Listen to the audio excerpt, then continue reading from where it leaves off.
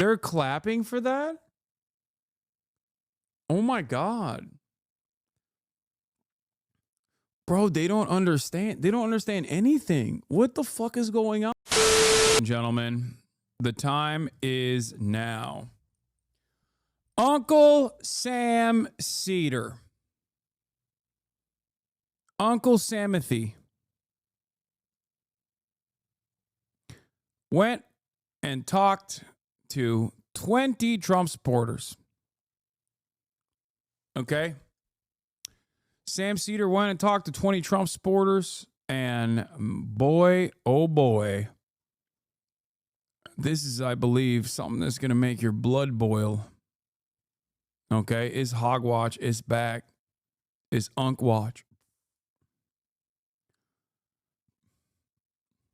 Let's take a look. The problem with xenophobic nationalism, don't you think that's better for Americans in general? To be xenophobic nationalism is better? We should have a coherent culture. Everyone. Well, starting off strong, you got a lady who says xenophobic nationalism is good. Weird. That's a crazy thing to just say with your name and face associated to it. But I guess these demons don't care any longer. They're like, well, this is basically akin to that one chatter from a couple days ago being like, what's wrong with being a Nazi? You know? Except that person was an anonymous account, probably on their 8th sock account after being banned 7 times prior. This person is just actively saying it with their full chest. Everyone should be a part of the same culture. Did you pre-watch? I thought you said you were avoiding it. No, I saw this clip. I saw the trailer. That's it. I didn't see any other clips. I only saw the trailer. Which, do you get to choose what the culture is? We already have a dominant culture. I mean, look, I got to be honest with you. Is this her? This photo is viscerally disgusting to me. Got angry just from seeing it. Wait, this is the person who said, what's the problem with xenophobic nationalism? Bro, this is so amazing.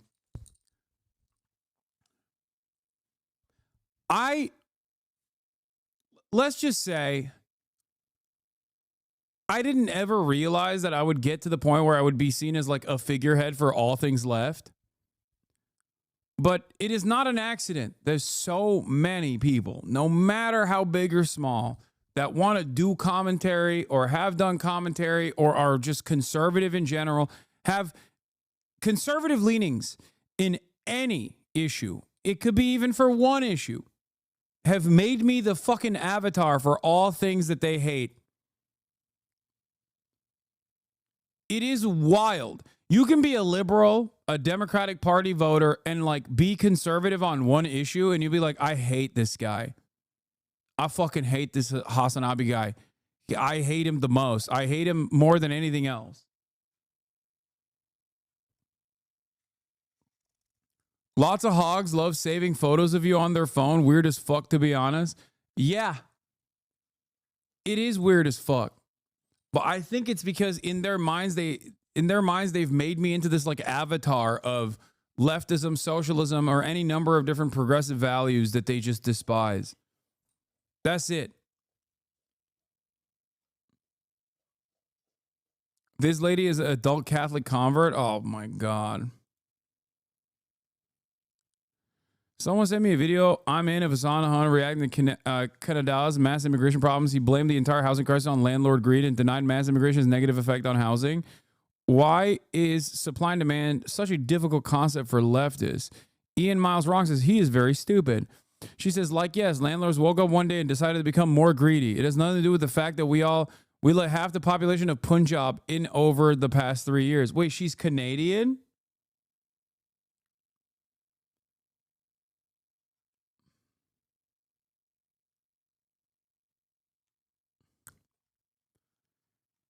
Pick a fucking struggle, man. So she's Canadian and she's an adult Catholic convert and she exclusively talks about like racism in America. Oh my God. Amazing.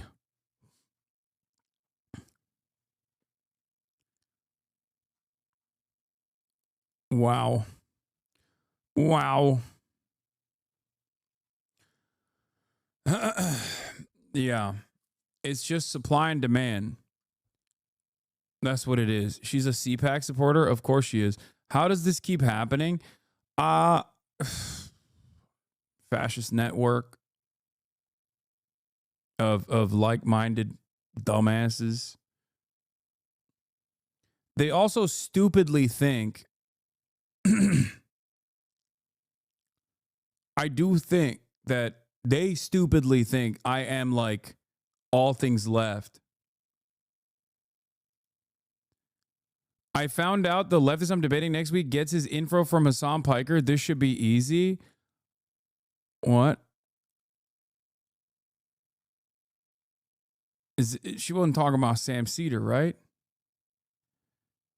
It's in front of my school, but will not be live streamed, sadly. Wait, what? Bro, I didn't know who the fuck this person was until this very moment. When she went up against Sam Seder.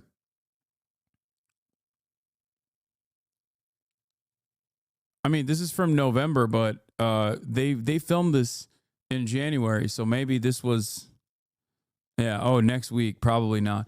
Anyway, I didn't know who the fuck this person was. Turns out I'm in their mind, like, quite frequently. They got photos of me. They got screenshots of me in their phone. They're posting about it. It's not healthy, man. It's not healthy. This is not healthy for you. Okay?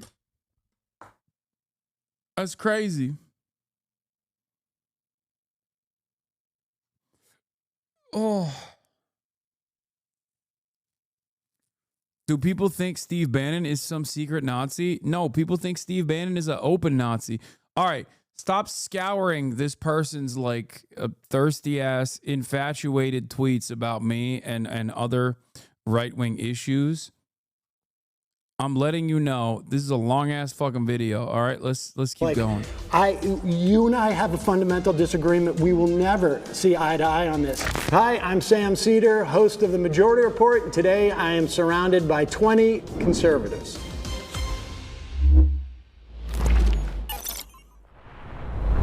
My first claim is Trump's attack on DEI hides his real goal, which is to give corporations more power.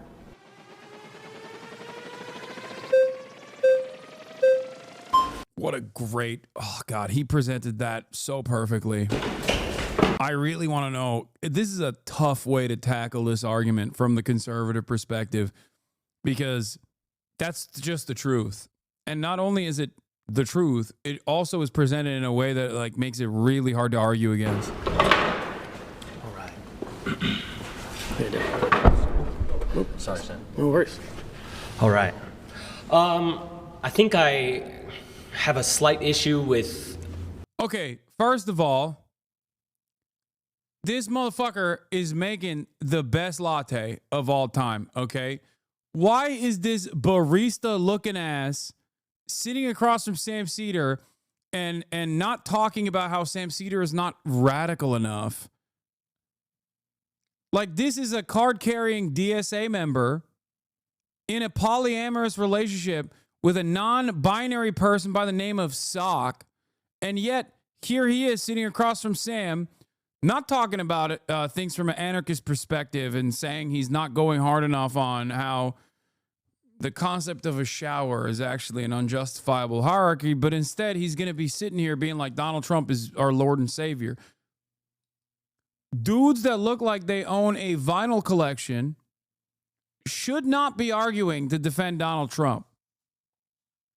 Dudes who look like they've experimented with pegging and talk about it openly should not be arguing about Donald Trump being great. What the fuck is going on?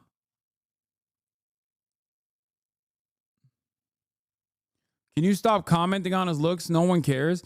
No, these are political markers, or at least they used to be. They used to be. It's not anymore. The back end of the premise, I guess, Trump's attacks on DEI being a real goal to, give corporations more power. I'd rather center the conversation around the democratic, especially as conservatives, the issues that people have with DEI and why I believe Trump would, want to support the issues that people are voting for him for. I mean, I'm talking about his whole attack on DEI. It's actually DEIA, right? You know that, in government agencies. The A being for accessibility. Right.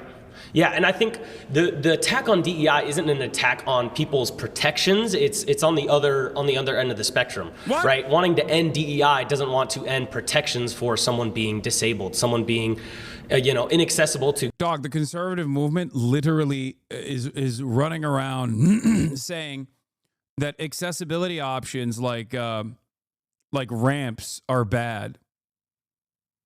Like they want more stairs, weirdly enough, which is so funny because like conservatives are the ones who are sitting on those fucking mobile scooters going up those ramps. So it's just like odd that they would ever make such a thing a political movement, a formative part of their political movement. But no, that's,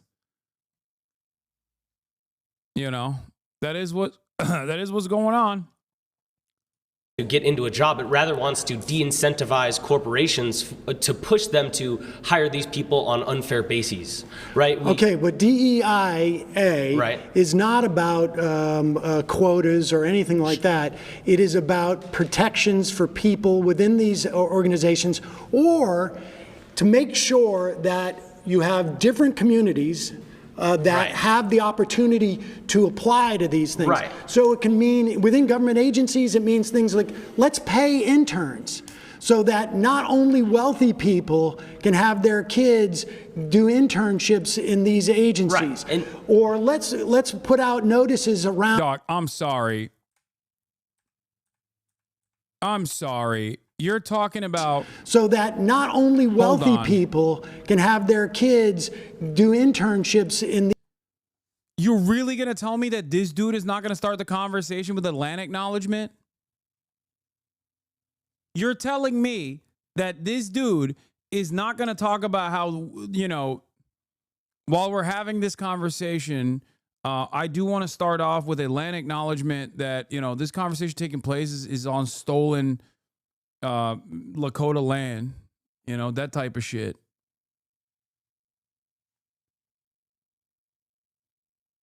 I mean, come on, bro.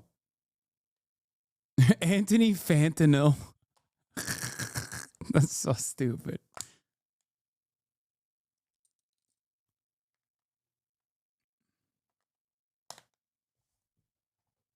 By the way, I'm not the only one who thought this. Conservatives watch this, and this also goes back to the argument that I always point to. Conservatives love responding to shapes and colors and not actually the real meat of the matter. Because Cat Turd and all these other conservatives that watch these videos thought that Sam Seder was the conservative one and thought that these gay libtard looking commentators were actually the gay libtards. They literally thought that these guys were the liberals. Liberals are so dumb. Which is to give corporations more power. DEI essentially provides tax cuts for the. Cat Turd thought that this person was the liberal, and Sam Seder, who was clean cut and older and wearing an outfit that they thought was better associated with conservatism, thought that they were the conservatives. Liberals are so dumb. That look you get when you have to debate a brainless, witless social justice warrior clown whose IQ is mid-50s.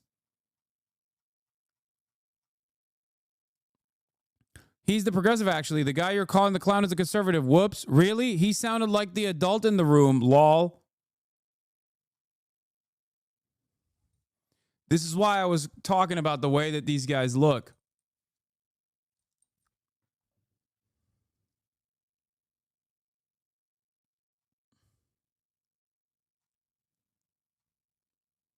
Much to think about. Will this person go back to the drawing board and maybe reconsider his fucking worldview? No, he won't do that. because they're dumb hogs. Anyway, let's continue. These agencies, Right. or let's put out notices around different parts of town, Sure. metaphorically speaking, so that people know this job exists. Right. This is where it begins, but this isn't the ultimate goal that conservatives have an issue with. Conservatives don't have an issue with trying to spread job applications to poorer communities. Well, so then everyone why gets rescind DEIA requirements in government agencies? Because the problem with DEIA is there may not be like perceived actual number quotas, but that's what it devolves into, and especially with Do corporations, you have it the devolves. evidence of that? I mean, sure, we can look at corporations that are government agencies that are hiring people on not true, proper bases. We can even look Well, at. I mean, we can even look at would you the have DNC's. any evidence that that's happening? Yeah, even the DNC's nomination of Kamala as president this year. There was no reason to nominate Kamala as she wasn't democratically selected. She wasn't. She didn't go through a single primary. Well, None wait of a these second. things. So you're saying that Kamala was the vice president of the United States after Yes. the president drops out 2 months before the convention. You think that's a DEI She wasn't hire? Every presidential nominee is democratically selected to be the nominee for that party. Dude, the greatest counter to this is literally to say, yes, Kamala Harris is a DEI hire by one, pointing to Joe Biden's. Oh my God, they're so bad at debating that now I'm debating for them. Okay. The best part of this argument is to literally say every vice president to a certain degree is a DEI hire. Okay. Joe Biden was a DEI hire to Barack Obama, just like Kamala Harris was a DEI hire to Joe Biden. Okay. You can just say that. That's a much better argument. Sam Seder would literally agree with you, and you would actually stoop him in this situation because he has made that argument, right? He has made that argument that like Joe Biden is a DEI hire for Barack Obama.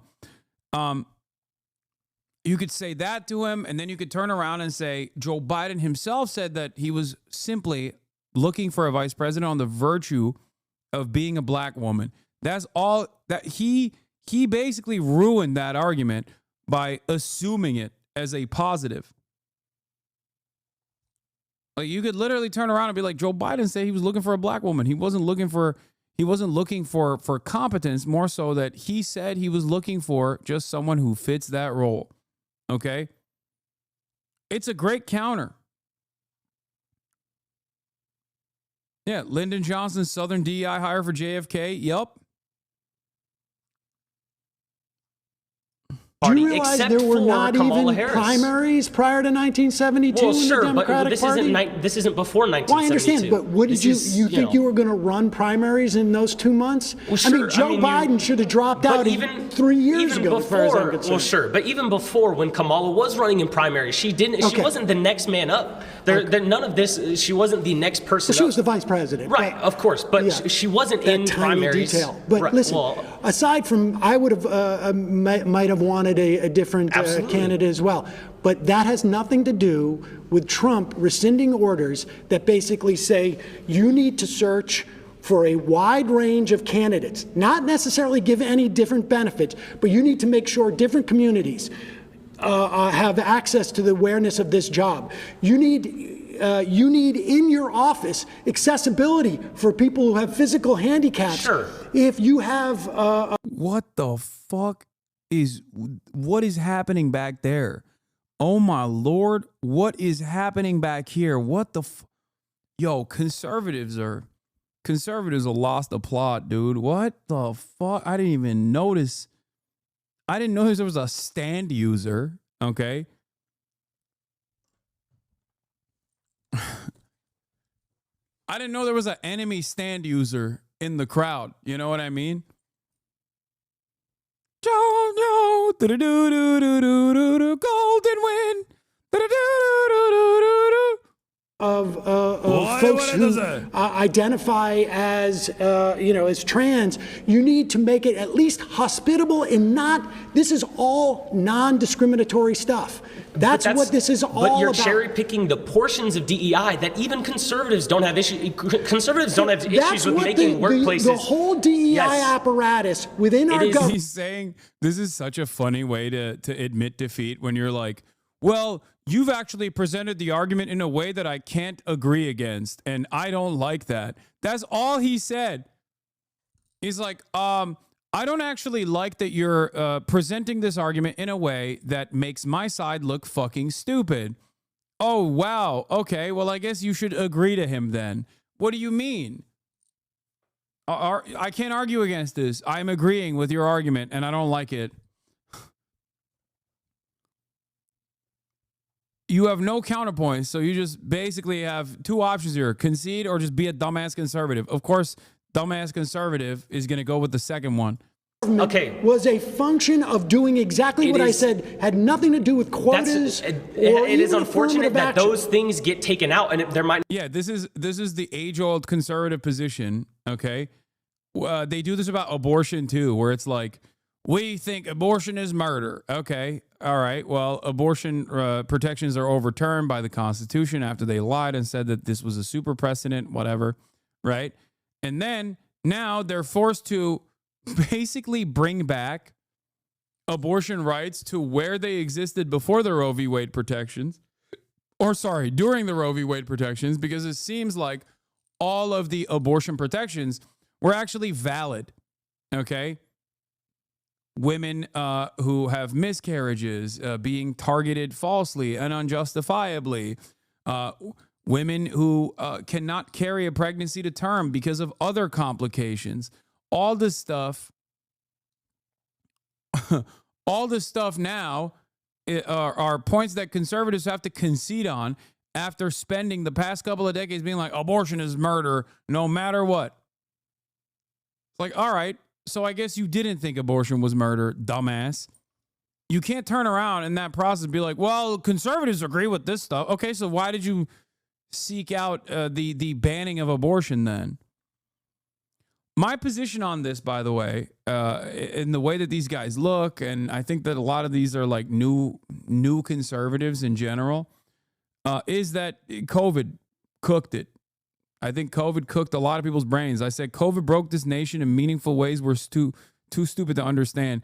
Because Toffee says, watching the Sam Seder versus MAGA Jubilee video, I feel like something major has shifted here. I can't get over it. Why on earth do conservatives look like this now? Dudes who look like this should be doing theater and making iced lattes, not arguing in favor of fascism. To which I responded with, it's COVID. I think that these guys are victims of COVID brain rot. Straight up. Felix replied to me and said, nah, this is how conservatives will look like for quite a long time. He said, I definitely agree that we'll be experiencing the social background radiation from COVID/2020 at large for years to come. But we've had conservatives who look like this / their respective generations' versions of this for longer than we've had passenger jets or integrated circuits. And I respect Felix's position. So he is also a hog whisperer. I do think that there's a lot of granola ass liberals, though, that I think there's nothing dumber than being like, dude, conservatism is counterculture. It's like every 4 years they cycle this out and they test the field. And then like the broader majority of Christian conservatives that vote for the Republican Party reliably are like, no, shut the fuck up. That's not like, what are you talking about? No. Kaya. I don't want to hire you. You have face tattoos. Get the fuck out of my store. Yeah. There's nothing that says punk rock like funding the police more. The conservatives who look like that are just libertarians that call themselves classical liberals. Face tats are not woke. I mean, why camera is so zoomed in? It's because this is the other camera that I have. Because my primary camera is busted right now. It just like has this incredibly blown out image. Look. This is what my primary camera looks like. I guess it's not so bad right now because the lighting changed. But it just makes me look real pale. But you can see Kaya at least. Also, I like being up close and personal. It's great. It's like I'm talking directly to you. I'm in your living room. Anyway, let's get back to the Jubilee video. not have been specific What numerical else was he trying quotas. to take out with It's trying to take out people getting jobs that don't deserve those jobs. People getting pushed into positions they have no qualification. There is no evidence of what you just said happening in these government agencies. That's not true at all. I mean, we're not allowed to sit here and have notes and numbers to pull up for you. You can't, Give me one example. You can't ask me to pull up numbers when I'm not able to sit here and look on a computer for you, but these are Wait, what? I can't pull up numbers? Then why do you have a firmly held conviction on this issue? Excuse me, if you can't give at least one example, then why the fuck are you even entertaining this? You knew that there was going to be a debate, but that even outside of the fact that you knew that there was going to be a debate and you probably should have prepared for it, this is the thing that frustrates me to no end about how conservatives operate, where they'll just have these like incredibly firmly held convictions, this worldview, right? Where you're like, no, DEI equals die. You don't understand. And it's like, but you don't have a single fucking example that you can bring up. Why do you have this conviction? You can't even point to a goddamn example. At least Charlie Kirk can be like, affirmative action is bad because a black woman took my job at West Point or whatever. You know what I mean? Took my slot at West Point. He's lying, but at least he's lying alongside his worldview. You know? The fact that you can't even come out with like a single lie is shameful. What a shameful way to debate. Holy shit. Problems that conservatives. Sorry, you've been voted out. Please return to your seat. Sam. Thanks, man.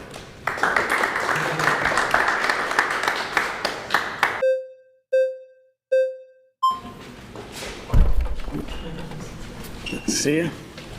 Okay, so I think the roots issue with DEI isn't what the previous gentleman was trying to point.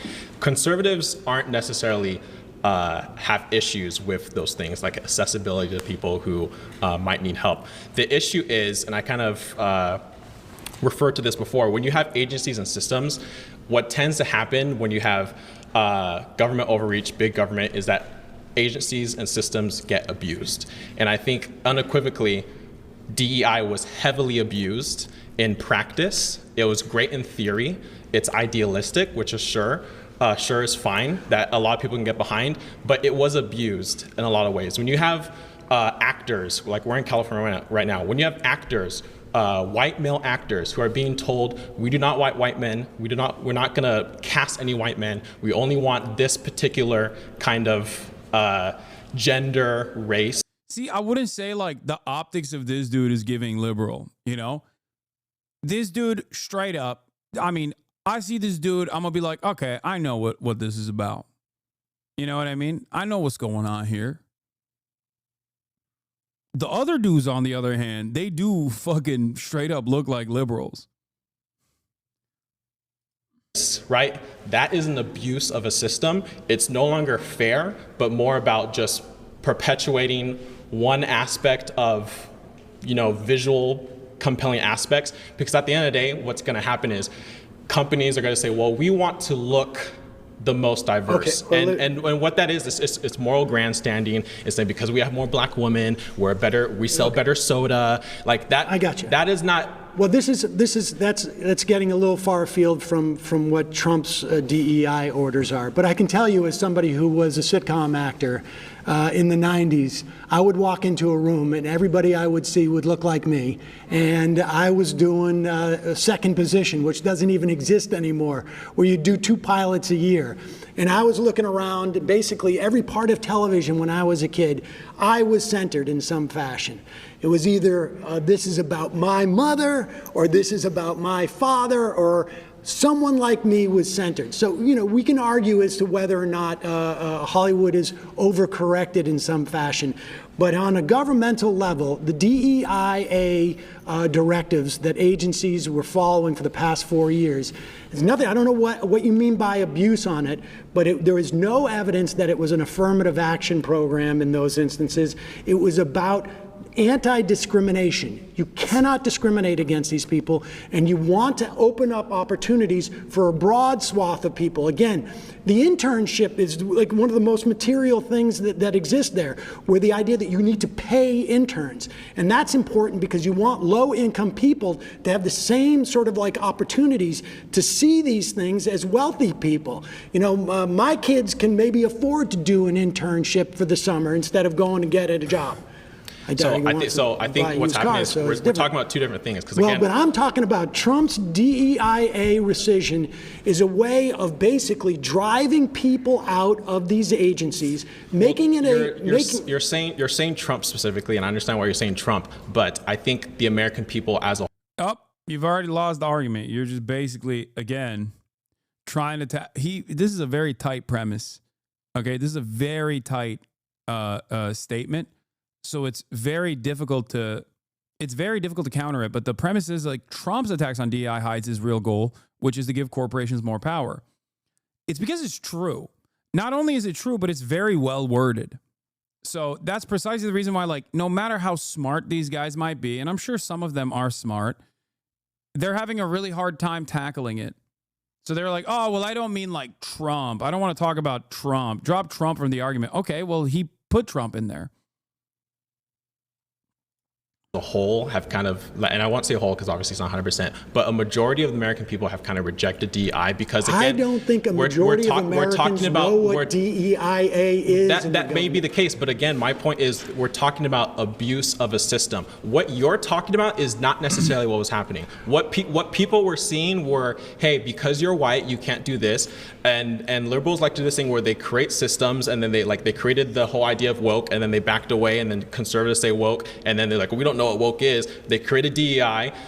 Biden literally said Kamala Harris is being chosen because she is a black woman, and then all of a sudden Democrats for the rest after that said that's not why she was chosen, even though Biden literally said that. And then we have this cognitive dissonance as if we're not living in reality. Biden wanted to make sure that there was that there was an opportunity for a black woman to be his vice president. Yes, but so why did Democrats move away from that and say no, it wasn't because she was a black woman? I don't know my point is it's not because she's a black woman. But that's what they said. I can agree that it's not because she's a black woman, but that's what they said. Why did they say that then? No, because there are plenty of black women, right? Like, he could have picked anybody, but he picked specifically her. You're positing the idea that there wasn't a black woman who would have been qualified for that position. No, and I don't believe that. No, that's not what conservatives aren't saying, that there aren't, because again, even in the Republican Party right now and in Trump's cabinet, there are people of color that Democrats pretend don't exist, like J.D. Vance's wife, and J.D. Vance's wife is not in the cabinet. Rewind chatters. It is quite literally an hour and 30 minutes. Shut the fuck up. No, but if J.D. Vance was a Democrat, his wife would be lauded all over everything because of her color of her skin. I'm not here to defend the Democrats' choice on every policy, but there is one party in this country that is identitarian. There is one party that is represented and it is homogenous, and it is the Republican Party. 85. This is a decent take. This is a good way to restructure the argument. He's right. The Democratic Party has a lot of like non-white, non-in-group policies that, especially in terms of like social advocacy, that it engages in. But the Republican Party is a true identitarian party in the sense that they do actively advocate for white identity politics. It's actually it's a decent way to reframe the argument. And yes, while there are thoughts on her fans calling CPS on Ethan, what the fuck are you talking about, big dog? What an insane assertion. Is that even something that Ethan has said? I feel like people are now hallucinating positions that I don't even think Ethan Klein is saying. Why in the ever-loving fuck would I ever do that, or even one of my fans would ever fucking do that?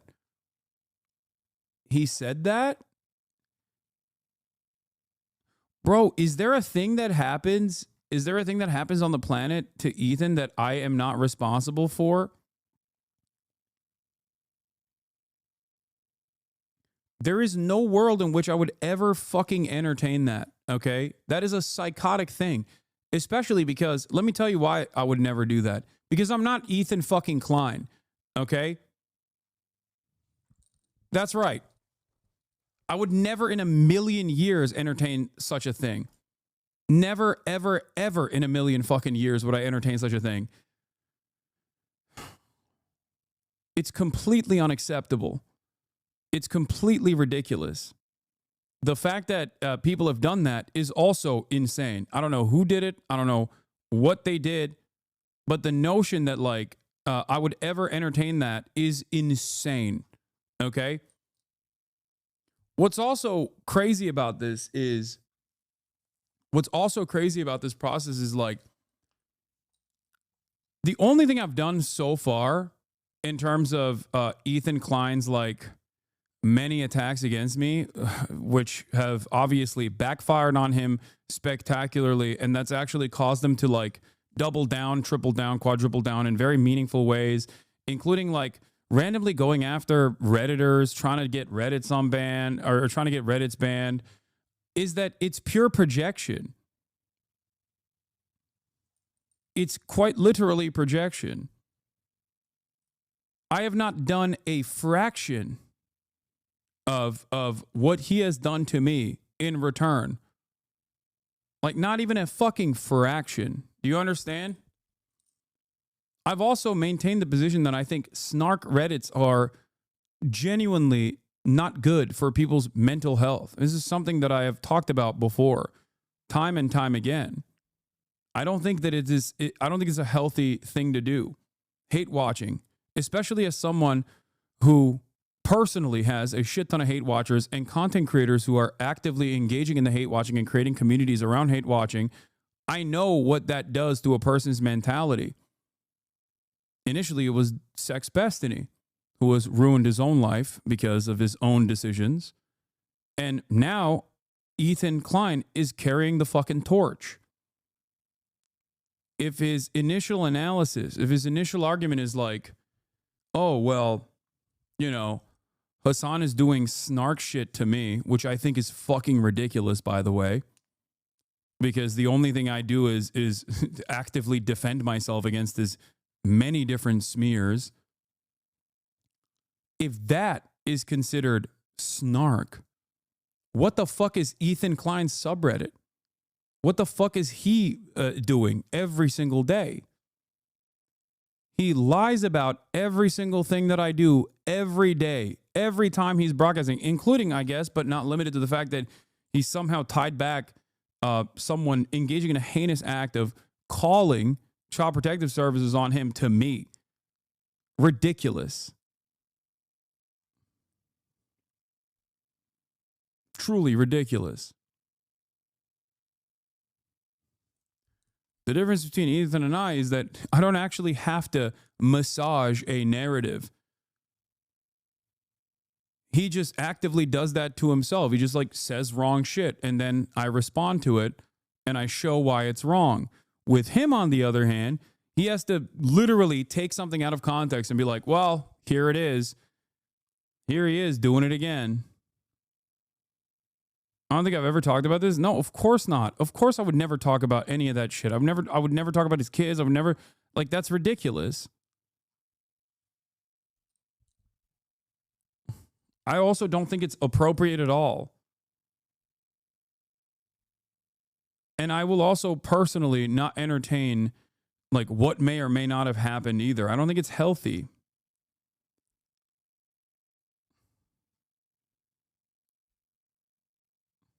Yeah, I don't do calls to action either. He's the only one with calls to action. He actively tries to brigade everything that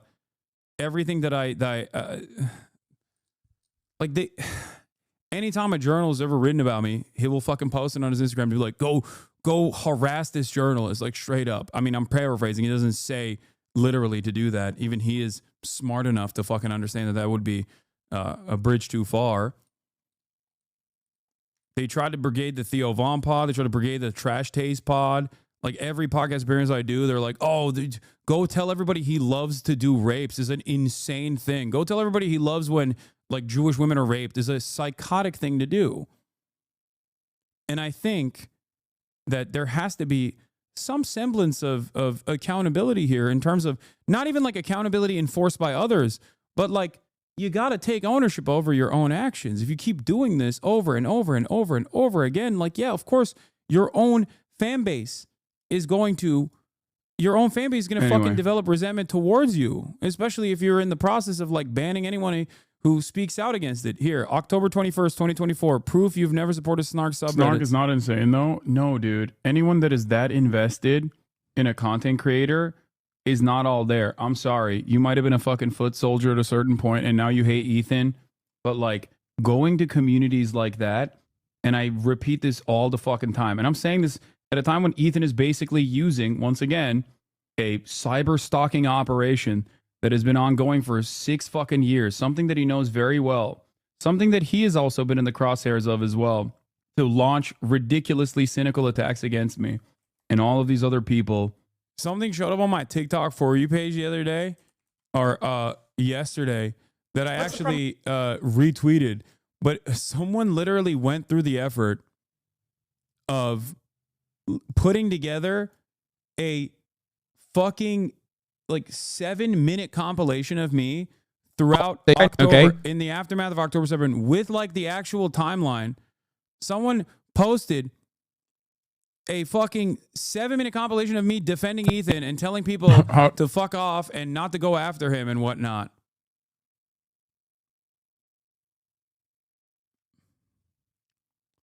It's wild that this man has had so much animosity and so much smoke for me. When I kept saying, like, I don't want to turn this into drama. I don't want to turn it into, like, I think that this is, the issues that we're talking about are far more consequential. I don't think Ethan's opinion on the matter is all that significant.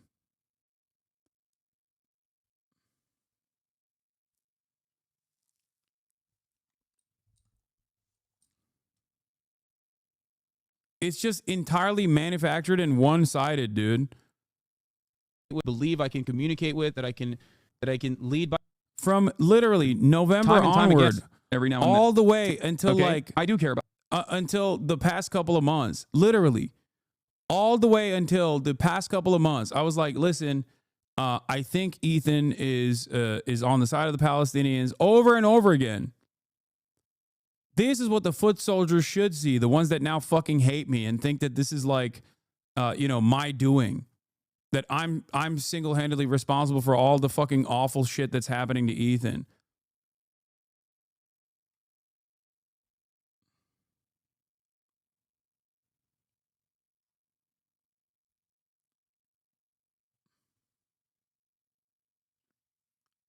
Is not who I am. I will always extend charity and grace, perhaps far too long for a lot, far beyond what like other members of this community will engage in. FYI, chatters are saying he's blaming Denims, not you.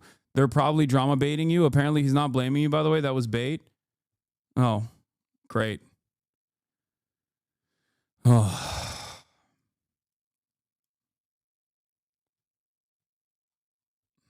Let's continue with the fucking Sam Seder video.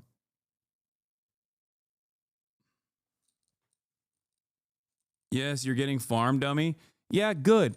Maybe in the process of me getting farmed, if they post that fucking thing on the Ethan Klein subreddit, which has turned into Hasan Hate Hour snark, perhaps they will realize that maybe they were wrong. That's a good starting point for them, considering that they only care about Ethan Klein and like not really any of the political issues that we're talking about here. Okay? I don't know about Ethan, but there's still hope for his relatively progressive audience that think that they're like pro-Palestine. Of Republicans are white.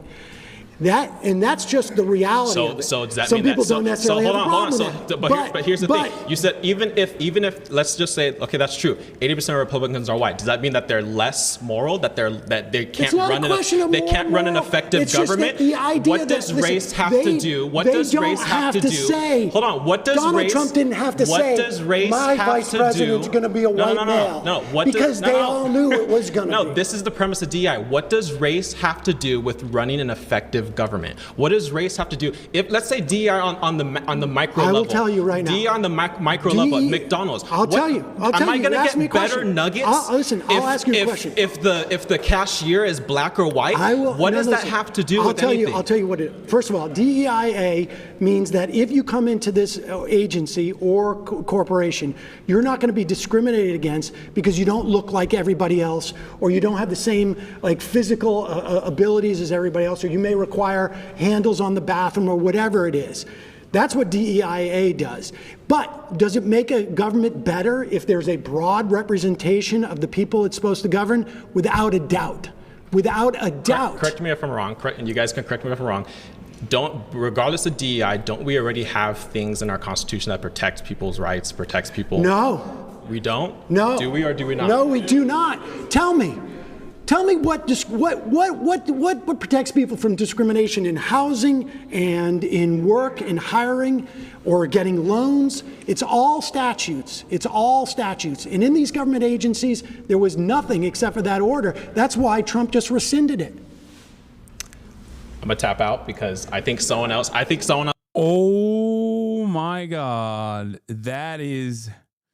Ooh, they didn't even flag him. He just tapped out. That's crazy. Oh my God. Oh my God. The conservative movement is taking L after L after L here. God damn. This was one of the most heartbreaking and embarrassing demonstrations of the decline of American education. We used to disagree on points of opinion. Now we disagree on points of fact.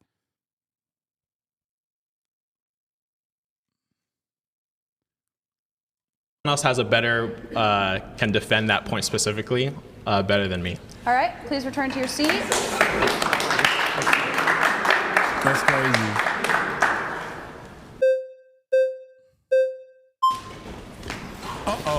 Uh-oh. He's going to do a lane acknowledgement. Hi. It's Tony. Hi. How are you? Good.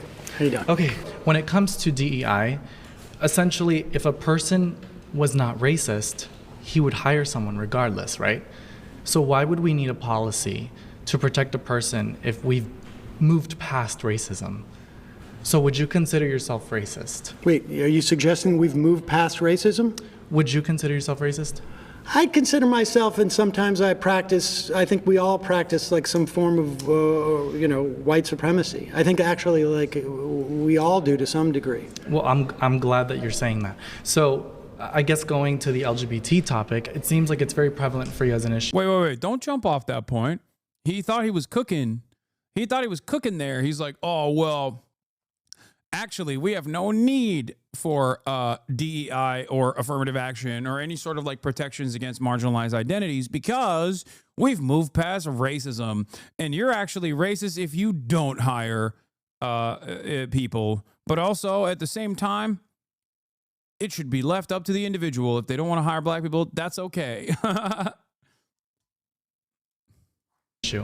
it seems like a big issue. I mean, the Republican Party spent literally hundreds of millions of dollars demonizing trans people. Well, the reason why they've done something like that, and I think you're misconstruing the narrative, they haven't demonized them. They simply want protection. Misconstruing.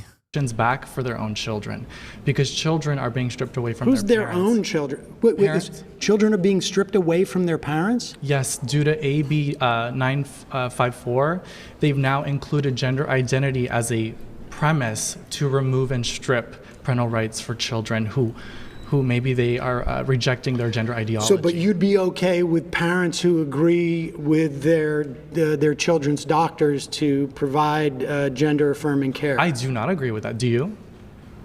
I believe that parents and doctors can make those decisions with the kids. If a child can't smoke, drink, or have sex before the age of 18, they should not be able to consent to a sex change. Now, in terms of a DEI initiative, the reason why there's military bans on trans women and trans men is because they do not have the ability to cooperate at a mental capacity when they're constantly undergoing hormone treatment, as well as depression pills, as well as different mood stabilizer pills. And so when you go out to combat, do you really think you're going to bring an ice cooler pack with your whether that be hormone estrogen or whatever it may be, while you're about to shoot someone of the opposing war? Well, the executive orders. Oh, brother, this guy is fucking so dumb. Holy shit. It's like obvious that he's trying to come across as like kind of intelligent, where he's like, well, actually, I'll have you know, the opposing side of the other side of war. Yeah. I wish I was this dumb so I could finally be happy. Yeah, he's having the best time. You know what I mean? He probably thinks he's cooking right now. That is kind of like a superpower. When you're that fucking stupid, that is a little bit like a superpower where nothing someone says to you will ever impact you because you're too stupid.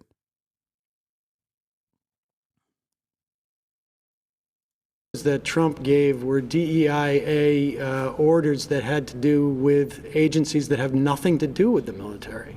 Yes, they do. Yes, they absolutely do. The FDA, they just revoked the ability of the Air Force to teach Air Force members about the Tuskegee Airmen. Well, what are we talking about here? Okay, well, honestly, like they're rewriting history. Well, that's your perspective, right? He's like, well, Sam, I'll have you know, I don't know what you're talking about. What is a Tuska? What did you say? Tuska what now? Maybe that experiment was woke and gay, and I'm glad that they actually deleted it. Oh, that's awesome. But at the end of the day, if a person... Tuskegee Airmen, we can all agree, existed, right? Just listen to this. If you were racist, right, and you were an employer, and if you wanted to absolutely be racist and exercise that, you would. I think DEI sort of prevents people from seeing the reality. Wait, what? What is this argument, man? No, just stick to... Don't come up with your own argument. Just stick to the basic conservative arguments, dog. No, you are entirely too stupid. You are entirely too dumb to come up with your own arguments. Also, someone is in here talking to me about Tuskegee Airmen. Yeah, I know, dude. I was making a fucking joke. Okay, I know what the fucking Tuskegee Airmen experiments were. What the fuck is wrong with you? I can't even joke about shit in this chat. People will be like, "Oh, well, actually, I'll have you know if you didn't know."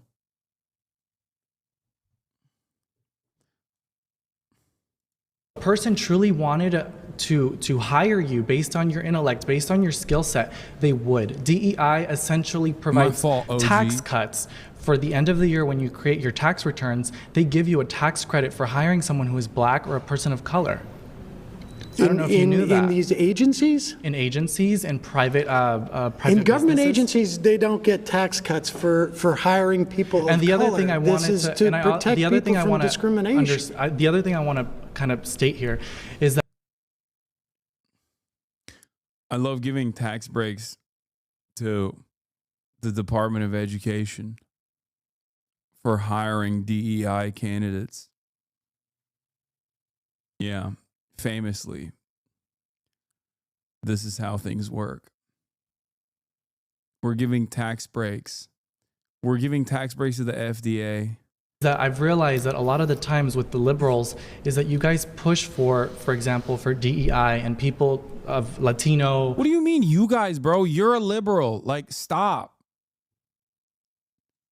Fuck you mean, you guys, when referring to liberals. You will never convince me that this guy is not secretly a liberal, okay? What the hell is going on? Or Hispanic descent. And a lot of the times what you don't realize is you're actually doing more harm than good by putting them in positions where you make them believe that it's based on the color of their skin. It's based on... DEIA does not... is not It's based on merit. DEI emphasizes color, skin color, No, physical it attributes. says that the people who work in your agency, it's about anti-discrimination. Discrimination against what? Against people who may have different cultural mores, may have different... But that's irrelevant to a job, right? It should be based on merit. And that is the emphasis People here. get hired as a merit, but if the Not DEI, if you get a if the tax DEIA, I'm talking about Trump's rescission of If these you orders received a on these tax cut as agencies. an employer, wouldn't you hire a person of color? Dude, If you could pay them less? listen, we're talking about government agencies that do not get tax cuts. Government agencies, They don't. no. No. Yes, they do. They absolutely do. I'm talking about Every parts private... Dog. No. Why is he so fucking smug, dude? This is what I mean. It's like, he's like, they do actually. and public sector gets tax cuts when you hire a person of color. Government agencies don't pay taxes. Government agencies are funded by the government. That is not true. That is not true. And you know what? I think That is not, government agencies are funded by taxes. They don't get tax breaks. To which he responded with, that's not true. What is truth then? Look at Sam's face. At this moment, he was like, okay, dude, this is so much worse than fucking having like libertarian callers call in because god damn, dude. Literacy rates have dropped. How do you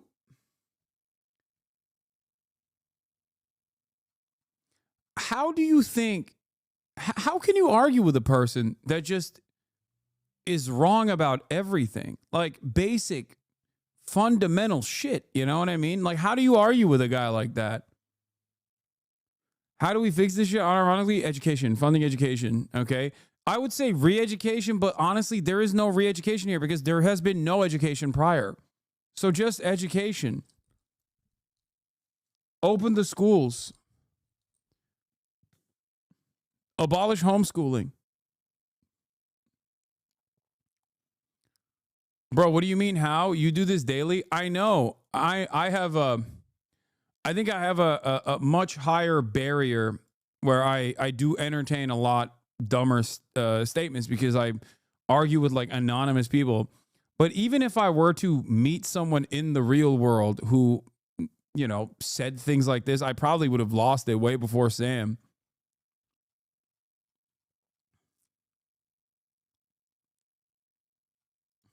The whole juxtapose of this entire conversation. What month is this? This is January. Okay, so we can agree on that. The FDA does not pay taxes. It does not get a tax cut because it doesn't pay taxes. DEIA forces them as an agency to say if you have a job opening, you must do your best efforts to make sure that every I like that. part I love of me a society. buzzword. You must do your best effort. I love that buzzword. Okay, pause. Because Bro, oh my God, he's so fucking stupid and so condescending. He's so stupid and condescending. That's a buzzword. What do you mean? No, he's just describing what DEI is. A really good way to put it is, and Sam kind of talked about this as well, but this is something I've mentioned before. DEI throughout American history has only existed for one group of people. If DEI in the way that Republicans understand it, which is elevating people who do not deserve that position to a position of power and actively undermining qualified individuals for that role, if that is what DEI means, which is not what it is anyway. It has only existed for one group of people in this country throughout history. And ironically, DEI seeks to address that. And that is white men. Okay? That is DEI in the way that Republicans talk about it. There was a time not that long ago when even white women were not elevated to positions of prominence, the positions that they were worthy of. Okay? There is, for a very long time in this country, obviously, black men and non-white men as well were not elevated into positions of power. There are still remnants of this kind of disproportionate way of elevating people into positions of power that still exists in modern capitalism as well. That is what DEI initiatives are supposed to address. It is not about creating a liberal quota system where like a certain percentage has to be a black or something like that. DEI initiatives are supposed to say, okay, the goal of DEI initiatives are to simply, one, offer additional background, like background education, like affirmative action and whatnot. Is supposed to address some of the systemic discrimination and the systemic imbalance that exists for educational outcomes for white people versus non-white people. All right. But also beyond that, DEI initiatives are supposed to force both government agencies and also everybody else to not overlook black people. Okay? Not overlook brown people, black people, women, trans people on the virtue of their background.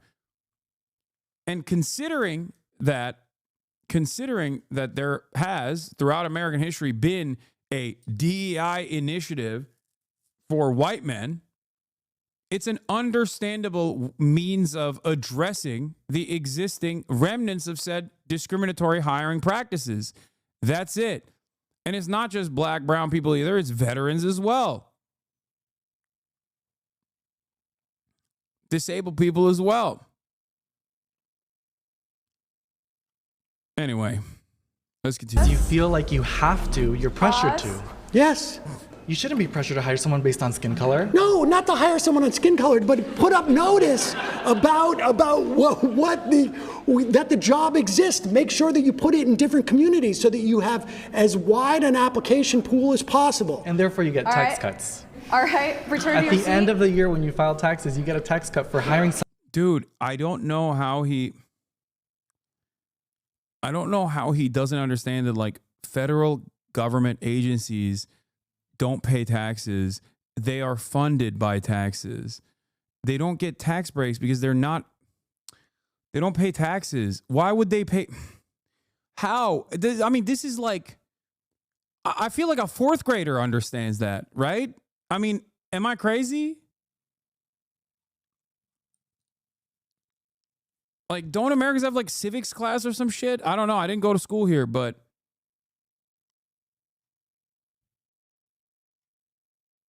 what the fuck's going on? Someone who speaks a different language or different skin color. I don't know how to respond to that. So this entire group of people thought he cooked there? Like, is that they're like laughing because they're like, haha, yeah, you're right. He got you because as a matter of fact, the FDA does get tax breaks. Like, is that what they're thinking? How you doing? So I want a little bit more clarification because I don't even know if we got it yet on which part benefits corporations, like from your perspective. So agencies, the U.S. government agencies, the vast majority of them, what they function to do is inhibit corporations from essentially externalizing their costs onto society. Sure. So the example would be, I used it before, but it's a good one. I'm making Teflon, C8, for instance, okay? And C8 is supposed to be burned because instead of like deposited, because it's a forever chemical. And I can go out and instead of burning it, it's too expensive to burn it. I'm gonna dump it in the water. Dump it into a river. And the EPA's Man, if only, if, yeah, what Sam is describing here is surely a hypothetical, right? Corporations would never really do that in the real world and dump poisonous forever chemicals in the water supply and directly destroy wildlife in certain areas, right? That are downriver. I mean, surely that could not be a real thing. Comes in and says, like, you can't do that. We're going to fine you. You're not allowed to do this. But what the company is doing when they do that is they're going to take the profits that come with lowering their costs by dumping it into the river. And those costs are then borne by everybody who lives around that river. They're going to get cancer. They're going to get gastrointestinal problems, whatever it is. And society bears the cost of that. Can you connect the dots for me, though? Because it sounds like we're talking about something completely different. And so what? The DEIA stuff is just the beginning of demoralizing these agencies and trying to wreck them from the inside. It's all part of like Russell Votes thing, the OMB, the whole Schedule F where they get rid of civil servants and they demoralize people. And The American government works at the behest of corporations in perpetuity with some limitations. The federal regulatory agencies try to do their very best. There's still obviously a lot of stuff that happens that undermine the regulatory agencies, like the revolving door between agency versus public sector jobs versus private sector jobs. And having said all of that, Sam is correct. In both principle and in theory, the regulatory agency's entire job is to ensure that private corporations do not actually create harm for broader society, right? That is their job. Their job is to make sure the society does not bear the brunt of the cost of doing business. Be careful, bro. Chevron's a Twitch sponsor. Yeah, okay. I don't give a shit. Suck my dick, Chevron. So Sam's argument is that the Trump administration, working directly with the private sector, is actively trying to undermine the regulatory agencies that have already been crippled in perpetuity, but like basically killed them dead. So that there is no administrative state, there are no regulatory agencies whatsoever, so that corporations can dump toxic pollutants without fear of any repercussion or the marginal fines, penalties that they might actually pay. Right? That's it. don't want them to be able to function. So then would you agree if this is about demoralizing?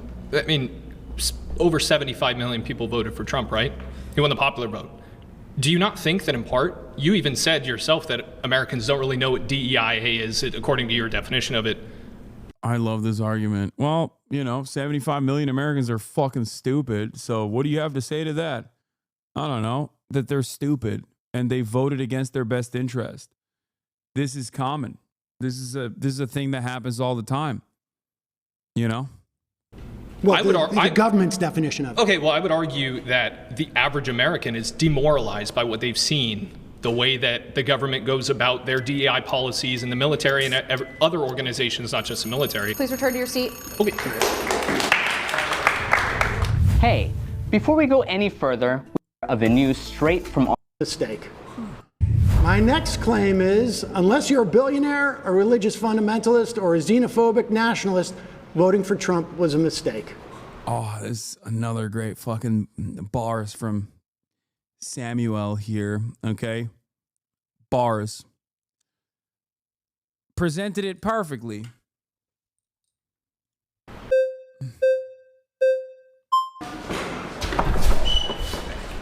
Okay, so let's tackle one aspect, religious fundamentalists. What benefit would religious fundamentalists get? And also, can you define what is a religious fundamentalist? And maybe you could say, I mean, bro, you subbed out last time. Why are you, I mean, come on. You really want the smoke again? You want the 2-time? You want back-to-back? That's crazy. That's crazy. You can't, bro, you can't say, all right, I'm tapping out last time around and then come back hot. more of like a Christian nationalist. Okay. In this instance, but things like the attacks on trans folks, the attacks on a woman's right to choose, the idea that we're going to get stuff like an enhanced RFRA, which is going to mean that if you're a pharmacist and you don't want to provide birth control, you may not have to. Don't you think you're assuming that if you believe that public education, we should take that money and pour it into religious schools, you're gonna get a benefit out of a Trump administration. Yeah, but don't you think you're assuming that the vast majority of Americans who are moderates? What do you think you're gonna get out of the Trump administration? Economic relief. That was what kind of dog? Ain't no way. Okay, they filmed this like. I think they filmed this before Donald Trump became president, to be fair. This might have been filmed pre-inauguration or right as the inauguration happened. I'm fairly certain because Sam was in LA and we couldn't link up because I was in Japan. So obviously, if you had any understanding of what Trump was saying he was going to do, just even like fucking tariffs, right? Or I'm going to deport 20 million undocumented migrants, for example. He hasn't done so.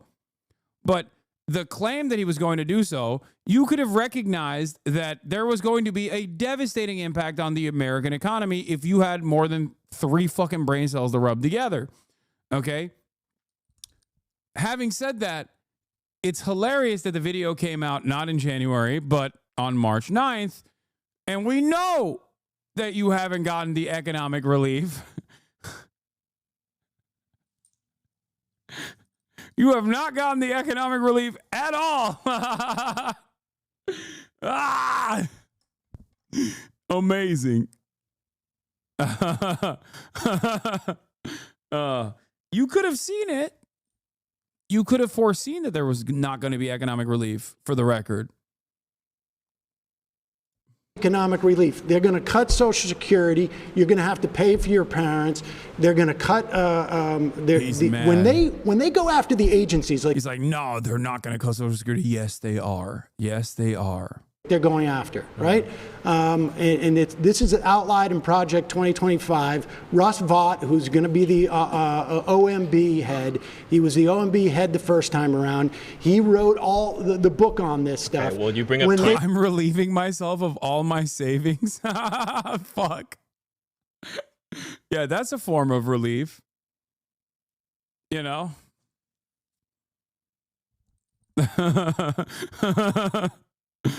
When you cut agencies and go after them, and you fire all the inspector generals so that they're not being able to make sure that the agencies are working, who do you think profits from that? It's corporations. They're going to go after agencies that make sure your food is not full of botulism, that your air is not full of mercury, that your water is not full of C8. This is what they're going to do. Agencies exist to curb corporations from externalizing their costs and privatizing their profits. So it may be cheaper for a company to dump their chemicals into a river than it is for them to dispose of it in a safe way. And so they get the profits from that, but the costs are borne by society. They're borne by society in the form of like people get cancer. They're borne by society in terms of like we've got to do the cleanup. That's what agencies do. Pause. You've been voted out by the majority. Please return to your seat. That's good. He was doing too much listening.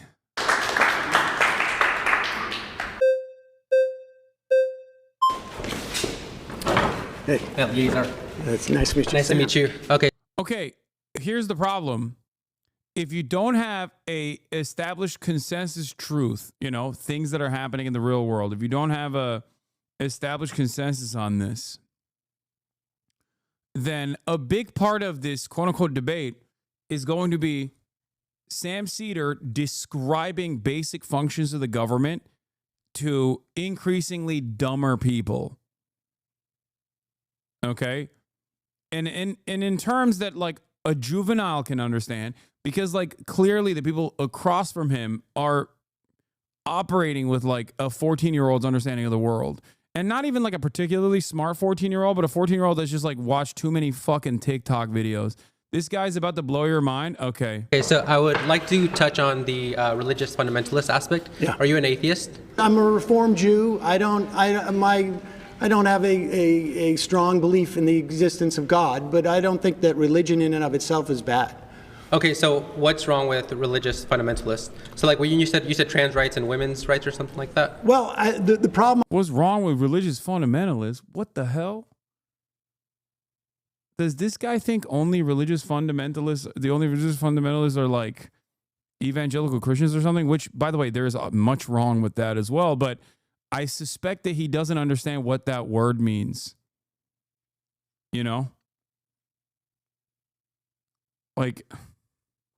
I have with religious fundamentalists, and really more, I guess it's really theocrats, is that they want to impose their morality that comes from their religion on the... Sam should have just been like, bro, what do you think about ISIS? Do you like ISIS? And he's going to say, no, obviously not. He'd be like, okay, so you don't like religious fundamentalists. And then if he says, oh, but I like evangelical Christians, you'd be like, okay, well, they're religious fundamentalists. The only thing holding back the religious fundamentalist movement from doing ISIS-style shit is, you know, the established material conditions in the United States of America that stop them because they all die of heart disease before they can go and do ISIS-style shit. Okay, I'm joking on that front, but like, I'm not joking when I say if conditions were ripe for revolution or barbarism in the United States of America, if the United States of America resembled like a crippled, failed state that was invaded by a much larger superpower that completely destroyed it, then yes, our religious fundamentalists would be doing ISIS shit as well. Right now, they just go and protest outside of Planned Parenthood and then go get $5 jalapeno poppers and call it a fucking day. The moment that they can't get those fucking $5 jalapeno poppers, oh, all hell will break loose. Trust me. The rest of us, and I don't. But morality, from your view, is going to be a preference, right? It's not morality; it's a preference. So morality without a foundation is going to reduce you to a preference. Well, I have a foundation for my morality. Which is what? It's a humanist vision of what basically creates as little suffering as possible for as many people. Okay, so you're like a consequentialist, utilitarian.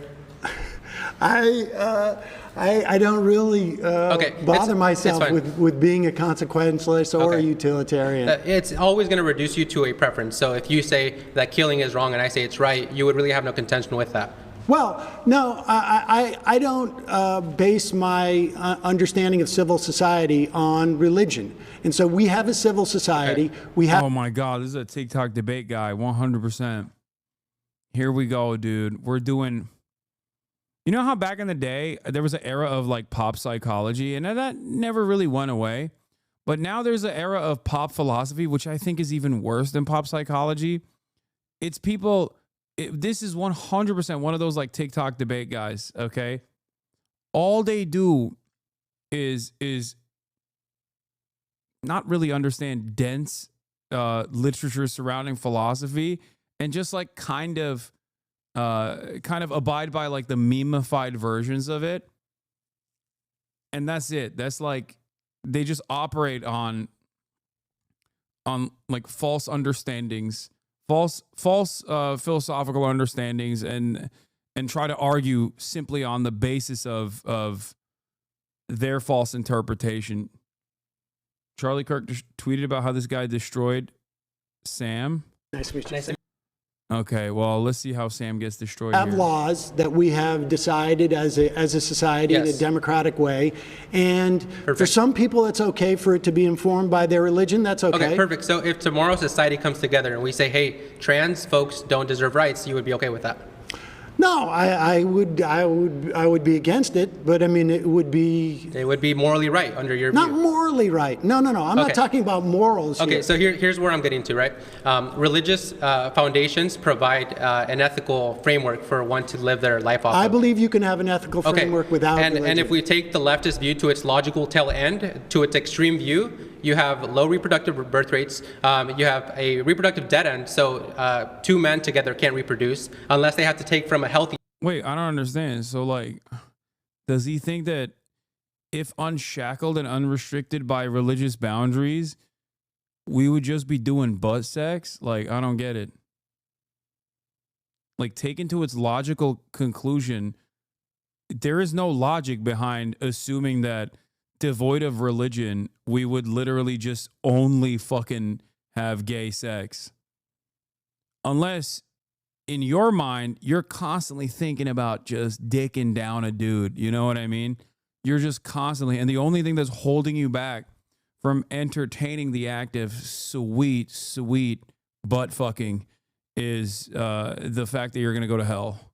And that's the reason. That's why you're holding back. You know?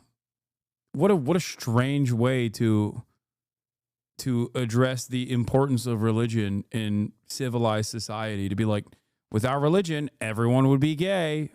Nah, I think that's just a self-report, big dog, you know? Like, I don't think Sam is particularly religious.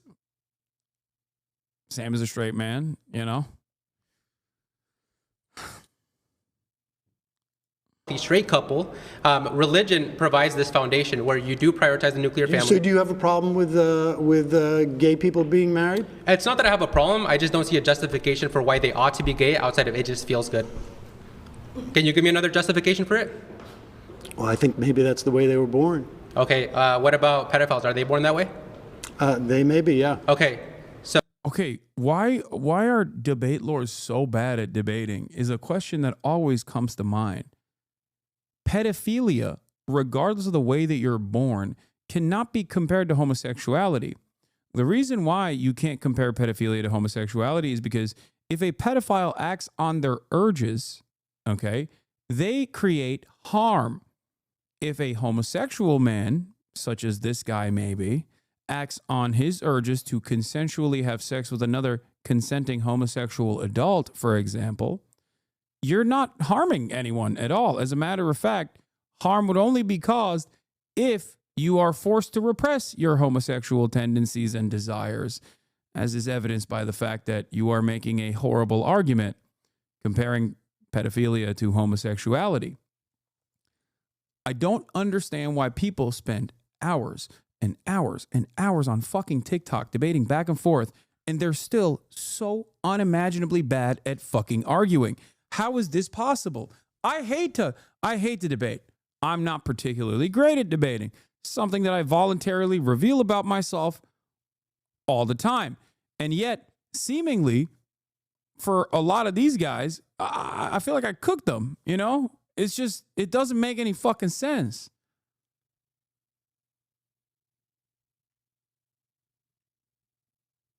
It really, that's why so many of Divorcelli, or Epstein, rather, with his new name, when his fans come in here and they try to do a watered down version of his arguments, they fail spectacularly because there's not really a good argument there. And people who love debating or watching debates don't necessarily have the same rhetorical skills. So should we let a pedophile off the hook since they were born that way? No, I think we as a society has decided... Should implement duties to prevent them from acting on that innate urge, correct? Well, I think between consenting adults, it's a different thing than... Okay, so you're okay with a children. 45-year-old dad with a 19-year-old daughter as well? Incest?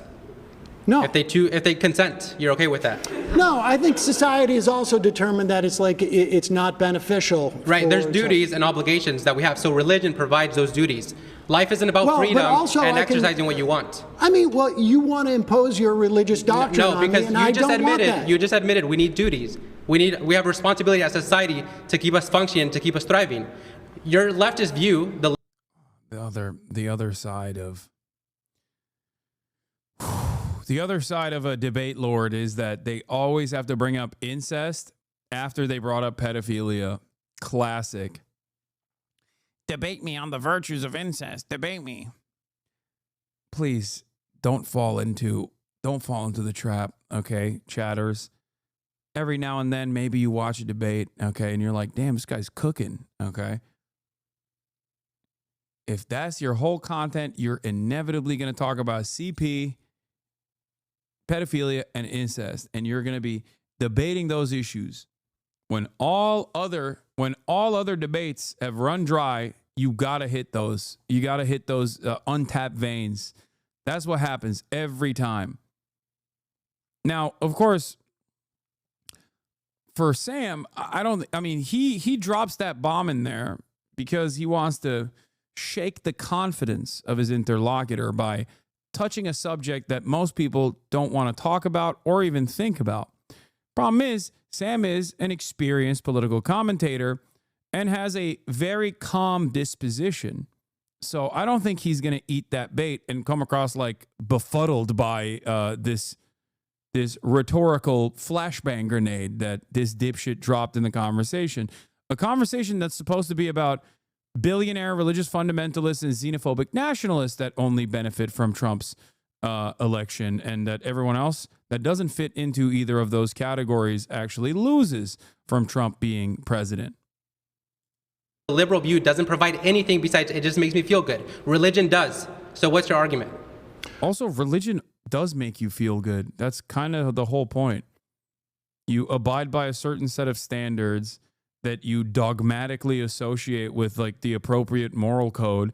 Many of it is like misunderstood and misinterpreted, but that's besides the point. And it makes you feel good to follow those rules. Like, that's it. You just need a guiding principle because personally, I guess you're afraid of your urges, your own personal urges that many other people don't have, like, you know, inoffensive urges like wanting to have gay sex, or maybe really scary urges like wanting to do pedophilia. I'm just saying, if religion is the only thing that's stopping you from engaging in pedophilic acts, then you probably should get fucking institutionalized, you know? What's my argument as to why I don't want you have no your contention. religion to? Well, because the other, first of all, I don't think that you have the right to corner what God is telling us is right or wrong. And there are differences between religions. And so my argument is, you know, like, you're not going to keep halal or kosher, right? I mean, I don't believe that someone has a corner on religious truth. And the reason why we have a democracy is because we didn't want a king. And the kings came from the idea that their God said that they're the ones who's supposed to be king. And so we can disagree on this. I don't want to live in a country that is ruled by religious fundamentalism. And if I do, you have no issue with that. And no. And this is why I say, under Trump, yes, you have won. Yes. You have a Only bunch male of Christian. and female. You're right. You have a Christian Won. nationalist, and which is necessary. Yeah, this guy's a fucking loser, bro. Whole ass loser. He's like, yeah, I want only male and female. Like, as though you think, just for the record, even though Donald Trump is obviously giving red meat to these fucking dipshits, they will still experience the material consequences of the Trump's devastating agenda of austerity, okay? Just make no mistake. He just thinks right now in the interim that they're winning, okay? That's it. That's it. Oh, yeah, only two genders, men and women, male and female. We won. It's like, no, bitch, your egg prices are still high as fuck, okay? Look at the stock market, dipshit. You are not BlackRock, okay? You are not a fucking CEO overseeing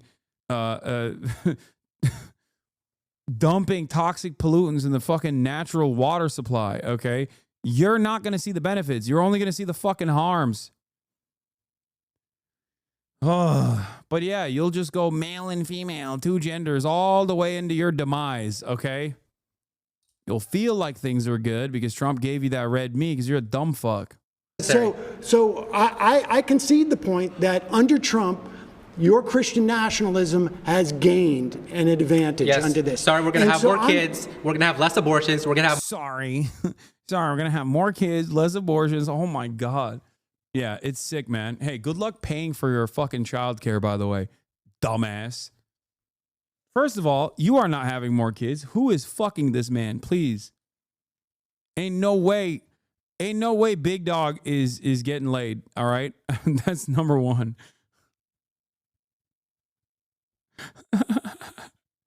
You don't have to worry about these things. These things don't concern you, okay? You are not getting pussy.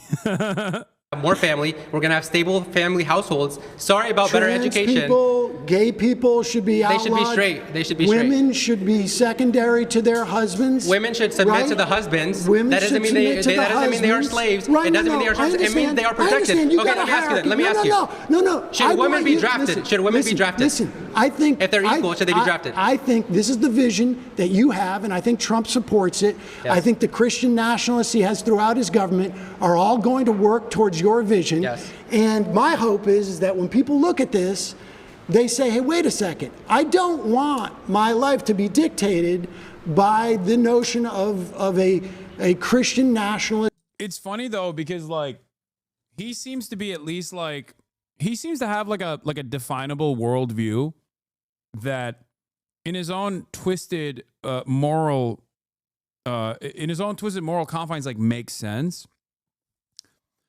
But the problem is other people are listening to this. This is not just the intellectual trappings of your own scary mind. You are revealing the insanely cruel worldview that you have. So in some ways, I respect conservatives for the brutal honesty, but in other, but also I can't help but notice that like when you are an intellectually honest conservative, most people are going to look to what you're saying and go, oh my God, you are a fucking monster. So I think Lil Bro forgot why conservatives use dog whistles. I think he forgot why conservatives try to frame their agenda from the perspective that is more appropriate for liberals, like the permissible boundaries of liberalism. Conservatives don't say we want to do forced impregnations and we want to force women to carry pregnancies to term, regardless of whether or not there is harm to the carrier in the process, because we don't want women to be able to choose what they do with their own bodies. They say abortion is murder. We're actually saving the baby. That's marketing. And there's a good reason for that marketing, because a lot of dumbasses in the edges respond to that marketing and go, well, okay, well, that makes sense. Yeah, a baby is a life. Like, they should preserve the life of the baby. I care about the sanctity of humanity, whatever, right? This guy dropped all of that and was like, no, women should be subservient and servile to their male partners. It doesn't mean it's slavery, but they should be subservient. Yeah, good luck. Good luck with that attitude, big dog. You know, I don't think you're going to win a lot of people over here. Prescription. Now, you may win out. I mean, certainly, like if you look at it. I do love this because he just accidentally agreed with the underlying premise that Sam Seder made here, which is unless you're a billionaire religious fundamentalist or xenophobic nationalist, voting for Trump was a mistake. And he basically came up and said, yes, I'm a religious fundamentalist, and I love that Donald Trump is doing religious fundamentalism. So technically, Sam is correct. And also simultaneously, he has revealed the devastating agenda of Trump.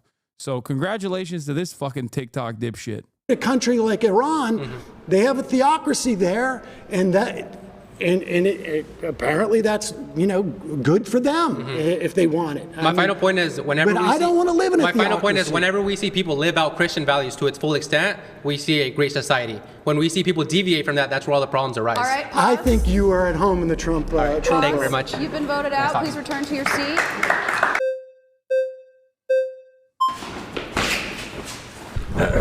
Oh, he's back. I think I have an issue with the implications of the prompt. I mean, of course, I'll stick on the religious fundamentalism. I think it's unfair to view Christianity separated from the ideology that Christianity informs, right? You have an ideology that you vote upon because you view it to be the truth that benefits everyone in a society. That's how a democracy works. I, as a Christian, have an ideology that informs my opinions, and I believe that it is the most moral and correct way for a society to function. So I think if we put religious fundamentalism in a box where you say any moral implications that I draw from this, religion is unable to be voted upon, unable to be pushed onto you because simply it's a religion, is unfair to view it that way.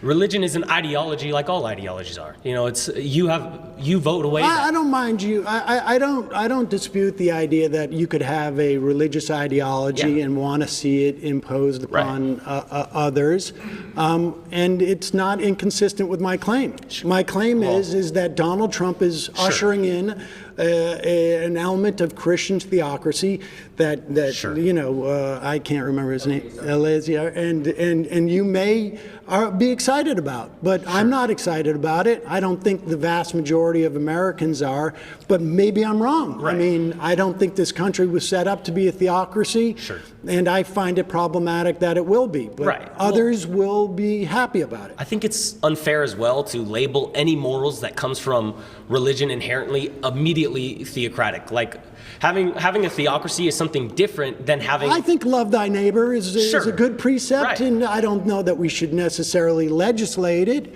but I think it's a good precept. I think there are things from religion that are good. I interviewed Desmond Tutu years ago, who said that religion can be is like a knife. It can be used to spread butter, or it could be used to stab people.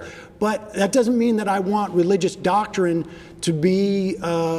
I want Sam to ask him who this person thinks Desmond Tutu is.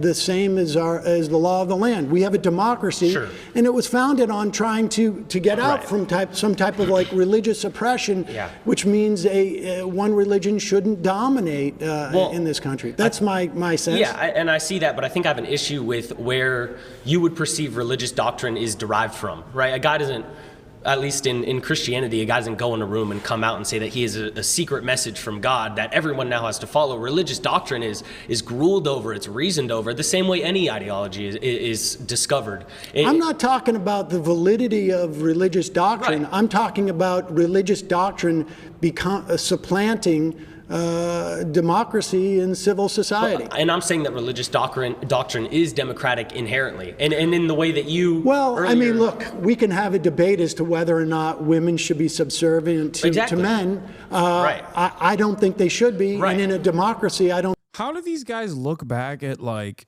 thousands of years of religious history and unironically look at like the most secular era that we live in, at least since like the invention of Christianity, and go, we got to go back to the old ways, Whoever said this is Timu Nandre, fuck you.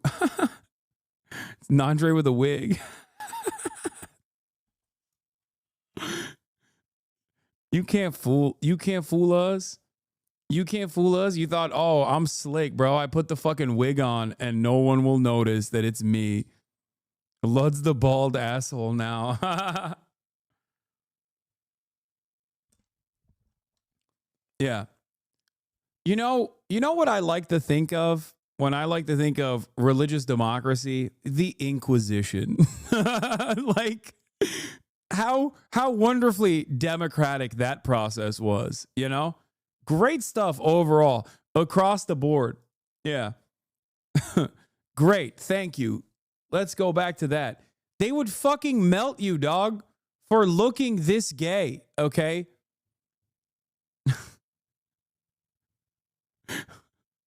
I don't think it's healthy. Right, but when you said earlier with him that someone shouldn't have I don't know the exact word, like a chokehold on what is, religious truth and what isn't religious truth, that's not how religious truth itself works, and that's not how religious truth is brought to the political table to have that work either, right? I don't know, when Pete Hegseth is in famously, religion always is open to interpretation, and that slight deviations never lead to horrifying acts of violence that span across centuries, okay? Famously, religion is super chill about having slight deviations, and it's always open to interpretation. Everybody always agrees to disagree. That's insane, dude. Oh, that's awesome. There's no way this person has not done like theology 101. You know what I mean? Like there's 0% chance he knows anything about history. Oh my God. Bar yelling, we're going to kill all Muslims. Well, that's, yeah. But now he's in charge of the largest military in the history of the world. I think, and he's informed by his Christian nationalism. I think that's a problem. Right. Well, but we can disagree on that. Yeah, we don't take... Pause. You've been voted out by the majority. Thanks, Sam. Return to your seat.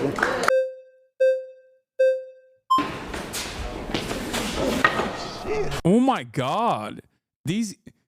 Why is it the same losers that keep winning, dude? Yo! That's crazy. Luther's 99 Thesis were seen by the church as a suggestion box submission famously. Yeah. No, of course. When I think of like religious dogmas and the history of all religions, okay, but especially Christianity, I always think of no repression, no persecution, and only wonderful, bountiful democracy. Endless democracy, as a matter of fact. That's what I think of. Because I'm fucking stupid. Because I'm a stupid person. Okay, so Eleazar mentioned his views on gay marriage, and I saw that you believe that essentially conservatives don't believe that gay marriage should be allowed. I want to ask everybody in this room, is there any law or legislation that Donald Trump has passed to... Bro, in a long time scale, let's say a quadrillion years when humanity's gone and it's as if we never existed. What does it matter if someone did X or didn't do Y? What would differentiate a saint from a murderer then? Don't you think there has to be an ultimate arbiter of morality beyond the harm principle for our actions to have ultimate consequence? I just don't think that our actions have ultimate consequence. Like what? You're just operating on the assumption that it does, while simultaneously talking about the meaninglessness of all of our individual actions in general. We live within the limited time frame of the human lifespan. So I say it's up to you to make it as good for other people as possible, and in the process, make it as good for yourself as possible. You know? Like, I just don't believe that there is some ultimate arbiter of morality in general.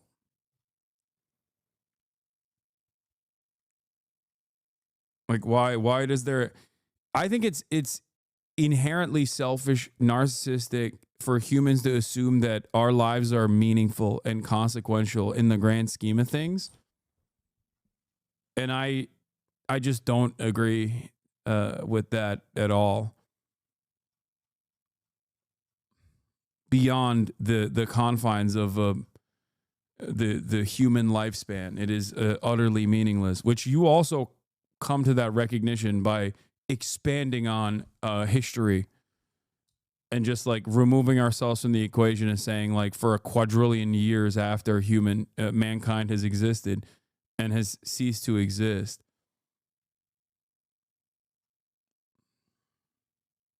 Who prohibit same-sex marriage in the last 4 years. Okay. Is there anyone in here who would potentially oppose two people kissing in public that are of the same sex? You could raise your hand if you want. Yes, in public. Kissing in public. No law against it. Just your own opinion. Okay. So these are all people's opinions, right? The same way you have your opinions about Christians is the same way these people are allowed. No, I don't have a problem with Christians. Well, you do not believe that theology should be at its We should not have a theocracy. Correct.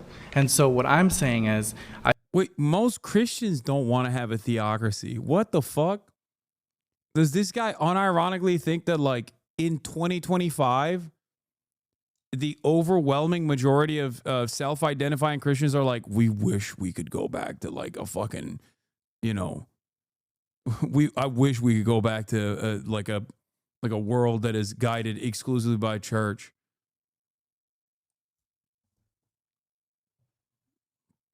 He thinks Sam wants the big gay in charge? I think that Christianity, I'm a Catholic. I think that Christianity... Bro, reassign all his intelligence points to speed.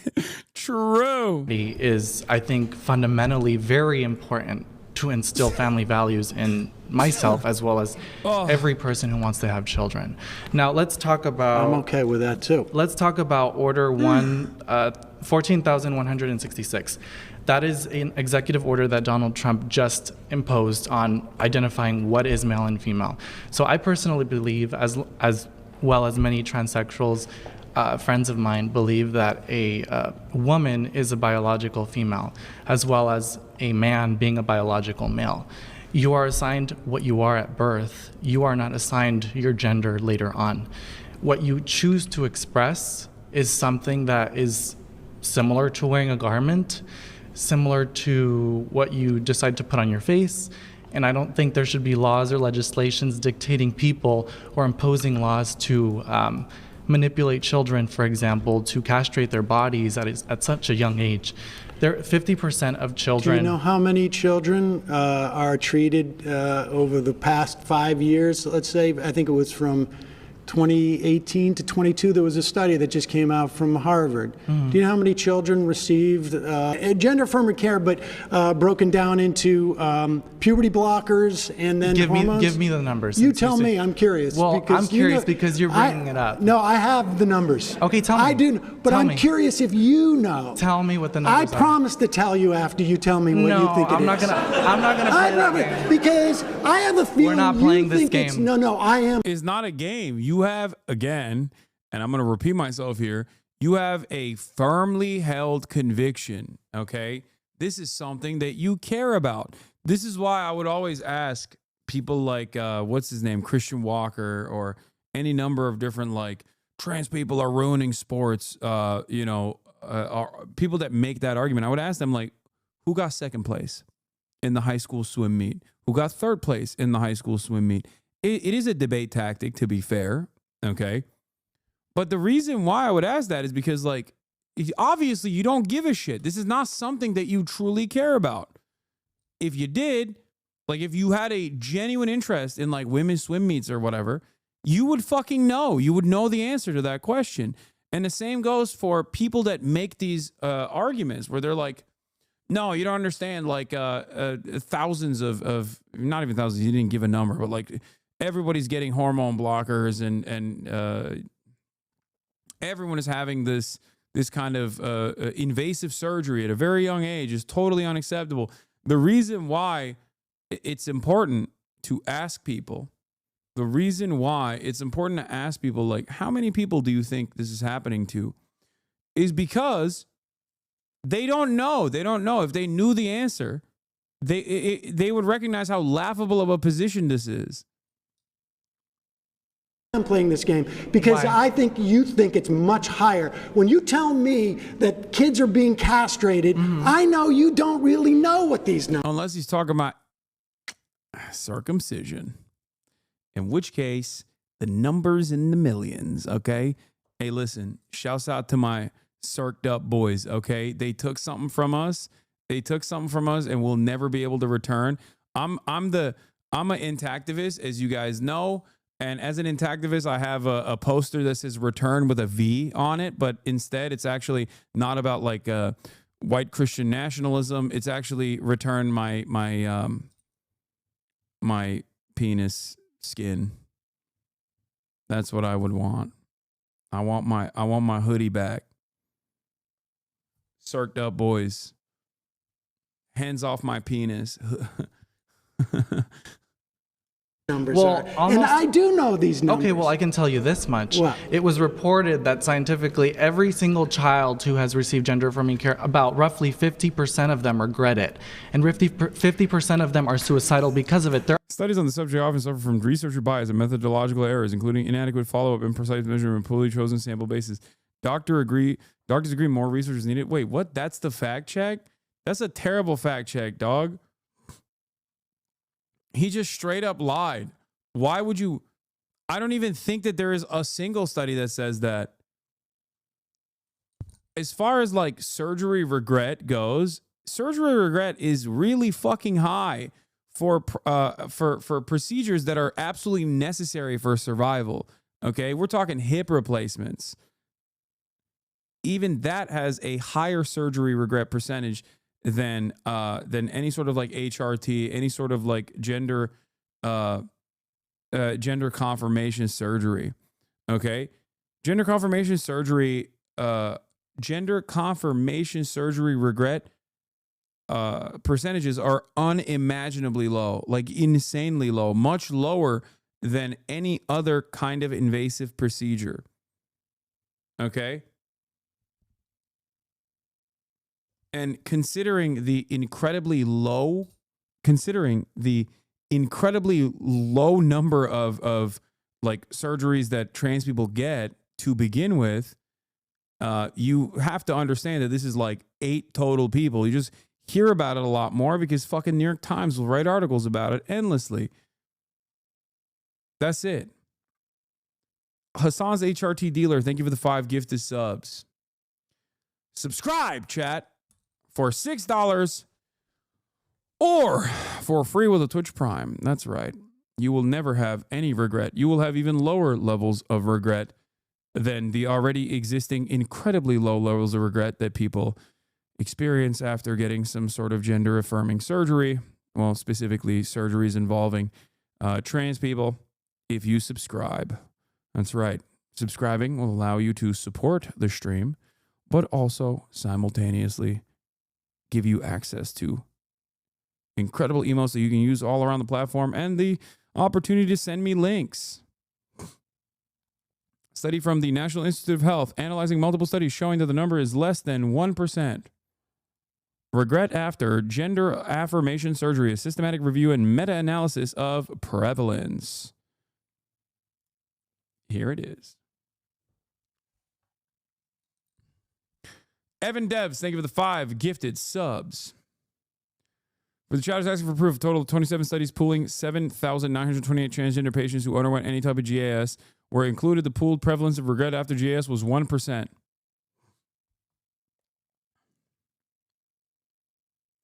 That fact check is wrong. Minors don't have surgeries. Yeah, that's true.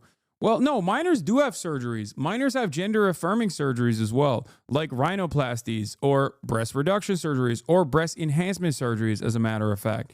That is infinitely more common. That is infinitely more common than minors getting any sort of trans medical care, as a matter of fact. So the idea that minors don't get any sort of gender affirming surgeries is wrong. It's just overwhelmingly cis minors that end up getting said surgeries.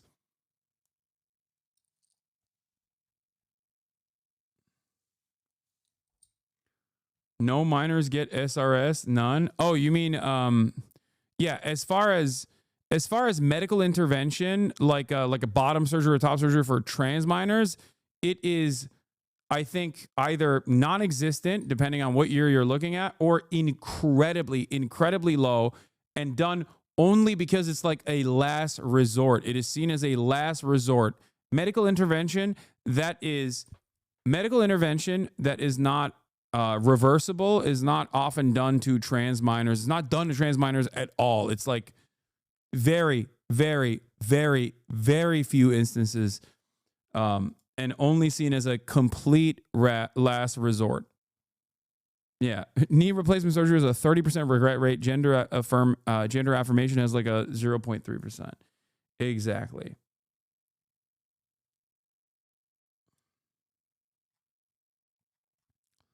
What? No one under the age of 25 should get gender affirming surgery? That's a crazy take, dude. Like, not even once you're legally seen as an adult can you get gender affirming surgery. You can only do it at 25. Like, that's so stupid. Bro, if you're trans, you don't magically become trans at 25. You're just trans, okay? This is what's so crazy about this argument. This is what's so crazy and so stupid about the fucking conversation surrounding trans people. Like, trans people don't materialize after paying taxes for a couple years, okay? They don't just like magically become trans after they worked at fucking McDonald's. They were just trans always, okay?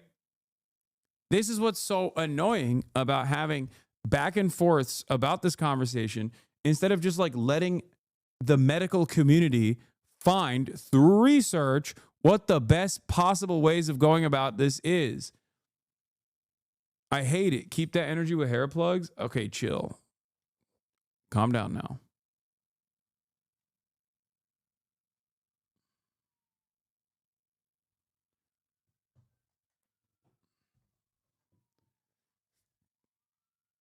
Bro, I thought you were a foe. Make no mistake, I am a foe. I am a foe of the LGBTQ community. Okay?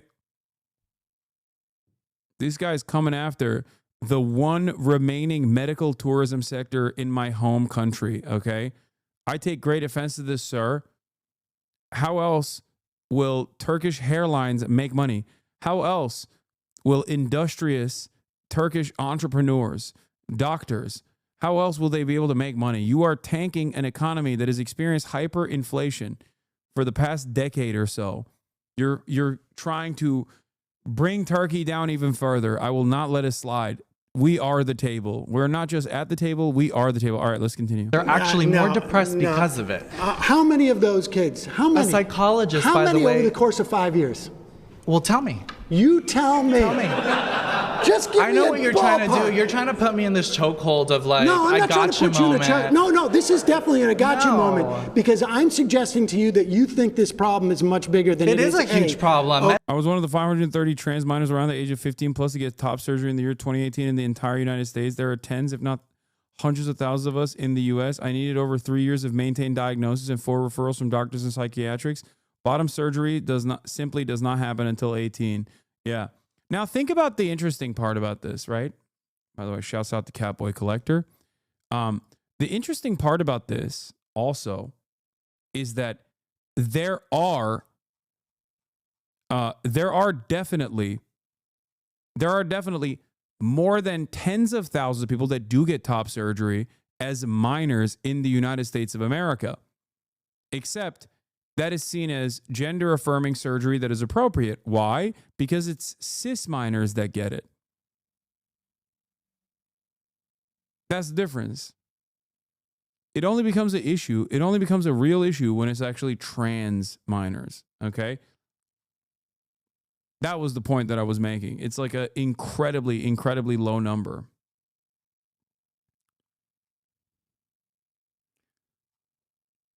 Let's continue.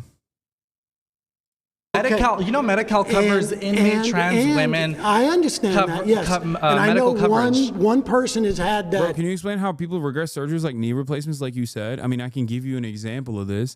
I have a little bit of regret myself from my knee surgery. I had a laparoscopic surgery, which was like not super invasive, right? But in the process, like my knee never fully healed. Some people have chronic pain, you know?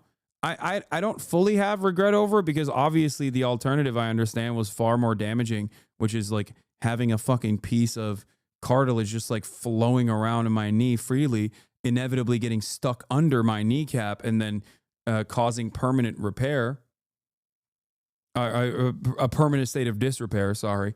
But like I had to get it done, but yeah, it didn't, I still can't dunk. And it hurt for a long time. I never actually got back to the same level of strength that I had in my legs since that surgery. And it's been years and years at this point. You know, there are plenty of instances where people regret surgeries. And it's significantly worse than my situation, which is why I don't even like bring it up that much. I'm 26 and I had to get multiple letters from multiple doctors and mental health professionals to get gender affirming surgery. It is insane. They think minors are just getting it on a random Tuesday just because. Yeah, that's the other side of this, that like conservatives are not known for critical thinking in general, but this is an area where they certainly demonstrate their lack of any sort of logic, right? Where they think that you can just like get HRT over the counter. You just walk up and you're like, I'm trans now. Give me some fucking estrogen or testosterone.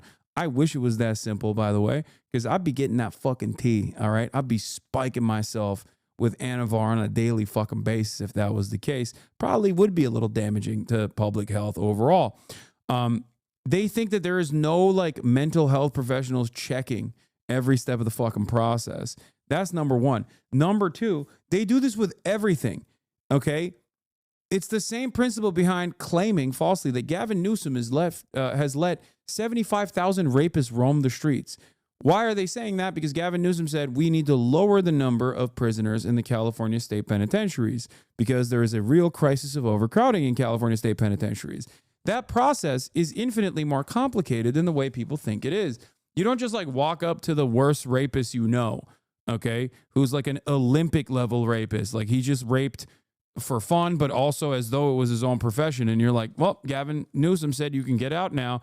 And he's like, oh my God, I've only been in prison for 1 year so far in my, triple life sentence. Oh, thank you so much. I can't wait to go out and do rapes again. That's what conservatives think is going on. It's like, no, there's a fucking parole board. Like you have to go in front of an entire group of judges who will look at whether or not you have demonstrated good behavior, if you've actually served the majority of your sentence, okay? And then they commuted, especially after you've demonstrated good behavior in general, like that you don't have a capacity to reoffend. Like it's not that simple of a process, but in the mind of a conservative, it is that simple. And then because of how stupid we are as a society, we have to entertain the conservative stupidity. Their lack of imagination and their lack of critical thinking skills all of a sudden becomes all of our problems. That surgery. I don't understand how my taxes should go for an inmate prisoner who wants to transition. Well, I think because we got to do health care for prisoners, and you don't consider it real health care. But Gavin hold on, I don't Newsom want has to get imposed listen, $2.6 billion in 900 kids over 5 years. That is a lot of children. Puberty blockers. That is a lot of children. 900 AB kids over 5 years. 547 just passed, including gender identity to allow children to be separated from their parents just due to not affirming their gender identity. But here's the point. Listen, Trump how is he hurting these people? He just rescinded the ability of the Labor Bureau to investigate discrimination in workplace. Are you for trans people being discriminated in workplace? They're never being discriminated? Are you for trans people being discriminated? They're just not being discriminated. Oh, okay. My bad. Okay. That's cool. Well, I guess we should wrap this up, No, they're not being discriminated. Oh, well. It's just like you operate with the level of thinking of a child. Like you have a child's brain. What the fuck do you mean they're not being discriminated? What an insane thing to say to begin with, but also what is happening? Like you're like, no, it's not happening. Okay, I guess we should move on to a different point then. I'm very passionate about that question, and can I answer it? Mm-hmm. Okay, so he's passionate, so he knows better. I believe that affirmative action should be. It's not affirmative action. Oh, then what is it? It's anti-discrimination. It's not saying that you have to hire trans people. It's saying you can't fire someone when you find out they're trans. Okay, well, hold on a minute. So when you hire someone or when you interview someone, for example, you are supposed to interview them based on their knowledge and their work ethic, not based on sex. I'm not saying affirmative action. Not based on their sexual orientation. orientation. Are you allowed to fire them if you find out they're trans? If you need to, then you should. If you need to, then you should. So we have a disagreement. I don't believe people should be discriminated against. Pause. And that's not. Wait, what do you mean? If you need to, you should. Like you have a competent employee. You like the employee. The employee is doing decent output. You'll find out that the employee is actually trans. You'll fire them because they're trans. What do you mean? If you need to, you should. Some needs are not valid, and in the past were considered illegal. And the reason for why this was a restriction enforced by the federal government was because people were doing it. Okay? And you're also in the process of arguing that they should be able to do it. What is happening? Not discrimination. It's based on your knowledge, not what you sleep with, not who you sleep with. Just saying. They're clapping for that? Oh my God. Bro, they don't understand. They don't understand anything. What the fuck is going on? I would lose my mind if I was in a room like this. I genuinely, like, this goes back to the point I make all the time. If everyone is stupid and you're the only smart one, then you know, you're stupid and they're smart. That's just how it works, okay? In a society in a society of blind men, the one-eyed leads everyone is wrong, okay? In a society full of blind men, the one-eyed person is cast aside and ostracized, as their vision is now no longer a benefit. It is actually a point of discrimination, because everyone's like, fuck you. What do you mean you can see? Get the fuck out of here. They'll kill you. You're a witch. It's awesome.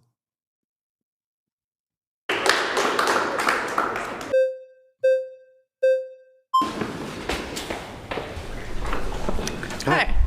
Sam.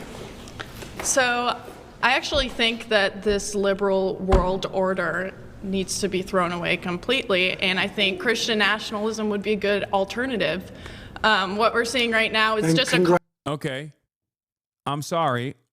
We will misogyny alert, okay? Hypothetical misogyny alert. I'm not saying that this is my worldview, but in this process, I'd be like, all right, get the fuck back to your seat. Get the fuck back to your seat right now. I don't want to hear from you. Fuck you mean? Get the fuck back to your seat. Women should be seen and not heard. Like, what are you talking about? Religious Christian nationalism would be the good order. Why are you here? Frolicking about. Why are you here and not barefoot and pregnant in your home in the kitchen serving your man? Why are you talking to me? Why are you talking to cameras? Are you a witch? Are you a witch? What is this? Yeah, shoulders uncovered? Frolicking about like a harlot? What is this? Fuck you mean you want Christian nationalism? What are you talking about? The fuck is this? Well, what is this? Congratulations. Yeah, and thank you. And yeah. No. Oh my God. I can't say. Oh my, what is that, bro? Why are they letting the Amish into this room? What the fuck is happening with Jedediah in the back? Like, hell yeah. Dog, you came here on a fucking horse carriage. What are you doing? What are you celebrating? I think what we're seeing right now is a culture of death. This is the most suicidal generation. Bro is spending Rumspringa on fucking Jubilee, okay? You could be doing ketamine right now, okay, with strippers, and you're out here spending Rumspringa at Jubilee in front of fucking cameras. Ever, we have millions of children dying by abortion. People aren't even reproducing. We don't even have like a... Are you reproducing? All you're doing is reproducing dumbass talking points. What are you reproducing? I don't see you reproduce. Are you pregnant right now? Why are you talking? We mandate people reproduce? No, I don't think we need to mandate. We can just stop them from killing their kids. You want to outlaw abortion? Yes. Yes. I mean, we have a fundamental disagreement on this, and my claim was that if you voted for Trump, it would be to your benefit if you want to outlaw abortion. I think it would benefit everyone. Yeah, I disagree. I think that women should have the right to choose. I think that it would benefit everyone to bring back the family unit, to stop having women just thrown into the workforce. Maybe we shouldn't allow women to choose to divorce unless their husbands say it's okay. I mean, I don't really believe in divorce in general, so like, sure.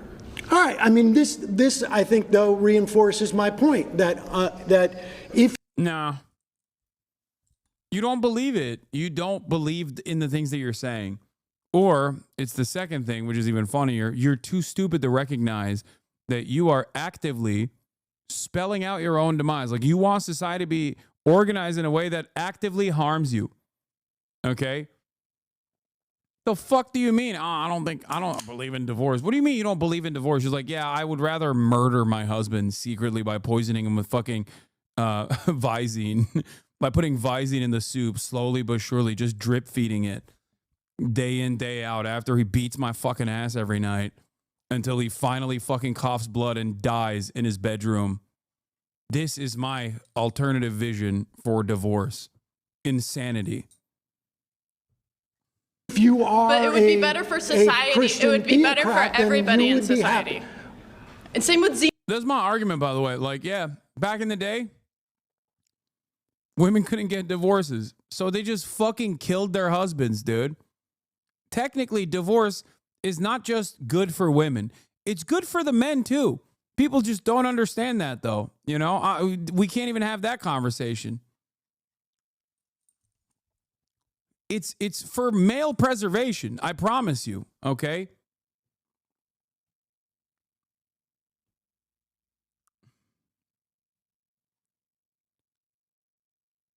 Or she's have the guy she was having an affair with. What? Yeah, by the way, they're not even arguing his claim. They're just straight up arguing that his claim is correct and that Christian nationalism is good. Which technically, I think Sam foolishly thought there would be people that go, oh, no, I mean, Christian nationalism, I mean, xenophobic nationalism, Christian fundamentalism, these are bad things. Like, I personally didn't think that every fucking Zoomer that was going to run up to the mic was going to be like, nah, shit, that shit's dope, dude. I love religious fundamentalism. That shit is poggers. It's sick. I'm so skibbity. I'm so phantom tax on fucking Christian nationalism. You have no idea. Like, I don't even think he was baiting. I think he wanted to entertain a good conversation amongst people who don't fit any of these categories because he thought that the average Republican Zoomer that wants to go on a Jubilee video was probably going to have some semblance of normalcy, some interest in at least maintaining decency, and that they wouldn't have fucking said those things. They'd be defensive. And then Sam could just like cook them up. I didn't think that every single person that comes up was going to be like, actually, the three things that you mentioned are awesome. And that's why I voted for Donald Trump. And you're totally right about your premise. Xenophobic national, like, what's the problem with xenophobic nationalism? Don't you think that's better for Americans in general? Stop! Like,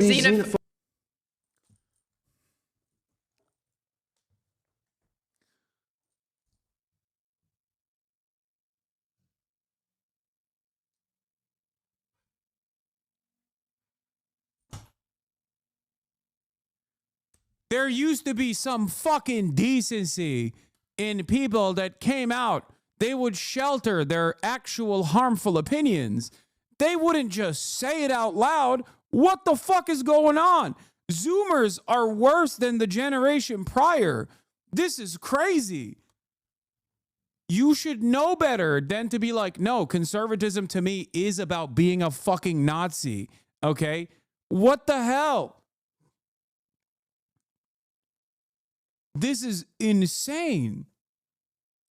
She said, what's the problem with being a xenophobic nationalist, dude? To a Jewish man, nonetheless, but holy fuck.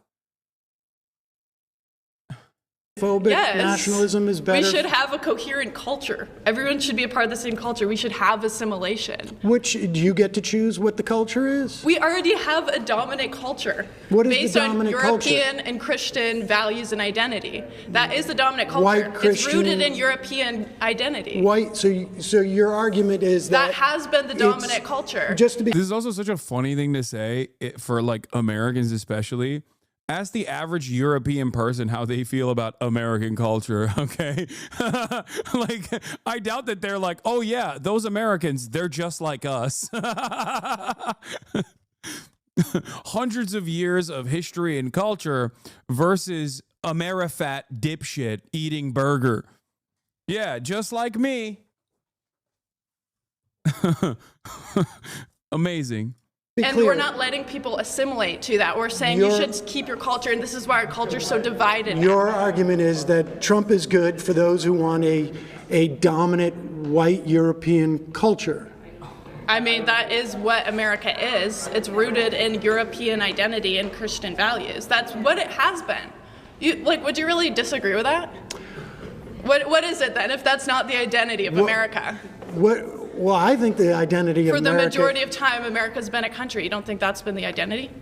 Well, actually, no. I think actually the identity of America has been, for better or for worse, a melting pot. Yeah, it's an amalgamation of all of the other, ironically enough, countries that America dominated that then bring those people over here. And actually, that amalgamation is one of the best aspects of America, if not the only good thing about America in general. She's not wrong. America has been very racist historically, Law. I know, but the inverse of that, the other side of that, is also the fact that, not having a singular focus on, defining and maintaining some kind of European colonial mindset has caused, or rather, as a consequence of maintaining some semblance of white supremacist European colonial mindset, America has become an amalgamation of all these different cultures. It's not a bad thing. It's actually a good thing. Part of the reason why America is also not run into the same generational trappings of other more xenophobic nations is directly a consequence of waves of migration. That's it. No, lib speak. It's not lib speak. There's obviously the bad, but there is a silver lining to this as well.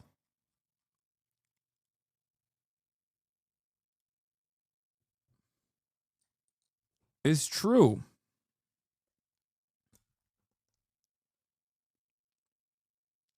The Daily Wire does not disappoint. I'm impressed how aggressively these guys from Daily Wire are owning white nationalism and theocracy. Yeah, I don't know if this is a good thing that people are just openly taking ownership over direct white supremacist Nazi statements. This is a bad take. While religion offers some good rules to live by, it also led to some of the bloodiest conflicts which should not be 100% followed as modern law. 100 million people were murdered in the last century under the banner of atheism.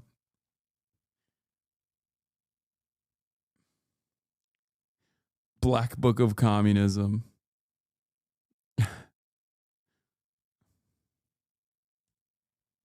In that regard. Yeah, maybe since the 1960s. Even then, even we had this idea of a melting pot literally means assimilation too. It means melting. It means you're assimilating to the dominant culture. Is that not what melting means? No, it doesn't and mean now that instead we're saying there's something wrong with the dominant xenophobia. Culture. No. I mean, look, I got to be honest with you. You and I have a fundamental disagreement. We will never see eye to eye on this. Wait, she works for rapist Elijah Schaffer, who literally raped so much that he had to be fired from a right-wing news outlet? That's who she works for? Girl, you are in danger. The fuck?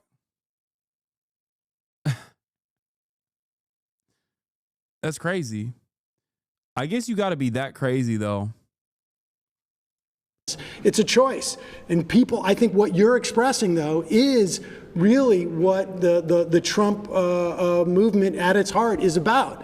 And I think that's problematic. I disagree. I don't think Trump's anywhere close to being a Christian nationalist. That's ridiculous. Trump's basically a Democrat from 15 years ago when it comes to social issues. So you don't think that he's conservative enough for you? Oh, definitely. Nowhere close. No. He's not xenophobic enough for you? No, he's trying to import a bunch of H-1Bs. Are you kidding? Right. Oh, so you want to get them out too? Yeah. No, I think you're making my argument for me.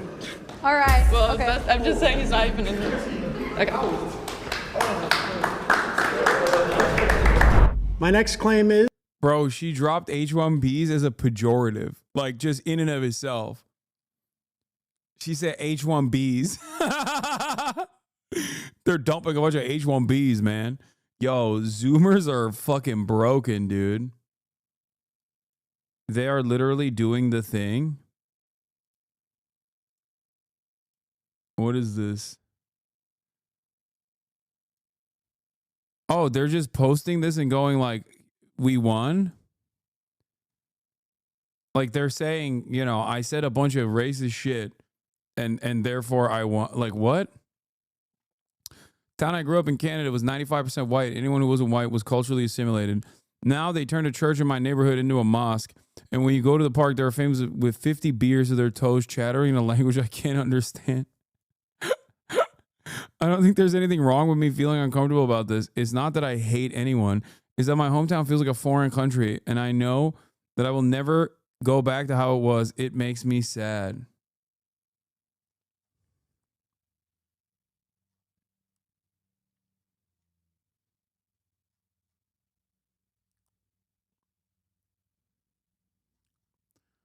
I hope they build more mosques in our town, honestly. I don't get it. What's the problem? Like you said the fact that there are mosques doesn't mean this does not imply religious fundamentalism. But maybe you can get religious fundamentalism if you would like, you know? That's right. I'm an advocate for Sharia, baby. That's right. No white Sharia. I'm an advocate for brown Sharia. You feel me? More mosques, and she should not be out there showing her shoulders, okay? Sounds like Islam is the dominant culture where she's from. Yeah. Yeah, maybe you should assimilate to the dominant culture.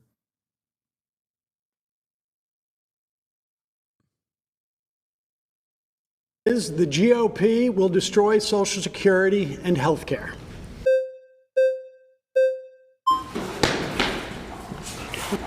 Nice to see you. So what if Social Security should go away? That's my question to you.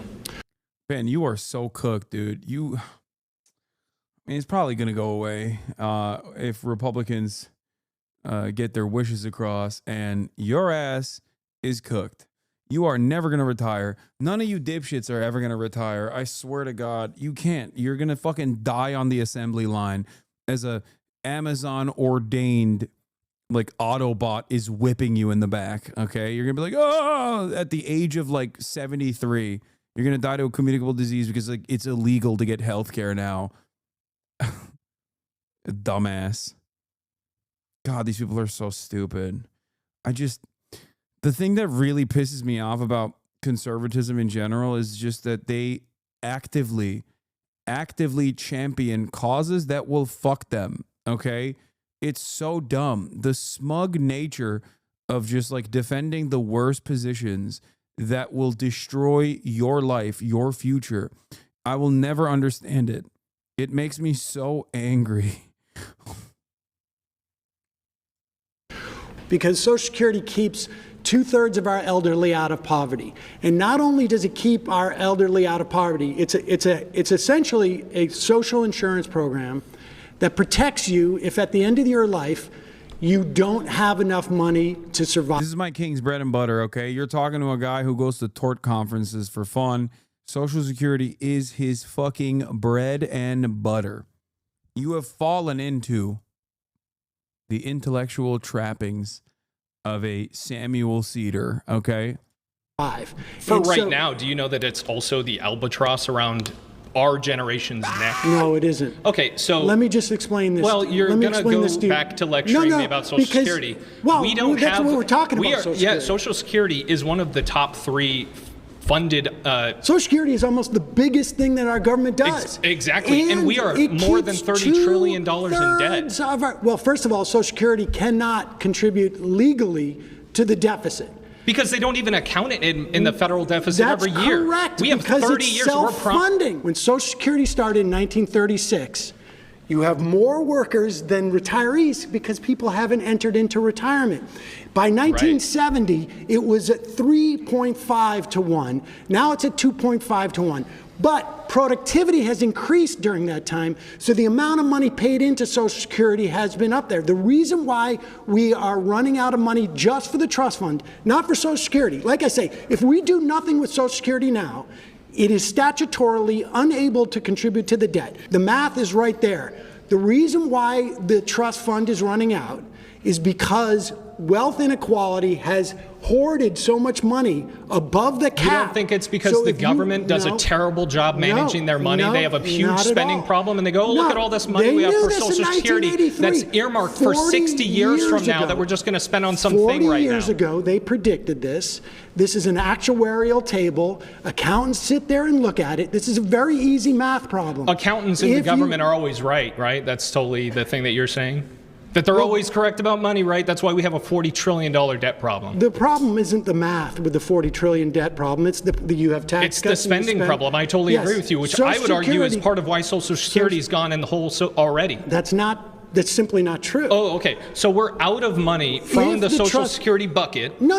Statutorily, by that I mean by law, Social Security pays for itself. If we do nothing, the 6.2% that your employer and your employee pays into it will pay out 78% of benefits starting in 2033. And why is it going down? If everything's so much better, why is it only 78%? If we raise the cap, there's a cap right now at $176,000. So for instance, if you make $100,000, you pay $6,200 into that. A year, a year.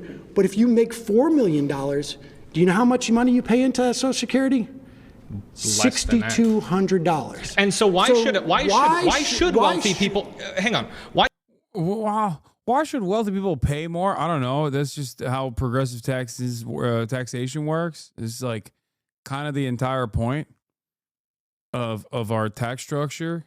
It's a good thing because they have more money. What are you going to do with the money when you fucking die? Wealth inequality is a major problem, don't you think? I thought these guys were populist.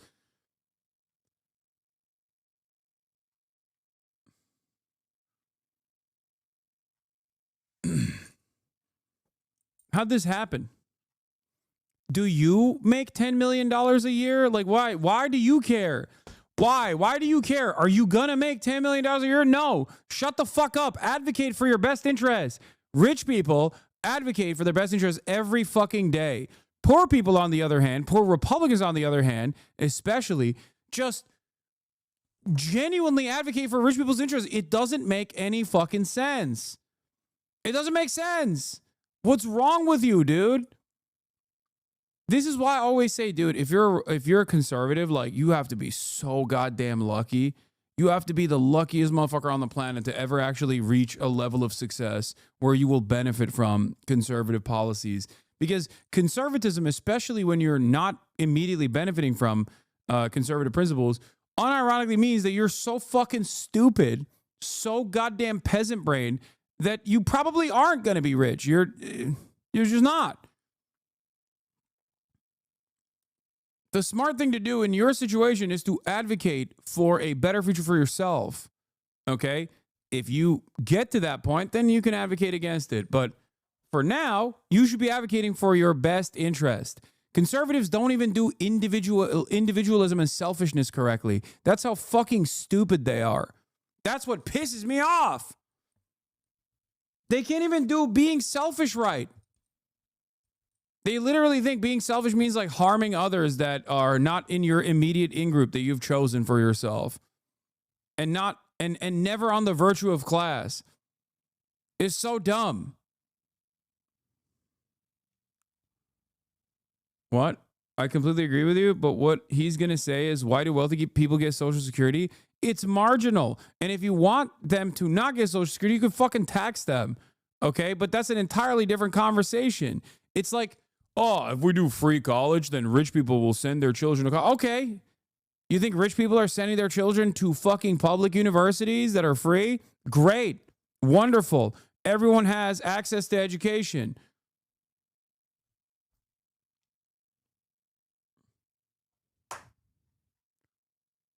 It's so dumb when people are like, oh, I don't want there to be any publicly funded programs because rich people will take advantage of them, is the most idiotic argument of all time. Okay. One, they don't.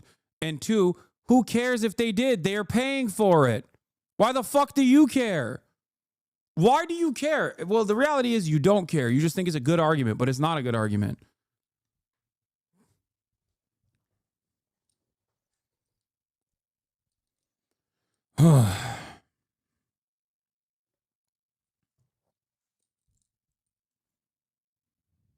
It's additionally funny because they don't even benefit from it. You see what I'm saying?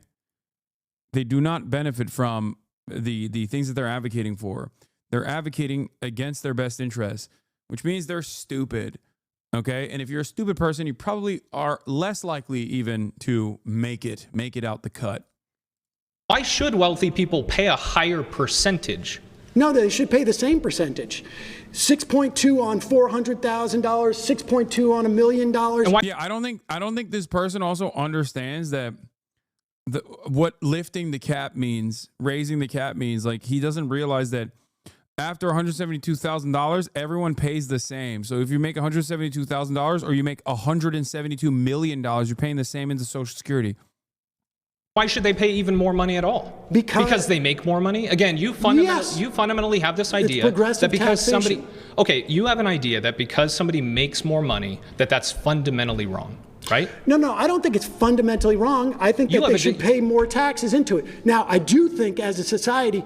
We should not allow billionaires. So, for instance, they can pay more taxes generally, but why should they? The highest tax rate was and the greatest expansion of our economy. Hang on, in this does a country? billionaire get more money from Social Security if they went to go take it than I would? No, of course not. Insurance. So why should they pay more? I'll tell you why. Because it is a social insurance program that keeps you from being in poverty when you're a senior.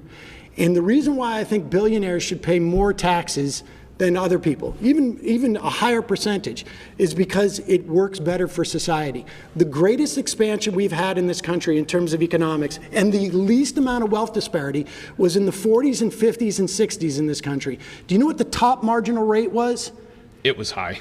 Do you know what it was? I don't know the exact number, but if you made over $470,000 in 1955, every dollar you would make above that was taxed at 90%. So I have a question. 90 cents on every dollar was taxed above 470. So if we had in today's dollars, which is wild, by the way. But it's also the greatest expansion we had of the economy. Yeah, you can expand for a time, and then you see places. You see like Nordic countries that were like, oh, let's tax the hell out of our rich people, right? And then they go, whoops, we messed up. We can't actually live off of our terrible.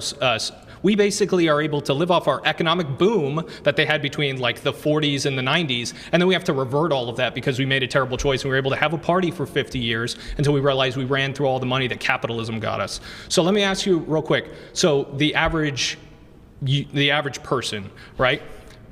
Right now they fundamentally look at Social Security, young people like me, and they go, I'm going to have that money sitting waiting for me when I retire. Since your opinion is whatever works best for the average person is better, wouldn't you rather shift towards something that I would agree with, which is getting people that are 19, 20 years old into funding their own retirement rather than relying on other people to fund it for them? You're talking like the 401k. Sure.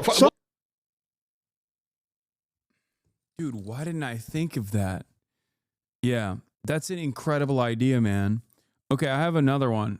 Okay, how about instead of investing it, instead of taking a percentage of your income and putting it into your 401k, you put it into like this holdover in the federal government, okay?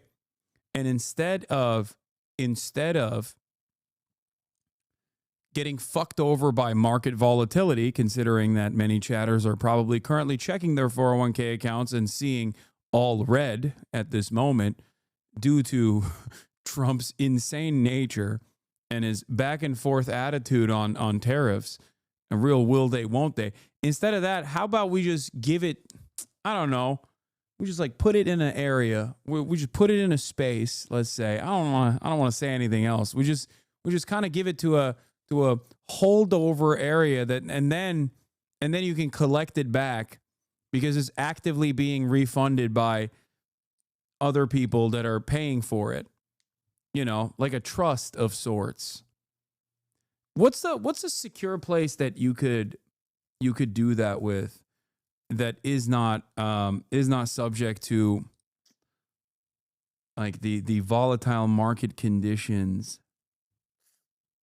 Like maybe, I mean, it could be like it would offer security, right? It would offer like a lot of security because like this is very important. And I guess we could technically socialize it, you know, like a social security. I think that's a good idea. What do you guys think? Like a security for a future society, like a social one. I don't know. Well, not just a 401k, but for IRAs, any other type of retirement. Would you agree? Would we agree with that? Social Security was set up as part of a three-legged stool where back in the day when I was a kid, we had defined benefit pensions where you'd know how much money you would get out. Yeah. That all shifted in the 80s to defined contribution where you know how much you put in. The 401k started during that Reagan era. It has been a disaster because the fact of the matter, for better or for worse, people just don't save in the way that you're talking about. Why? It would be nice if they could. If the government were changing the mindset and actually pushing that cultural so you want to just change the mindset. Yeah, no, I feel like that's not going to work considering what Sam Seder is saying, which is exactly the argument that they made back then, and it's been an abject failure. I think we should do the other thing that everybody likes and wants to maintain. And there's a very easy fix, it seems. Shift towards, we're not just going to hand you money when you're 65. You have to plan for it right now. We've had a 40-year experiment with that, the government affecting the culture. You're not handing people money when they're over the age of 65. You're paying into it. Mindset, and it failed. We've had a 40-year experiment of everybody. You know what my parents say? Do you know what grandparents say? They go, well, I'm just waiting for my social security check to come in, rather than I have $800,000 waiting for me because I thought. Oh my God, dude. Oh my God. Conservatism and infantile disorder. I swear to fucking God. Okay. Holy fuck, dude. Dude, everyone could have $800,000 in their pocket if they did Sigma grindset in the market, dude. Market movements, baby. I'm moving my money. If everyone became a fucking day trader, okay, like we would all be rich, dude. What the fuck?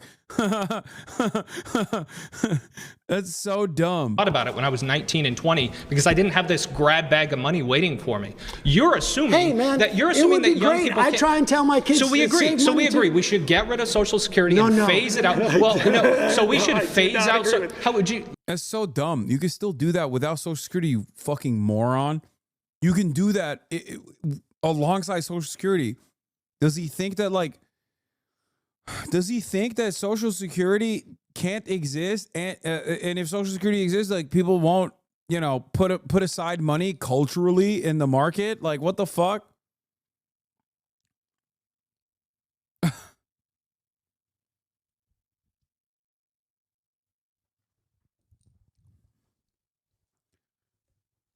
This is not a mutually exclusive concept. You're like, is you one or the other? Can't do both. Listen to this idea. You phase out Social Security to where people who have 5 years left before they retire get 100% of the benefits. And then people like me who have 40 years until we retire, I'm not going to get it. I'm going to get screwed either way. No, you you're really think I'm going to get Social Security someday? I guarantee you, at the very least, you're going to get 78% of your benefits. That's awesome. I'll get $9,000 a year. That's great. In calling for our government to increase the cap, in fact, get rid of the cap, then your grandkids will get Social Security. I would much rather, and again, maybe we'll just disagree, but I would much rather result to, hey, 20-year-olds, please save for your own retirement, invest for your own retirement, because the government is bad at dealing with money. And what happens Don't rely if they on them.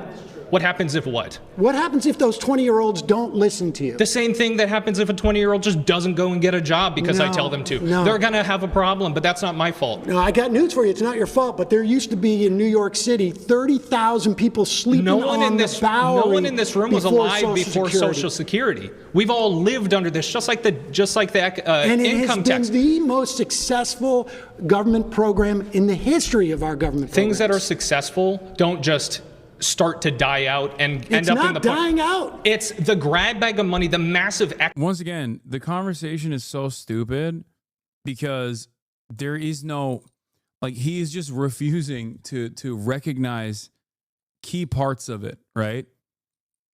Like, he refuses to recognize the solution for funding Social Security further. And he also acts as though it's going to go insolvent, like it's just going to go bankrupt at a certain point when that's not the case. And it's just like, how can you have a conversation with a person like that? I just don't understand it. It makes no sense. Excess that was there in the early years because of the 42-to-1 beneficial. There wasn't a massive excess in 1936. 42-to-1 Dude, is a massive excess. There weren't that many people who had entered into the Social Security program. And the fact that in 1970 it was 3.5 workers to 1. Now it's 2.5, but productivity has increased it. I've told you why the Social Security Trust Fund is running out. It is because of wealth disparity.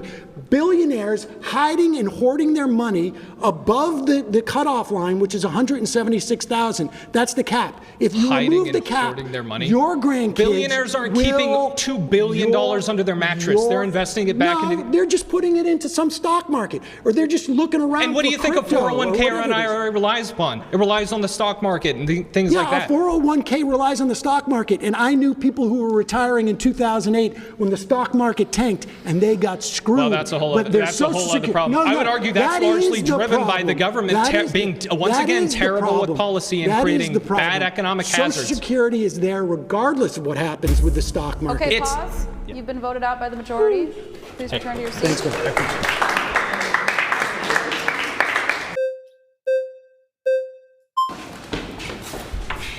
Micah. Hey, Micah. Good to meet you. Sam, nice to meet you. There's an idea that you have that basically government can kind of fix all these problems, right? If you didn't save for retirement, well, then the government can just come in, swoop in, and save you from that. Well, not swoop in. It starts on literally the day you get your Social Security. Sure. It swoops in once you retire, right? Once you can. Well, you pay into it. Right, exactly. And so you believe this idea basically that government is an effective organization, which it does time and time again, if you look at history, that's proven to not be true. When you're hitting at retirement, you don't know. This is an insurance program. That's it. It's an insurance program, and it basically says you're insured against eating cat food when you're 65. And it works. It works. No, it doesn't. You should have, well, one. What do you mean it doesn't? Yeah, it does. Explain why it doesn't. You should have your own personal. How doesn't it work? How doesn't it work? Yeah. Well, I mean, we've already discussed the details of how it is just completely failing as a program. Like, well, how is it failing? Because is it not paying out Social Security beneficiaries at this moment? I'm not going to receive any Social Security I've already benefit. told you right now. I know. I'm not going to rehash out that debate. Well, the main look issue. At the numbers. You've just been told this, and you know why you've been told it? Is because they want to raid it to give tax cuts to rich people. That's why. No, that's not why. This is the funniest part about this is that this is not hidden. Like, it has been a Republican project since the invention. Okay, and since the Reagan era, where the death of the New Deal Democrats came to be, they've been actively trying to do it. The only thing that stops it from happening, and even fucking Democrats have actually undermined Social Security in the past, or at least tried to undermine it. The Tea Party actually nuked it. Thank God for the fucking Tea Party. Holy shit. Barack Obama literally was going to cut Social Security benefits at the time. But the only reason why, like the major reason why Social Security has not been harmed in this process is because old people vote and they fucking love their Social Security. Okay? That's it. But it does currently seem like the mad lad, Donald Trump, might actually end up putting a dent in that. Yeah, Barack Obama almost did it. And you know whose idea it was? Joseph Robinette Biden. That's what. Okay, let's get So are you saying there are the Trump tax cuts were only for rich people? You're saying No, people... I'm not saying they're only for rich people. Oh, okay. Then how could rich they people only... benefited more from it than low-income people. And I like it literally sunsetted. It's supposed to sunset this year for you. Dude in a blazer with an ugly ass t-shirt. The only permanent tax cuts for the top marginal tax bracket And also for corporations, the corporate tax rate. That's it. Everybody else's taxes are slated to go up. This is going to be a major battle, major legal battle, major legislative battle. Sorry. And what do you mean benefited more from that? Because we already went over the percentage numbers and we know that's not true. They don't need the money as much, and they don't need it. What are you talking about? These rich people are the people that are investing in smaller businesses. These are the people that are giving other people jobs to allow. There's that old hat conservatism. Finally, dude. Jesus Christ. It's kind of crazy because like MAGA nationalism has like kind of stopped advocating for these like super old school classic conservative positions like rich people are jobs providers. You must respect them. You know, I think with growing income inequality, Republicans basically realize like they can't get away with that kind of sentiment any longer. But I'm glad that there's at least one person who will bring back the old classics. This is a classic take. Okay. Oh, wealth will trickle down, dude. Rich people are glorious. They're the jobs providers. They're the jobs creators. Excuse me. Put some respect on it. What do you mean they don't need the money? Yeah, rich people don't use money or bring it back into the economy in the same fucking ways that poor people do. That's it. They park it. And then they benefit greatly from the unequal system of capital accumulation. And they get taxed less for it.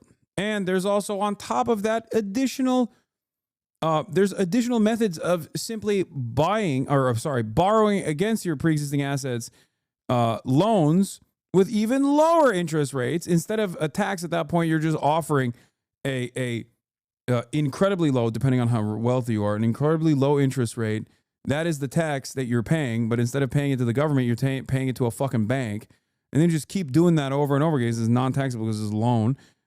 And you die. Buy, borrow, die. Allow them to provide for their family. Okay, Listen, pause. Pause.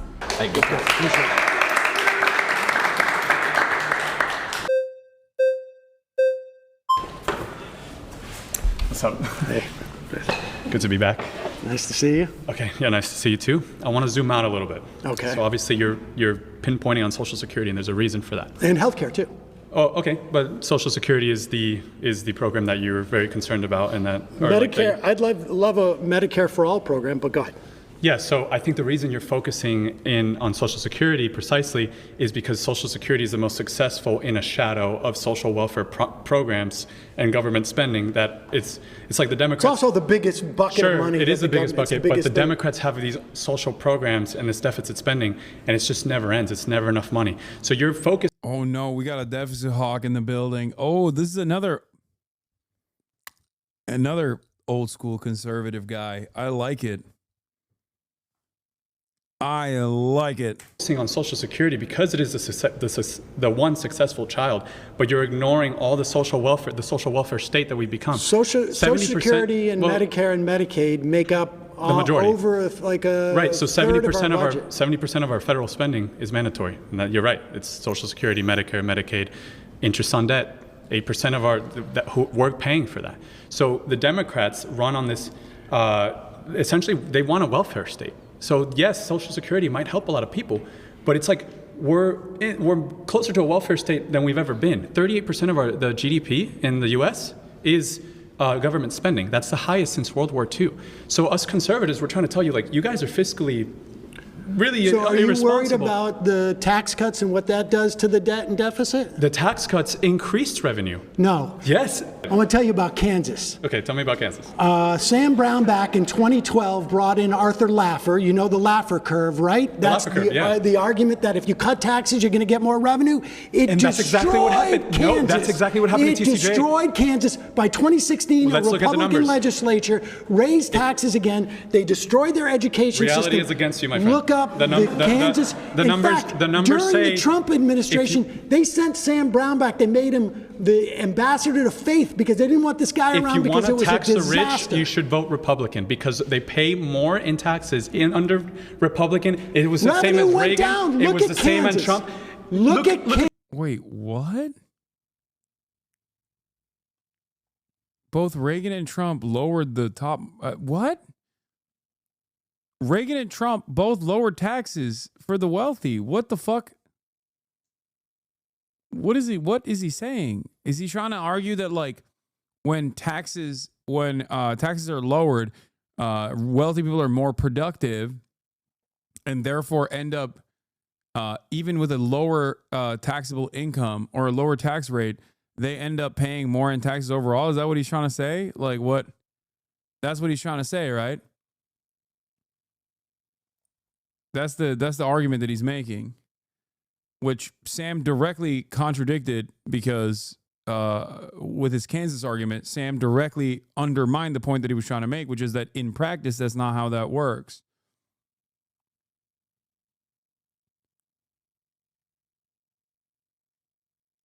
The U.S. Look at the U.S. We have the numbers for this. It was the perfect Obama's experiment. best year, federal income revenue is pales in comparison to Trump's worst year. Do you get what I'm saying? Does more taxes necessarily equate to more revenue? Yes. No, that's where you're wrong. So if you look at TCJA, and I'll say the numbers again, the top 1% paid more into the system. GDP grew, wages grew 3% year over year under TCJA. So when you're saying tax the rich, like it sounds like you're actually a Republican. You just don't know it yet.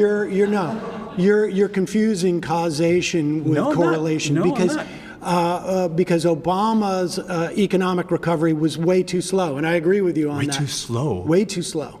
When you have tons of stimulus, what you're doing is you're creating the Great Depression for the bottom 90%. All the assets inflate. So who does that benefit? Your policies benefit the 1%. Inflation disproportionately benefits the 1%. It's an immoral tax on the poor. And that's exactly what happens when they stimulate. Inflation was not a function of monetary stimulus. It absolutely was. They increased the money supply by $6 trillion. No, I understand they did that. I understand they did that. And they could pull it back on taxes with the wealthy if they wanted to. You're making an argument for higher taxation. Okay, do you think taxing people makes the country wealthier? Is that what you think? Does it make the country wealthier? Do taxes make us wealthy? Is that government increasing taxes? Are we now more wealthy? Do you think that the only way you create wealth is by producing? If you tax and spend, government stimulus can increase GDP, of course. Is GDP wealth? Is GDP wealth? If we import 10 million immigrants and our GDP goes up, are we now wealthier? If the housing costs more, if CPI goes up because there's more people. No, I understand. And inflation is under control, and we haven't pulled that money off the table. Right, but I'm just saying that inflation is back down because we had a problem. The welfare state makes us all poorer. Yes, it does. And you can see it across history. If you compare, he's playing fast and loose with the concept of poverty over and over again. On the one hand, he's not wrong when he says an increase in GDP does not necessarily mean that like everyone is wealthy, but also simultaneously, he does point to an increase in GDP as like wealth growing. Here, I'll explain it as such. In the K-shaped recovery after COVID, the wealthy put billions of dollars of wealth directly into their fucking pockets. Okay, their net worths exploded. Their net worths grew. That, especially if they're American billionaires, means that the overall American wealth grew. But that didn't necessarily trickle down to the fucking American poor. Redistributive tax policies are supposed to literally take the money from the tippy top and give it back to the working poor in ways that meaningfully improve their lives. That's it. He starts the argument with taxes are bad because it decreases revenue, but then says stimulus is bad because it increases revenue.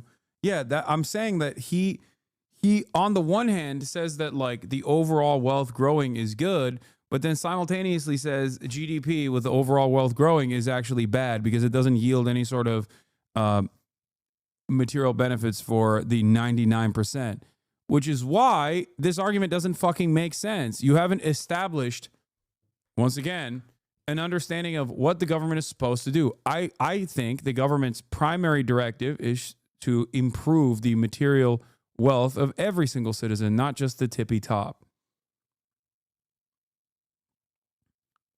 It's just a longer way to basically argue on failed Reaganomics that everybody understands in both principle and in theory is an abject fucking failure.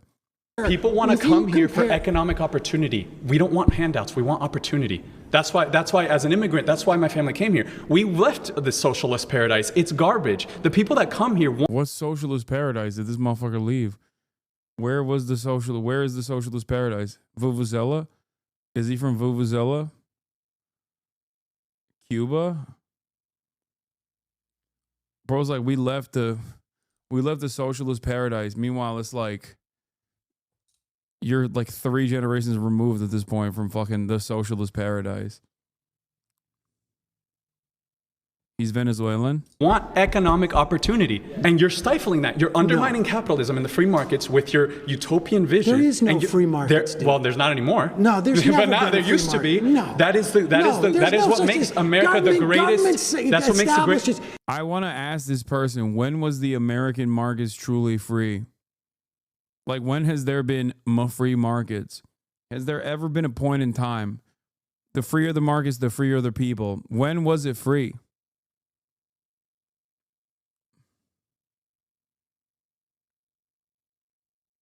Like, I guess pre-New Deal, maybe? He's like, they were so free during the Great Depression. Let me tell you a thing or two about robber barons, okay? The freer the market, the freer the people.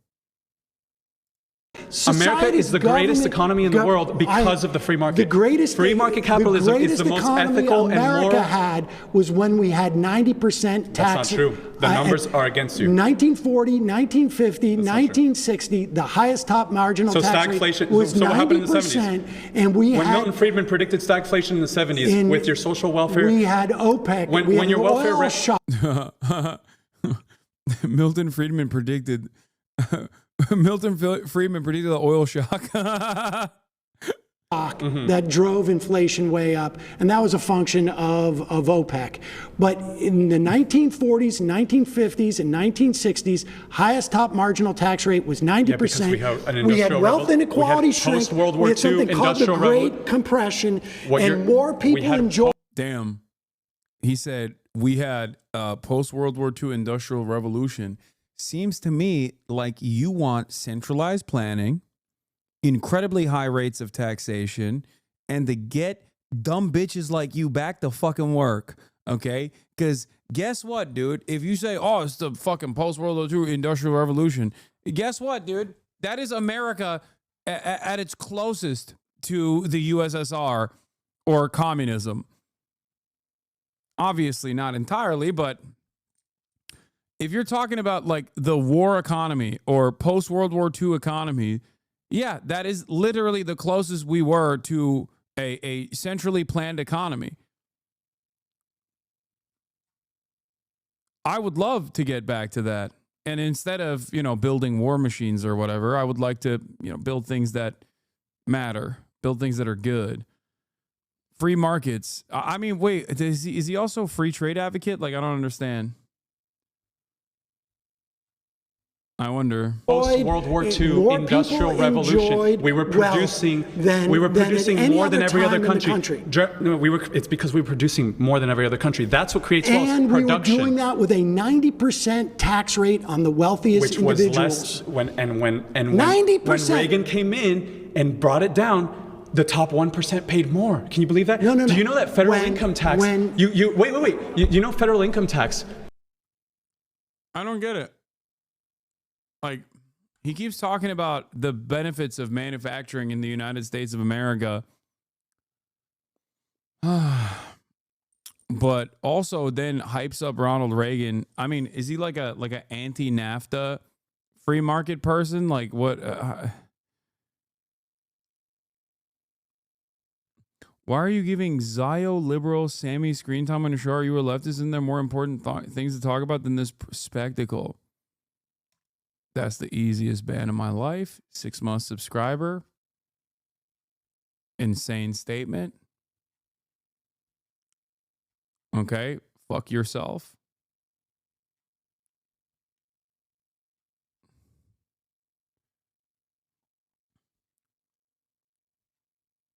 He says Zio Sammy. Just call him a Jew at that point, you know?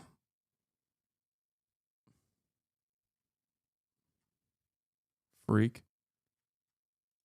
It was when it was established. You're talking about the Laffer curve, and I'm telling you to go look at here's my last Kansas. claim. When federal income tax in 1913, when it was established, was only targeted at the people making $100,000 and over.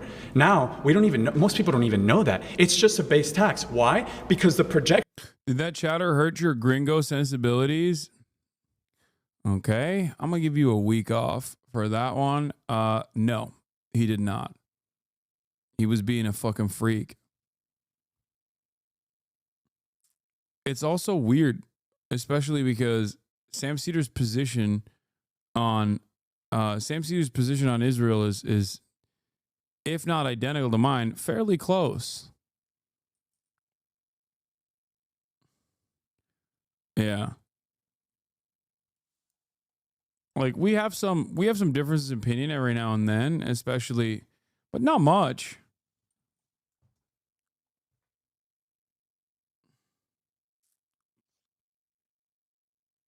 Groypers are out of school. No, I don't even think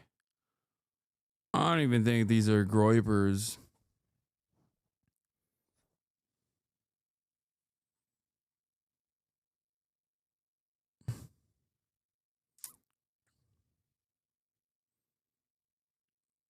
Actions that they had of taxing the rich didn't work out like they thought, because it doesn't work out. There's a ton of loopholes. The rich are smart. Like the rich people are smart. So focus on top producing. marginal rate still produced an effective tax rate that is double what it is today. 50% effective tax rate. Does not create more wealth. Yes. More taxes well, do not I don't know create, what you mean by wealth. I mean, wealth is very simple. It's production of goods and services. That's what wealth is. I think there's a strain of anti-woke lefties. Do they not realize I'm the wokest of them all? Like, what the fuck? I dressed up in a maid outfit, dog. Like, what can be more woke than that?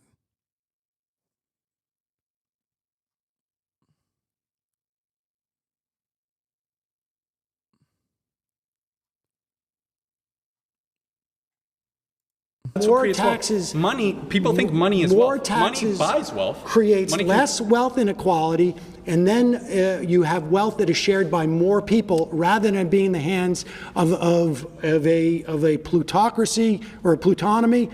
And then you get stuff like an oligarchy. We've seen what happens when you punish your top producers over and over again. They leave. They stop producing. The government, capital flight's a myth. No, it isn't. You cripple the economy.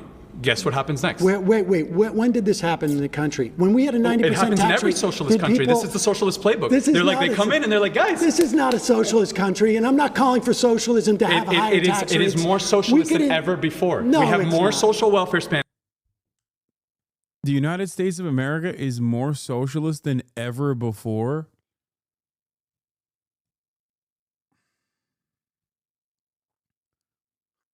We have a 10% union participation rate in labor.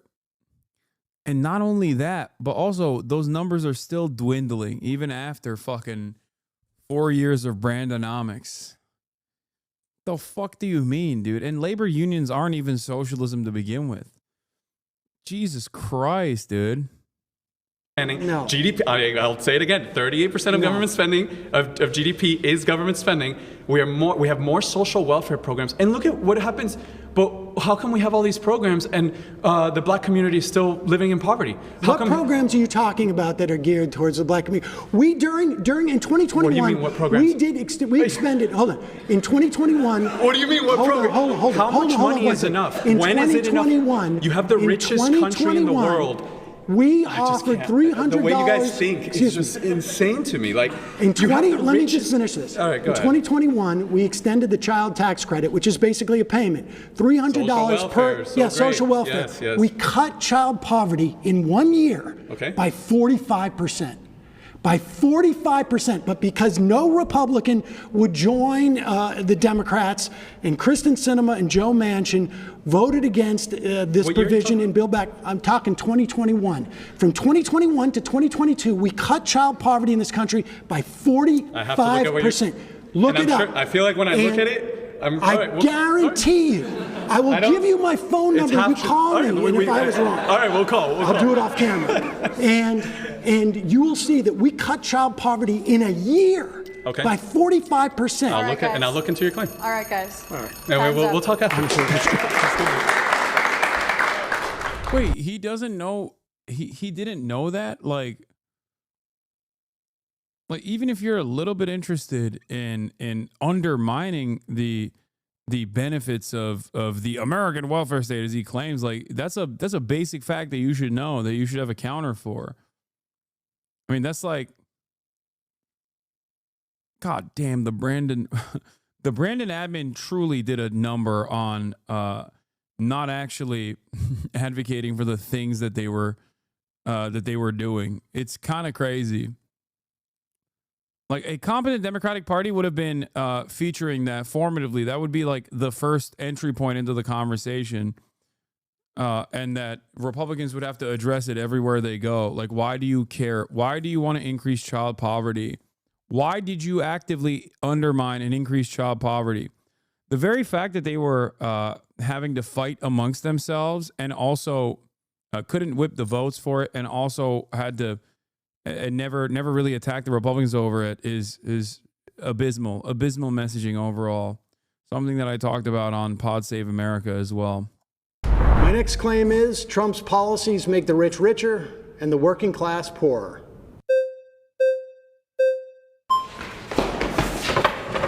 Hello, sir. Hey, Hunter Howell. It's nice to meet you. Nice to meet you. Okay, so do you mind if I ask what policies in specific are you referencing to? Tax cuts for the rich. I think his idea of tariffs on countries in the way that he's talking about will make people poorer. I think all. Hasan actively chooses to fight against his own cause in Palestine, using a platform to harass. Anissa can go F herself, and so can Frogan. What? What are you fucking talking about, dude? I'm pretty sure Ethan exposed you as a radical and you're doing damage to your own cause. Hi, Hasan. Would you like to build a friendship instead of harassing? You're a sad story. When you apologize, you can come back. Anissa should apologize. Y'all don't know how to be friends. This is why war exists, Hasan. You're not a peacemaker, bad friend, bad hombre. You are isolating yourself.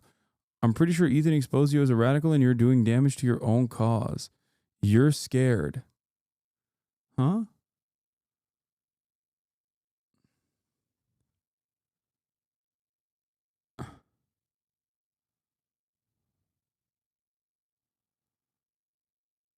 Oh my fucking God, Hasan, I love. What a bitter ass lol. Keep going, Hasan. I'm a very cute and mid-sexy Latinx and haven't seen a sing.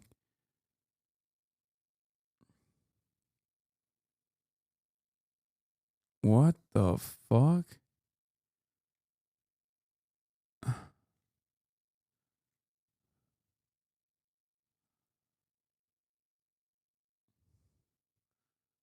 What is this person saying?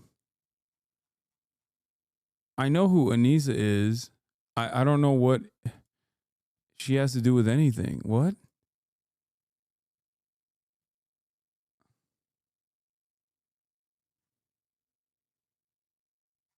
What happened?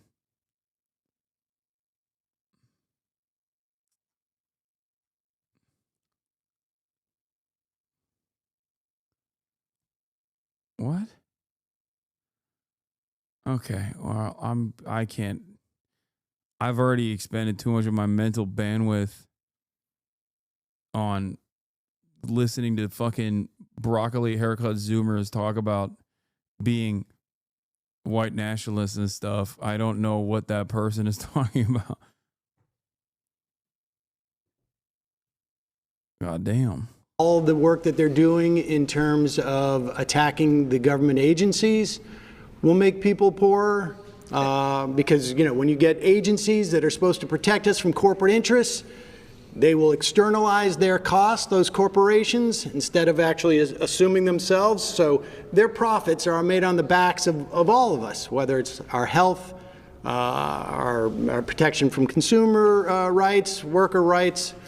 His anti-union policies will make us poorer. So real quick, I'm going to touch on one of the things that you said. Now, there was a lot to unpack there, but there's we'll a lot start, of policies. We'll start at the very beginning. You talked about taxes. Let's talk about, in his first term, the Tax Cut and Jobs Act of 2017. There are a couple things in that specific policy that actually do benefit the middle class and the lower class more than the top 1%. So you mentioned taxes, right? But in that, from the IRS data that came out, the middle class and lower class got affected. I think they ended up saving like 3 to 4% on their taxes, on their tax cuts, whereas the billionaires only saved 2%. So if we're talking an actual dollar amount, sure, the billionaires saved more, but they also make a lot more, right? Also, the billionaires don't really care about an extra grand or two. In that specific policy, the child tax credit doubled from $1,000 per household to $2,000. No billionaire cares about an extra grand in their pocket, but I can guarantee you the working class does. So how would you rebuttal that? I would say, in terms of the taxes themselves, well, the policies that Trump wants to pursue this time are to expand those taxes for wealthy folks. And over time, what starts to happen is you have this wealth disparity, and as the wealth disparity increases, it becomes harder for working people, essentially, to keep up. Things become more expensive. You get inflationary pressures when you have people with more money. We have more and more billionaires than we did 4 years ago. And a large part of that was obviously COVID, but a large part of it is also money starts to accelerate. Once you, like you say, when a millionaire gets a tax cut for a couple of grand or 60 grand or $500,000 at the end of the day, they end up investing that and ends up growing because they're not out there working for their money. Their money is just is doing all the work. Okay, so yeah, I mean, I think we can agree with you on that when it comes to, you know, billionaires and millionaires and there being a wealth gap in our country, right? I don't think Republicans or liberals would disagree on that, but I think where we will fundamentally disagree is under Trump, right, the stats show that take-home pay was higher for the middle class and the lower class. Inflation was down. They weren't paying as much on taxes. Inflation was down, but wage growth was actually greater during the Biden administration. Well, I mean, good thing that Trump is here on a second term on the heels of an inflationary crisis. So now they don't have to compare it to an economy that actually was doing comparatively better after 2 terms of Democratic leadership, and they can actually see how Donald Trump manages that situation. As a matter of fact, he is managing that situation currently in the worst ways possible. So, you know, it's neither here nor there. I feel like one of the biggest advantages that the Republicans have is that when they make these tax code changes, the impact of that is not seen immediately. So they'll just keep harping on how wonderful everything is.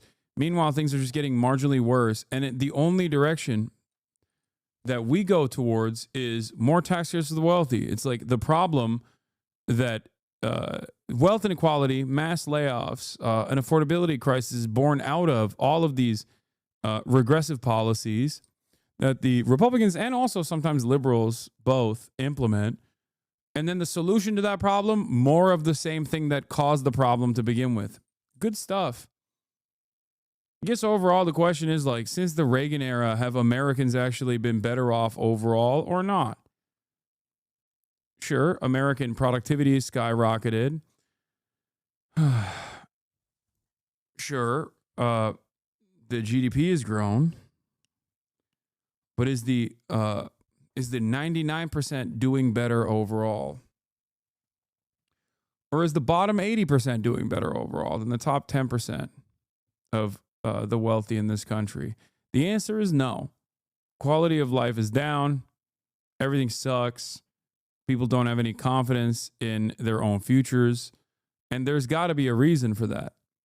And the reason for that, Republicans look at that anger and resentment born out of this volatility and say, oh, it's because the federal government is funded too much.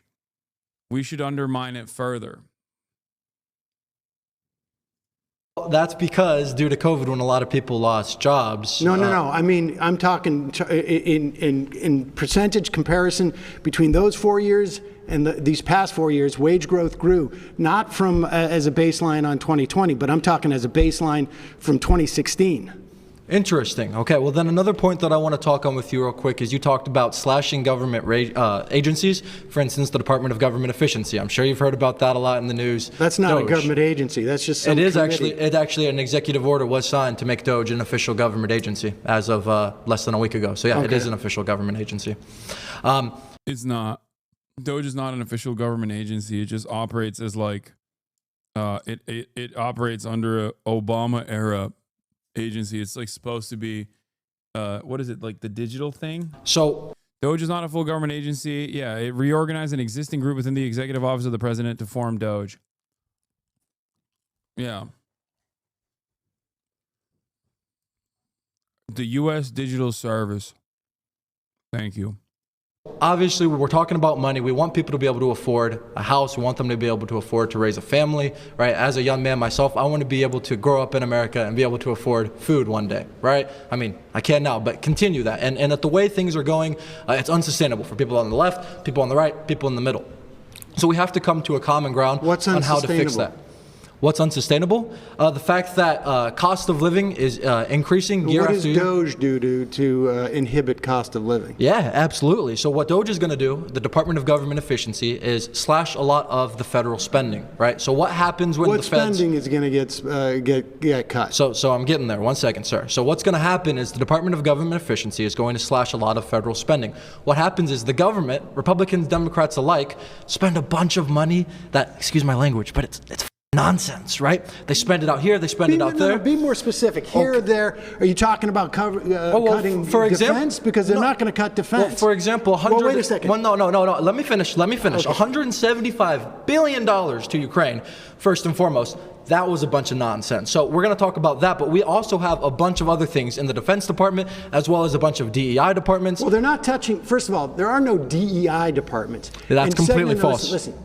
Defense spending is not going to be touched by Doge. Ron. And when you talk about the government, what's the biggest expenditure government has? Our military and Social Security are our top two. And Medicare and Medicaid, right? Now, they're not going to touch the military.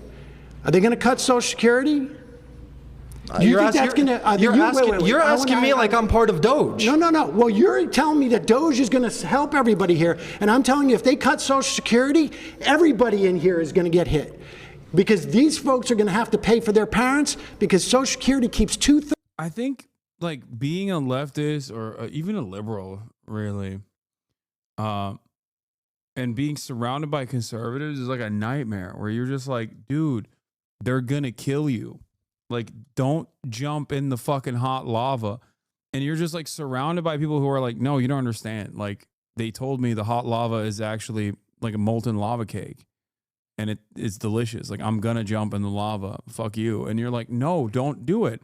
I know people that have jumped in the hot lava. They've died, okay? And it's a really gruesome death. Like, their body starts melting in real time. And you just have to sit there and watch them melt. And you're like, nah, lava is actually yummy. I think you're fucking stupid. And I've heard other people jumping in the lava and eating a delicious molten lava cake before. And I'm going to do it. Fuck you.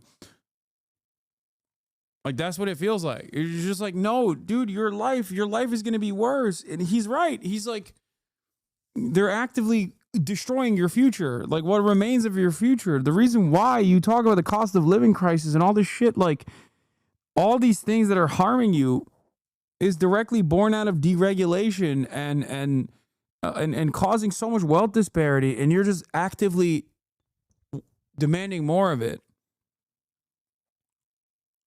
Nope. I'm going to jump in the fucking lava. Shut up, bitch.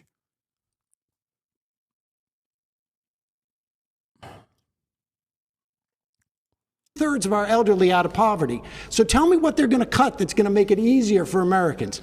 I already did. What? I told you the $175 billion that we've sent to Ukraine. We're no longer going to So he's going to... Yes, so Donald Trump has signed an executive order. Pause. You've been voted out by the majority.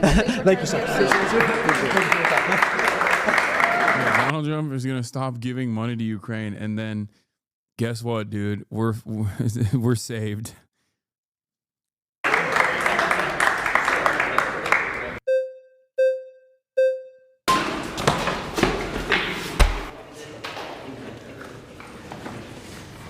Okay, so why did we see a higher increase in the top 1% paying as part of federal income revenue under TCJA?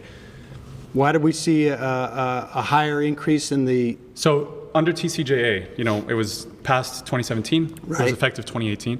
2018 and onward, we actually saw the top 1% pay more. They had more of the federal income tax burden. They paid 45% as opposed to Obama. During Obama's tax plan, they only paid about 40 to 42% of the federal Because they got more money. Right, okay, so they got more money. They got richer. But why are they paying, and why did they get richer? So this goes on inflation that... I mean, that's my point, is the rich are getting richer. Right, but you mentioned, why would you say that they're getting richer? But you mentioned inflation? Or? No, they're not, well, I mean, I think that I do want to mention something, but like, San Fact Check is owned by a wealthy billionaire, if you're feeling some type of way about some of the fact checks.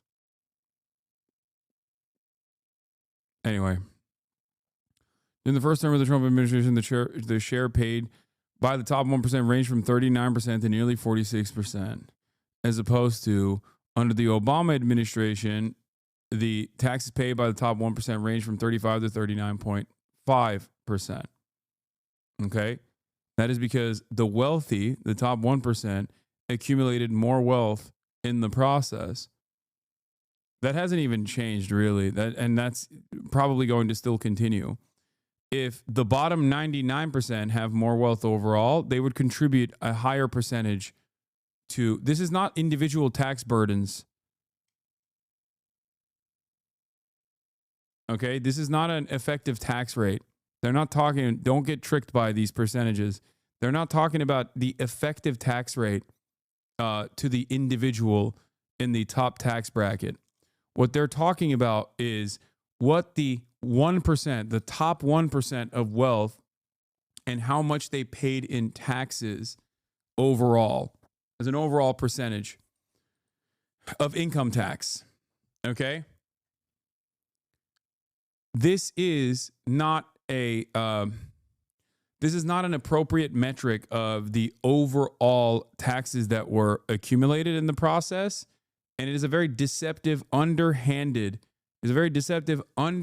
way to approach the subject matter. If your argument is about destroying wealth inequality and bringing back some kind of parity, okay, this is an awful metric to look at, because this basically proves Sam Seder's point, which is that, yes, the top 1% grew wealthier and wealthier. And in the process, as they were growing wealthier and wealthier, the amount that they contributed to the coffers in the lower tax rate that they got was higher overall.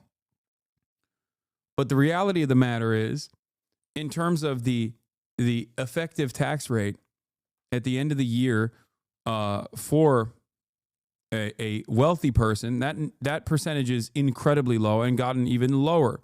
The effective tax rate for you as the average American is like close to 50%, whereas the effective tax rate for someone like Warren Buffett is like what, 0.06 or some shit like that. So overall, this number doesn't mean anything other than the fact that, yes, the top 1% became wealthier overall and therefore contributed to the overall sum in a higher percentage. Having said that, if there was more wage parity, or if wages that actually adjusted across the board alongside productivity, for example, and there was less income inequality, then the top 1%'s contributions to the overall taxes, the overall taxable revenue coming from federal income taxes would be far smaller. Yeah. The easiest way to debunk this figure is to say if the top 1% had 100% of the wealth, then they would pay 100% of the tax burden. Thank you. Exactly.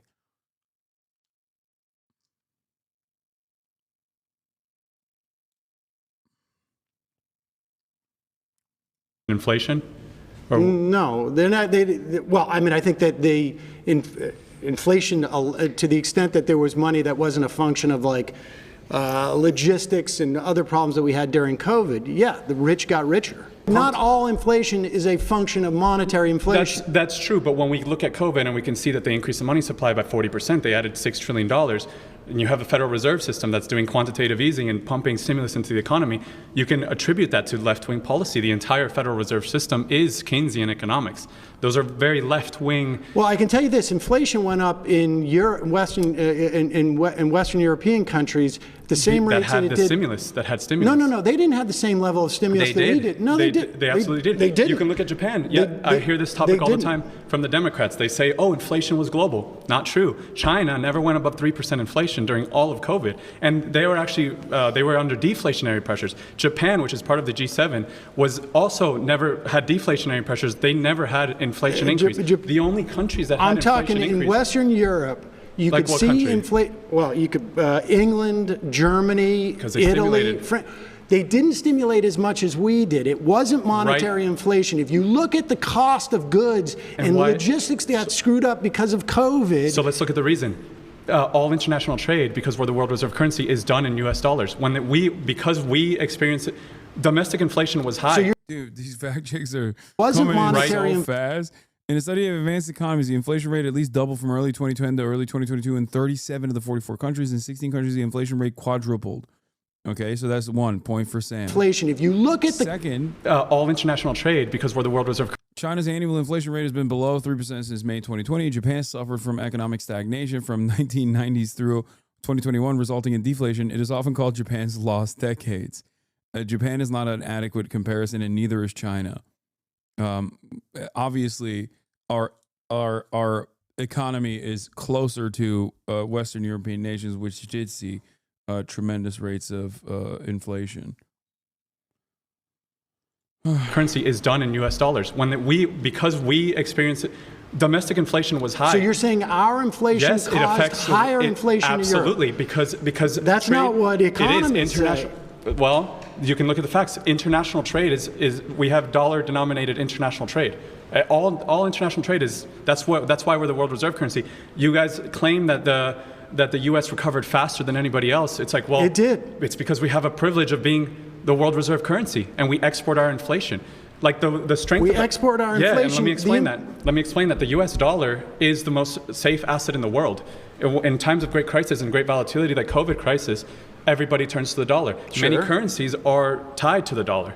So it's like when you the euro is not tied to the dollar. The euro is not, but international okay. trade. So if the euro actually crashed against the dollar during COVID. The euro used to be above the dollar. I'm unclear what your point. My point is that the inflation is caused by left-wing policies, and so inflation was caused by, you're saying, supply shock and pumping trillions of dollars into the economy. First of all, you understand that the Federal Reserve. Inflation is never caused famously by any fiscal policy, because the only fiscal policy that ever happens is not leftist fiscal policy, but right-wing fiscal policy, which is tax cuts. Inflation can only be caused by monetary policy, which this guy is saying is leftist, okay? Printing money is a leftist principle.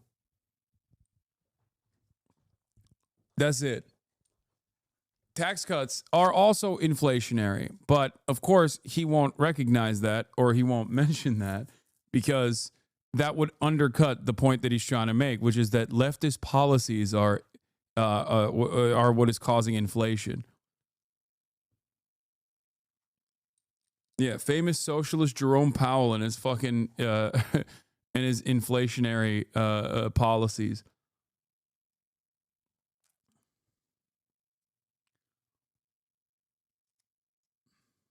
Is not part of Biden didn't have control over the Federal Reserve. Absolutely not, but the entire Federal Reserve System is left-wing in economic theory. That's the. Oh my God, bro, that is crazy. American monetary policy is left-wing. Is hilarious to me. That is insane.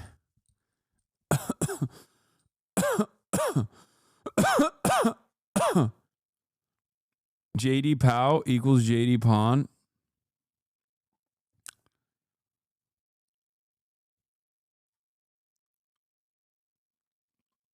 Keynesian economics is left wing? I mean, from his worldview, probably. Yeah, if you're like a fucking, if you're like a Friedman truther, then yeah, you're like, that's the most left wing thing I've ever heard. There's nothing beyond that point. Keynesian economics. It's interventionist economics. So you're saying that the more you quantitative stimulate, easing, the more you stimulate. Yeah. Why didn't we get it through QE? We do get it through Why QE. didn't we get inflation during the Obama years? We did get inflation. We didn't get the wealth gap that you guys attribute. We absolutely did. What numbers were inflation?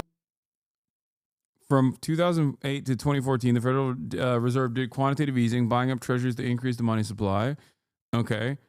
The rate of inflation back then was nowhere near comparable to the Brandon admin. We get during the Obama years that were outside of like the 2% sort of Fed target. I don't think it was as high as COVID. COVID hit as high as 9%. No, it wasn't even remotely right, close. But when we look at the effects of compounding inflation. QE1. For most of the Obama admin, consumer price inflation hovered around or under 2%. In summer 2011, annual consumer price inflation briefly rose to 3.8%, driven by higher food and energy prices. By spring 2012, inflation was back below 2%. 2 and 3 all happened during the Obama years. If your theory was correct, we would have had rampant inflation. In fact, we did. Glenn Beck was talking. No, we didn't. We did not. We did not have that. That is crazy to say we did. I mean, he doesn't. I don't know why he's saying we, because he's like younger than me, so he definitely doesn't even fucking remember it. But talking about how we were going to turn into Weimar Germany, and none of that happened. Here's the factors you're missing. None of it. Here's the factors you're missing. So if you look at what's happening at Western Europe, well, no, listen. We didn't close down the economy. The Biden administration closed down the economy. I understand. No, they what? Wait, what? Wait, excuse me. The Biden administration? Yes, they forced mass. Wait, is he saying that the Trump administration's actions were also like it should be attributed to Biden? Or does he think that Biden was the shadow president when Trump was president? Mandates, they supported Democrats. Wait. They supported Democrat states. Do you states. not remember who was president in the first year of COVID? What? Yeah, it was Trump. I'm not right. So I'm not saying Trump had a role in this, but I'm saying. Well, wait a second. By the time in 2021, the economy was. See, you don't understand. Jerome Powell is famously a Maoist. And he was actually not appointed. He didn't rise to power as a Maoist under Trump. He was actually under the secret mind control of the other Maoist, Brandon. Okay, all decisions made during COVID in an effort to do COVID recovery was actually the Brandonian mind control. Okay. All the printing, all the money printing, all that was actually Brandonian Maoist mind control. This is Mao Zedong thought. Mao Zedong Brandonist thought. You understand?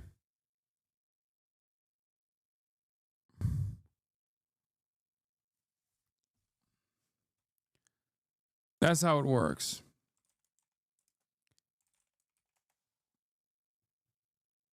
That's it. Also, Jerome Powell is a Republican, a registered Republican. But that's besides the point, I think. You know, because that's a secret. That is actually to cause you, a simpleton, to not realize that he's actually an Irish Republican and a Maoist.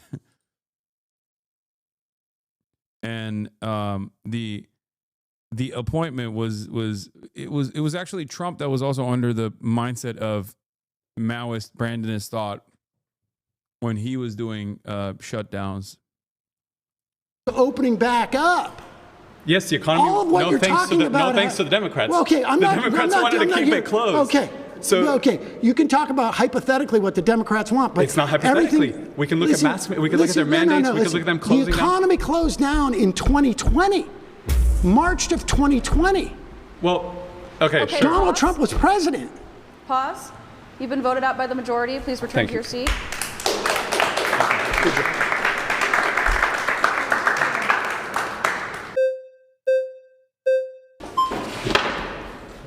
How's it going, sir? Good. How you Ryan. doing? Sam. Finally, dude, the fucking Amish get a say in this. That's what I want to hear. I want to hear an Amish person's position on Trump's policies making the rich richer and the working class poorer. Good to meet you. Nice to meet you. When you're talking about like inflation, in Talk to me, Ezekiel. 2021, Janet Yellen said it would be transitory, and then again in 2022 she said it would be transitory, and it turned out to not be transitory. And then one major thing happened in 2022. I think we all know what that was. That was the war in Ukraine, and I believe, and I can explain that the war in Ukraine was explicitly caused by Joe Biden's bad. Oh my God, I was wrong. This dude is just from Dagestan. My apologies. I thought he was Amish. It turns out he's Dagestani. He's going to connect it all to Brandon undermining Russia and also Dagestan. My mistake. Foreign policy, and that shot inflation up from, like, there was already pretty bad inflation in early 2022 and late 2021. Yeah, his parents sent him to Dagestan for 2 to 3 years and forgetty. Yeah, that's what happened. He learned how to grapple with the best of them, okay? He's back, and he's grappling with Sam Seder's mind right now. One phone call, brother. Brother, one phone call. Send him to Dagestan for 2 to 3 years and forget. But it shot it up from the low kind of margins in like 3 or 4% all the way to 9% in 2022 of July at the peak. Jedediah Nurmagomedov. Yeah. Inflation is now down around 2%, around where in between 2.5. Yeah, and 6, where they're looking to get it, and we have really close to record unemployment that we've had over the past 4 years.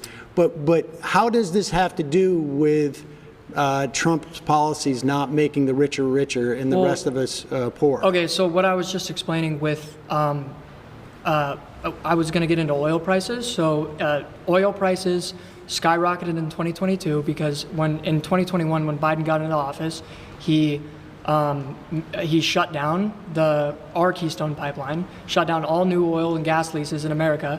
Then he took the sanctions off. We are producing right now more oil in this country than we ever have in the history of any country everywhere. Yeah, I know. On top of the fact that Biden is credited by oil traders, and this isn't something that I am terribly excited about. What did he just do on the East Coast? Apparently, What did he just sign? what Biden did during the past 4 years is he used the strategic oil reserve to drive down oil prices and essentially broke and it's filled back up, and he filled it back up, and he broke the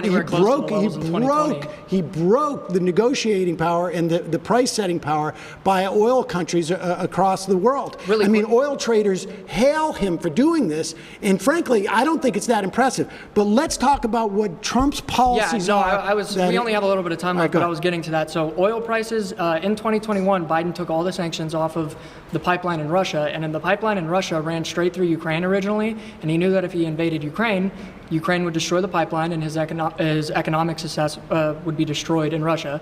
And then when the sanctions, Biden or Putin knew that would occur in Russia if the sanctions were taken off of that pipeline, and Biden took all the sanctions off of Nord Stream 2 in Russia, like the second week he was in office. And then a year later, Putin invades Ukraine, sanctions happen all over the world, and inflation rises within 6 months all the way up to 9%. Trump is going to do great things with oil and let us drill, and what that actually...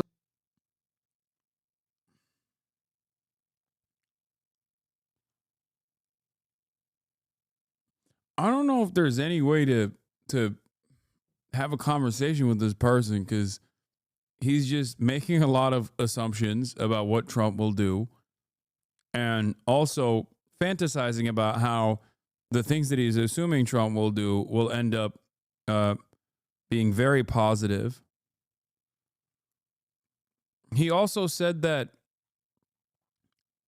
like, Biden, I didn't understand it. Was he saying that Biden was too soft on Russia and Trump is going to be harder, kind of? Like what? Or Biden released the sanctions on Nord Stream 2 and that's what caused inflation? How the fuck would that even work? I don't know what he...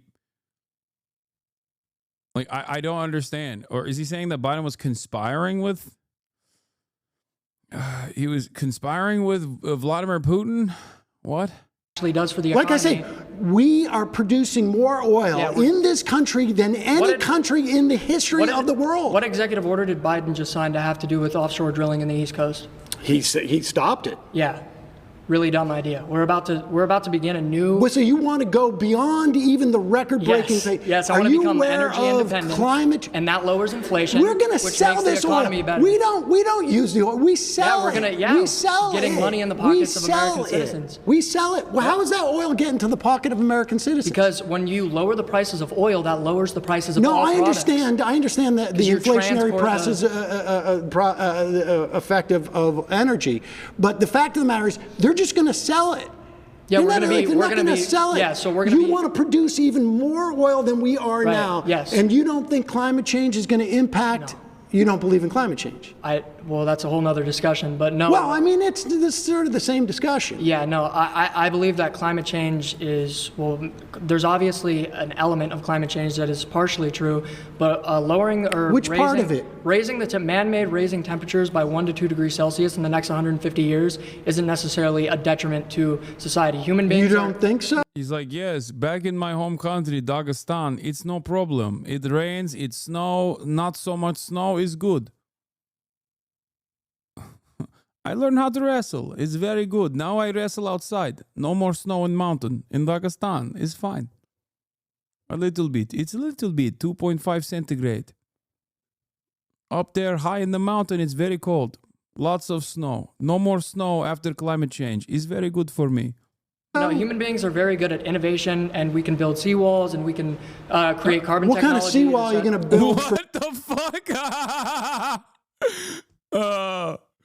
Oh, that's amazing. Conspiring with Vladimir Putin to drop sanctions and invade Ukraine, to goad Ukraine into blowing up the Nord Stream? Yeah, no, you don't understand.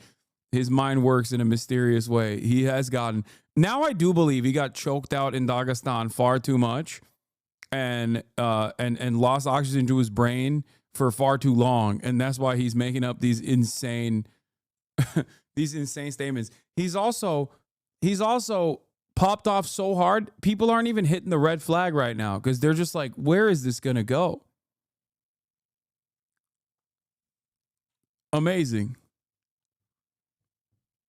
We wrestle bear, brother. For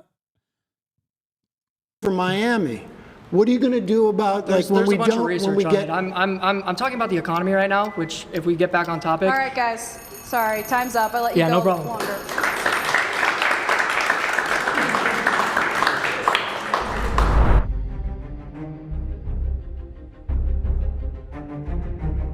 Amish Dagestani.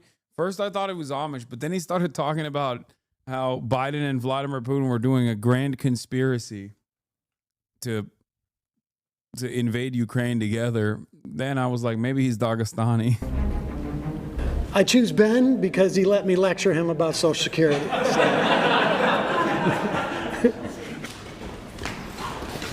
My claim is that abortion is immoral and should not be legal. Abortion is immoral and should not be legal. Dude. Are Zoomers whole ass gone? Like, are they done? Is it over? Is the project over? No, right? Like there's polls on this stuff, right? Like this is far from the average Zoomer thought, right? That's not. This has got to be like unique. This is a self-selecting group of Zoomers. I don't want to think.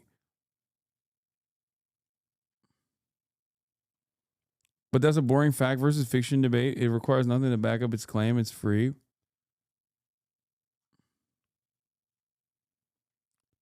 Zoomer here, bro, is mostly the men. I think one day scientists will study what like the Andrew Tate style phenomena did to the mind of the average Zoomer man. like the podcaster, the state of podcasters and what it has done, like the permanent damage it has caused to the collective psyche of Zoomer men. Also on top of that, I think COVID too. If there are scientists that remain at that point, because I feel like they're all going to be underfunded, they're going to cut science in general. No more scientific discovery. No more of that. That's woke and gay. So if there are any scientists that remain,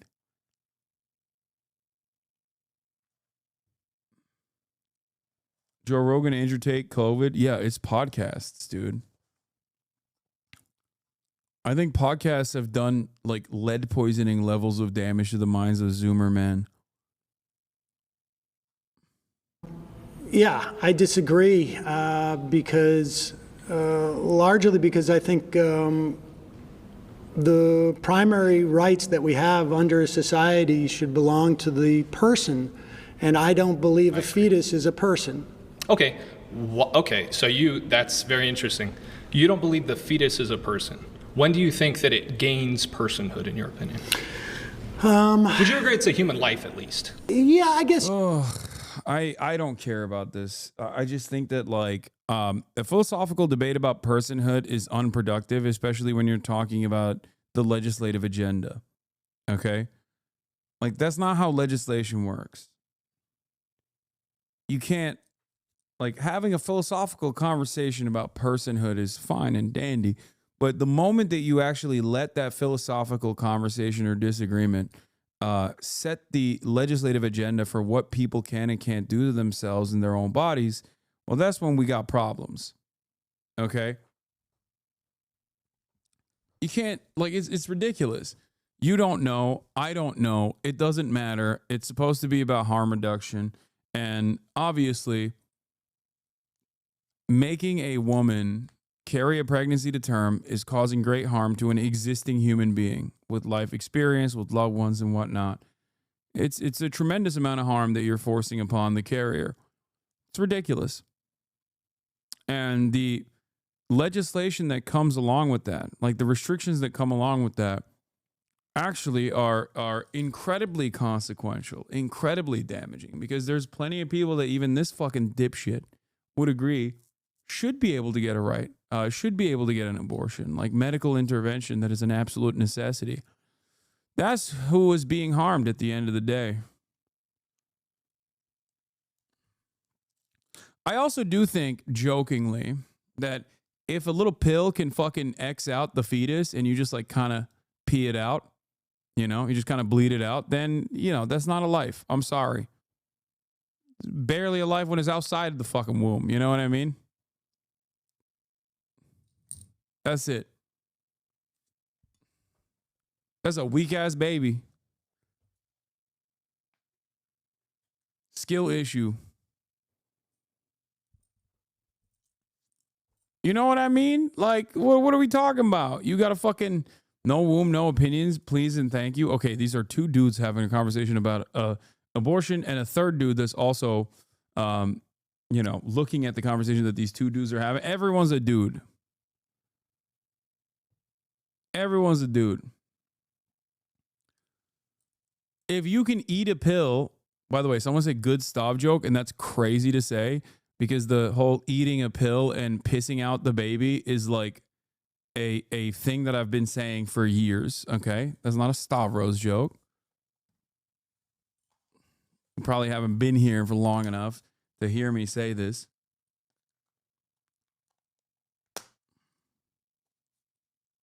Here come the motherfuckers that say abortion pills are not benign.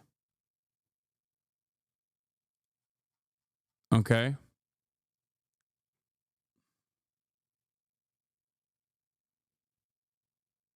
There are definitely pills you can take that would one-shot you, though. Nah, I'm built different. Fuck no. Bro's never heard of cyanide? Nah, I can survive it. I mean, a cyanide pill can also take you out a person, so your argument makes no sense. Okay, eat a fucking abortion pill. Will it kill you? No. My point proven.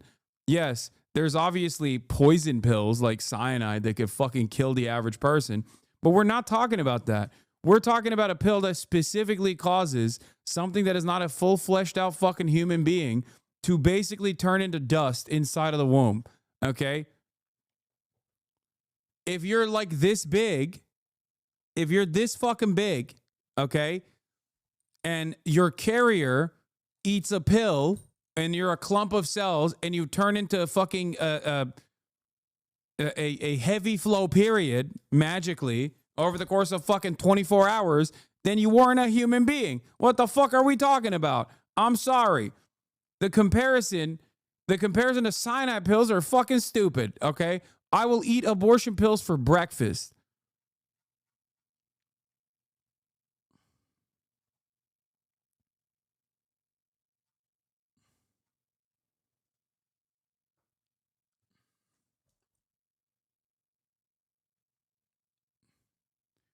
There's no other process in which, like, you take a pill and then someone else dies. What are we talking about?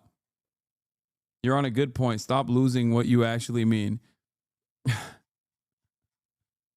Like, you imagine you just, yeah, I took a fish oil pill this morning and then someone next to me just fucking dies. Okay. It's crazy. Crazy.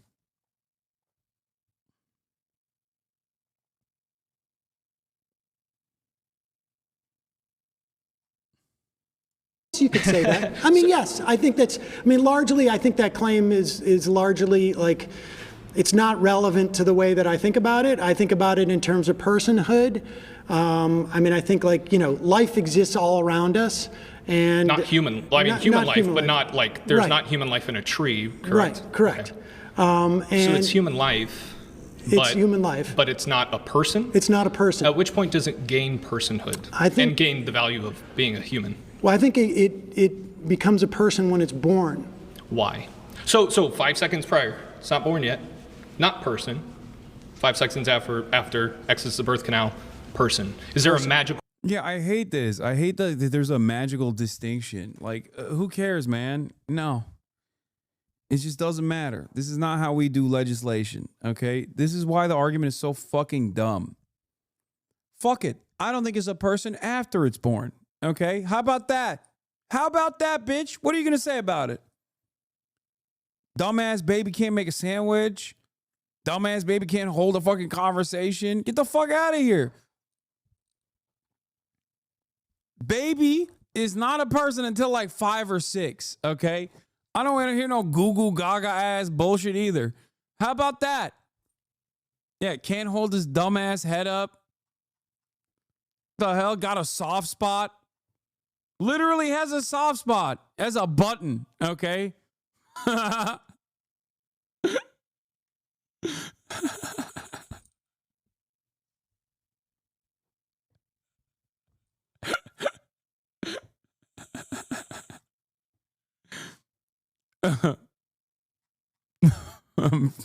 right, let's keep going. Cool quality to the birth canal? What is that? The person becomes separate from the host that has been that it's been growing inside. Okay, so would you assign that to other human beings that are attached to things? Like, for instance, if I'm attached to a machine, am I a machine now? Am I part of that machine, or am I still a human life? I just need support in order to stay alive. If you've never been born, and you're growing in, let's say, a test tube, for instance, then yes, I would argue you're not a person yet. Okay, so then, but it's not really the disconnected part. It's the being born part. Well, being born means being disconnected from your mother. Okay, so you're specifically aligning having the quality of being birthed as what makes someone a person. A person within the context of like our society. I mean, yeah, that is the legal definition. That's why your fucking fetus doesn't count as a person. You know what I mean? Until it's out of your womb. So yeah, Sam is taking a legal position here. That baby ain't nothing until it's got a social security number. Okay?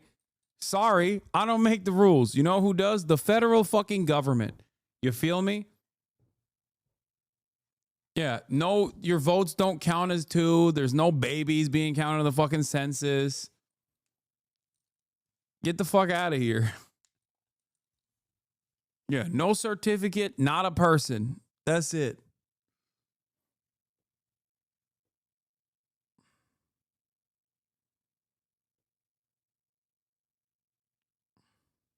Sam Seder should say it's his belief based on Judaism. I know. You could kind of lock a lot of Republicans with that as a Jewish person. Low key. It's kind of a superpower in that regard. Society and civilization. So just in our society, you wouldn't say that objectively that's a person. You would say that we just decide that it's a person because it's a birth. Yeah, rights we give to persons. Yeah. Okay, so I guess that's an interesting kind of definition of what human life and specifically personhood Well, no, is. I don't. I'm conceding that it's human life, but that you're not a person until you're born, and you do not have the same rights that we would give. Look, we have rights about cruelty to animals, for instance. I mean, are legal arguments to define who's a person a good stance? No, we're just not really entertaining the philosophical concept of personhood, which is not necessarily definable. There is no consensus surrounding it. And that's not something that you can use to craft legislation. And because it's a wholly unproductive subject matter when you talk about the morality around abortion, but more importantly, the legality around abortion, that we like to have fun with the argument and make silly arguments. Because if you were to legislate around arbitrary designations that change from person to person, that there's no established consensus on, not even scientifically, then it would be completely fucking ridiculous. Okay? It would be just as, that person's argument around personhood is just as ridiculous as me saying a baby is not a person until it can fucking entertain me. Okay? It's just the difference is a lot of people think that his position sounds a lot more reasonable. Neither of these positions, and his position is closer to reason than mine because I'm obviously joking, but report for hate speech, can't report him for hate. Somehow his reports are getting denied. Fuck off, Hasan, you scumbag. Report for hate speech. Wow, we got a real abortion illegalizer in the chat. Just spamming it. You know, when you say report for hate speech, that doesn't actually work, right? I have to literally do hate speech, and you can't just type it out. Also, why are you admitting that you're abusing the hate speech report tool in the chat?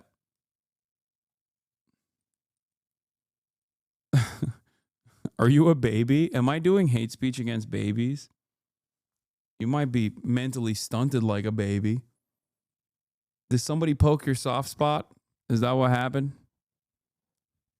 You did, and it refused to report. Wait, what was my hate speech? Report for hate speech, XXX.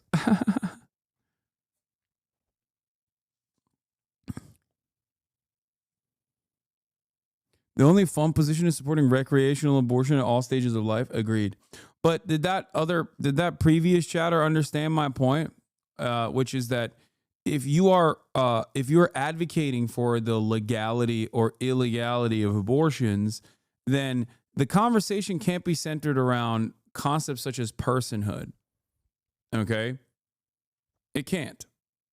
You have to, that's not how legislation works. You have to look at harm and who's being harmed and how to mitigate said harm. And if you understand that the carrier is being harmed in every single case where a carrier is forced to carry a pregnancy to term, then yeah, you can't fucking make abortion illegal. It's ridiculous.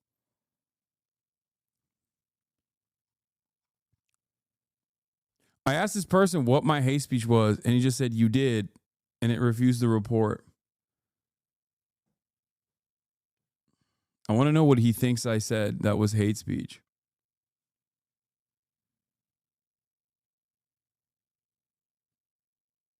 The scientific answer to this question, real heartbeat brain function, is about 7th month of pregnancy. Yes. Or viability outside of the womb is another argument, but it doesn't matter because ultimately, then you arrive at, I'll show you, what the fuck? Then you arrive at, okay, if scientists can carry a pregnancy, if scientists can offer viability outside the womb at fucking 2 months, then is that appropriate?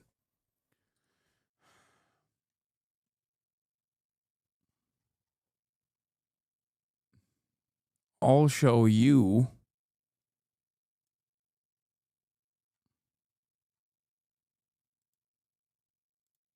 Right? But they're not persons within the context Well, yeah, of I'm our not society. saying that they are, but specifically, it seems like you're just kind of saying, oh, it's a person when it's born, but you're not actually providing any consistent reason for that. You're just saying it just is a person. I'm saying that on some level, there's a certain amount of like arbitrariness as to when we give rights. Like one could say, like, do you say it's at conception?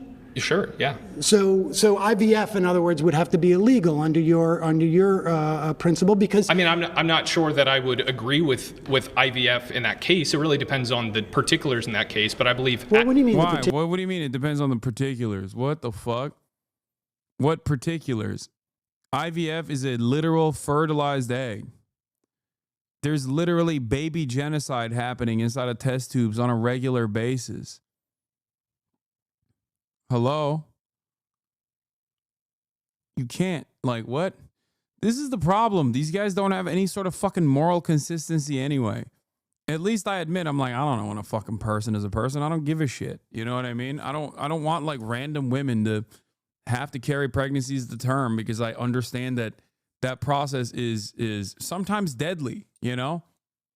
Why the fuck would you do that? If I could get pregnant, I would not want to fucking have the government restrict what I do in that situation. Like, it's that simple. It's literally basic empathy, you know? I just don't understand how so many people still are like, nah, you don't understand. It's immoral. You're doing murder. I was like, shut the fuck up, dude.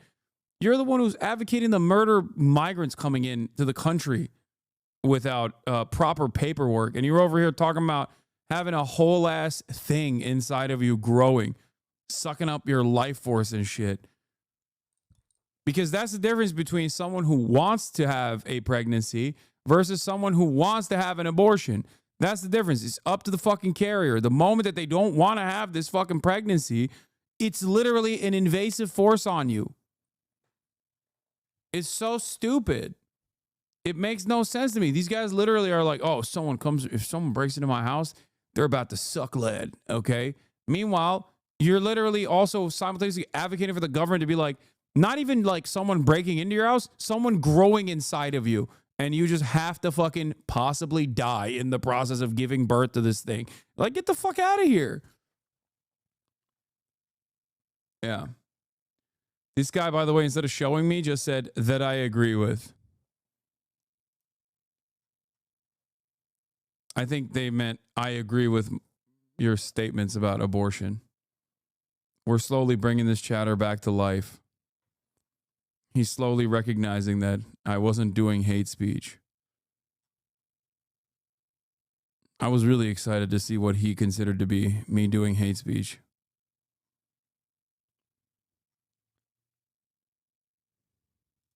Particulars in that Well, so for instance, at conception, you would still be a human life, but that doesn't necessarily mean that the fertilized egg attaches So to is you it, to is a it, wall. is it human life for you or what? It's human life, yeah. Okay, so human life should be protected. Yes. Okay, so IVF. Yeah, I would say that. So IVF should be illegal under your rubric.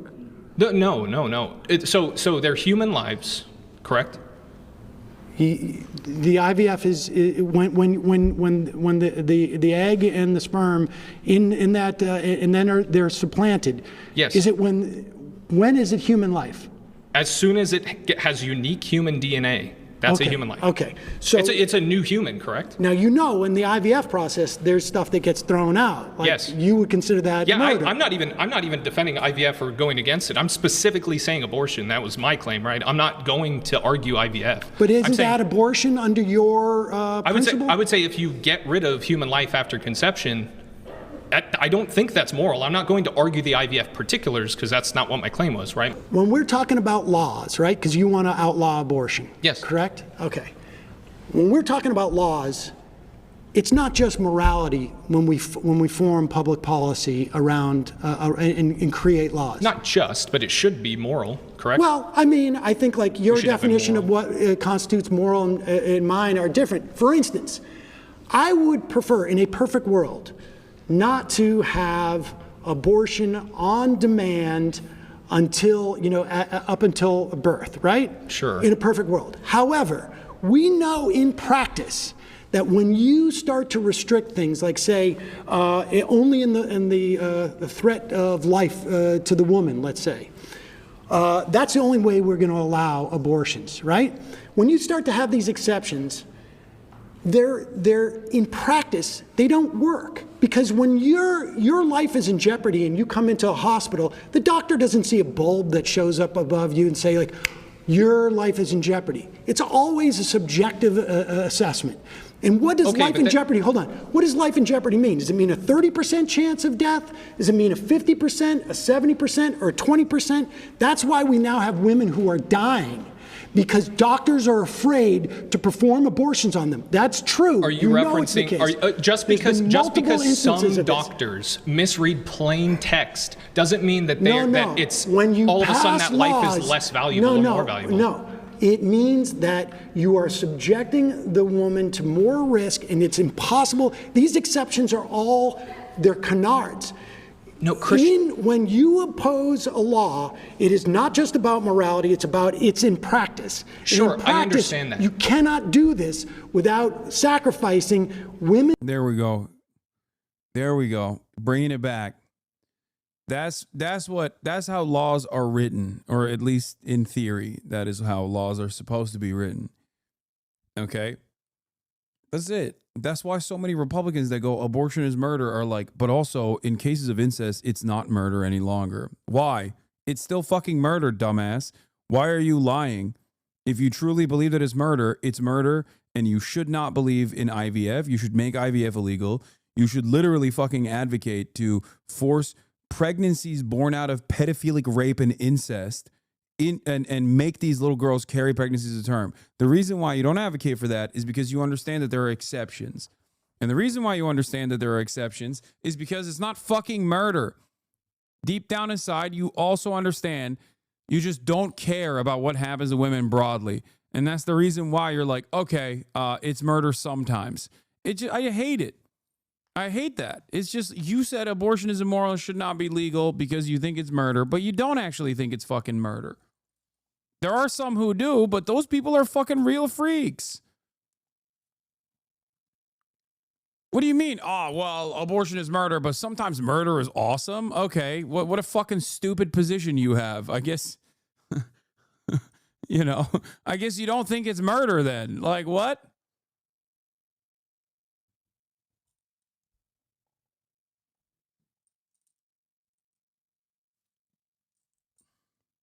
This is why, considering the actual financial restrictions and the medical restrictions and the medical intervention necessary for third trimester abortions, that is a self-selecting group of people who actually were trying to carry a pregnancy to fucking term and had to get medical intervention that's necessary, which is why even the conversation around late-term abortions is a fucking red herring. It's a silly distraction. Oh, late-term abortion is like, no, dude. There's no woman is carrying a fucking pregnancy to almost term to then be like, now is the time for me to kill this fucking baby. All right? Hell yeah. Can't wait to fucking get this insanely invasive procedure done to me. That's going to cost like $40,000 minimum for fun. Psychotic. Yeah, it was awesome. I was throwing up for fucking 7-8 months, okay? And felt like shit all the time. And my back hurts all the goddamn time. And on top of that, it's an incredibly costly procedure. And it's also invasive. Sick. Definitely doing that for fun. You're a psychopath. Conservative policies, or at least like the harm that they perceive as happening, is literally always invented. And it's so psychotic that all you need to do is make someone describe who's doing this thing in the hypothetical. Okay? Who? Like, you think that there are people out there who are like, I'm pregnant. I'm going to carry this baby for 8 months. Okay? And I want the thrill. I want the thrill of someone scooping out the fucking body parts of this fetus from my pussy. And that's the reason why I'm carrying this pregnancy to fucking, 8 months, 8.5 months. And not because it is an immediate medical intervention that is necessary to save my fucking life. Okay? Like, you are psychotic. You are a psychopathic individual if you think that people who have actually carried a fucking pregnancy for 8 months are actually doing it for fun. It's insane.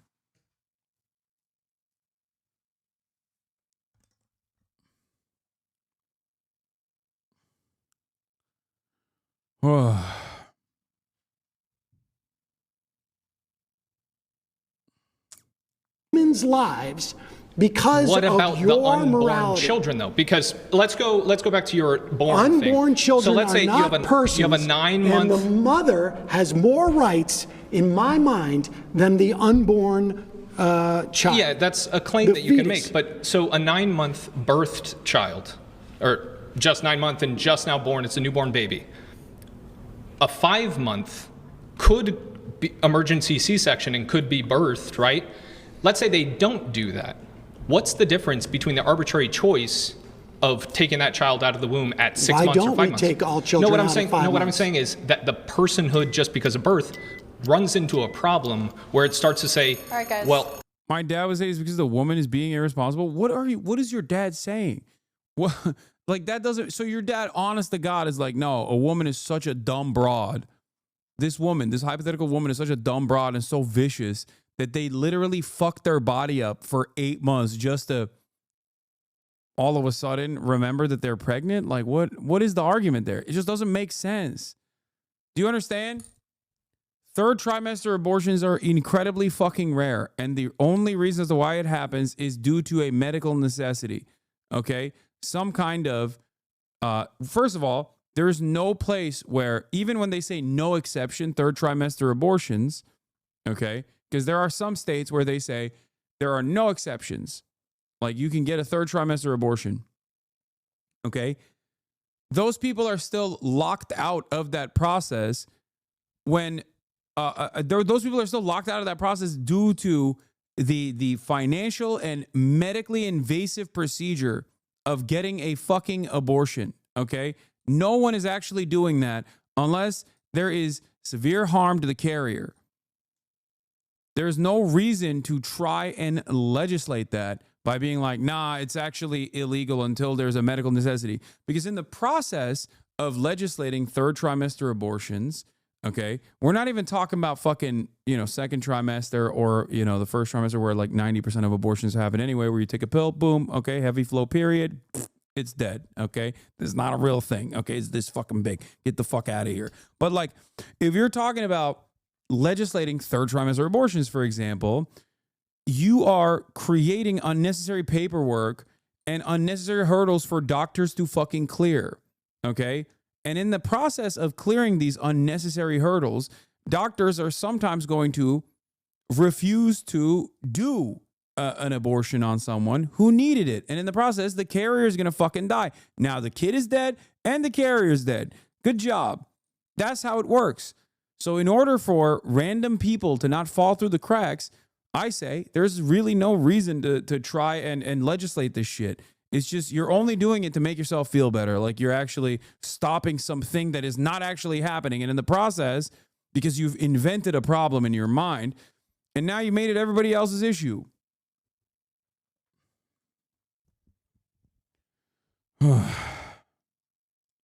I hate to do it, but I gotta do it. I'm sorry, that's time. Okay.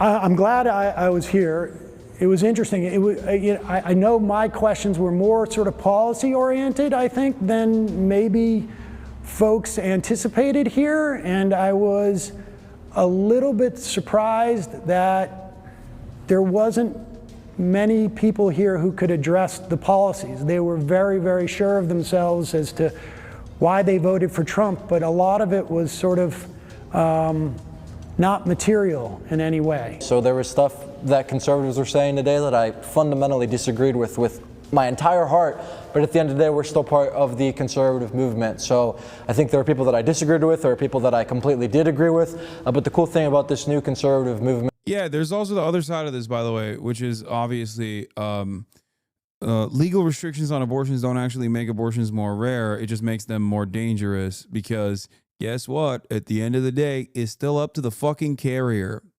That's right. So, you know, you don't want a coat hanger abortion, okay? You don't want fucking back alley abortions. It's so stupid. And before people say, oh, well, you know, murder is illegal and people still murder. Yeah, there's a fucking difference, dumbass. It's not the same as like going out and actively killing a person. You're making an active decision that you could actually technically hide too from the authorities in terms of like stopping the abortion from being carried out. And the people here today it's people from all different walks of life sharing their perspective. I don't think Sam had any, like, at least when I was speaking to him, I don't think Sam really had great responses because the reality is not on his side. I don't think socialism works. I think social programs can be good up to a certain extent, but we are very socialist as a nation, and yeah, I mean, I'll just say it again. Socialism does not work. Oh, sick. That's a good note, man. Thank you. Yeah, socialism doesn't work, but America is very socialist. All right, that was an experience. I am reminded as to why I had a blanket embargo on the Jube, regardless of how much chatters will come in here and actively try to get me to watch the Jube.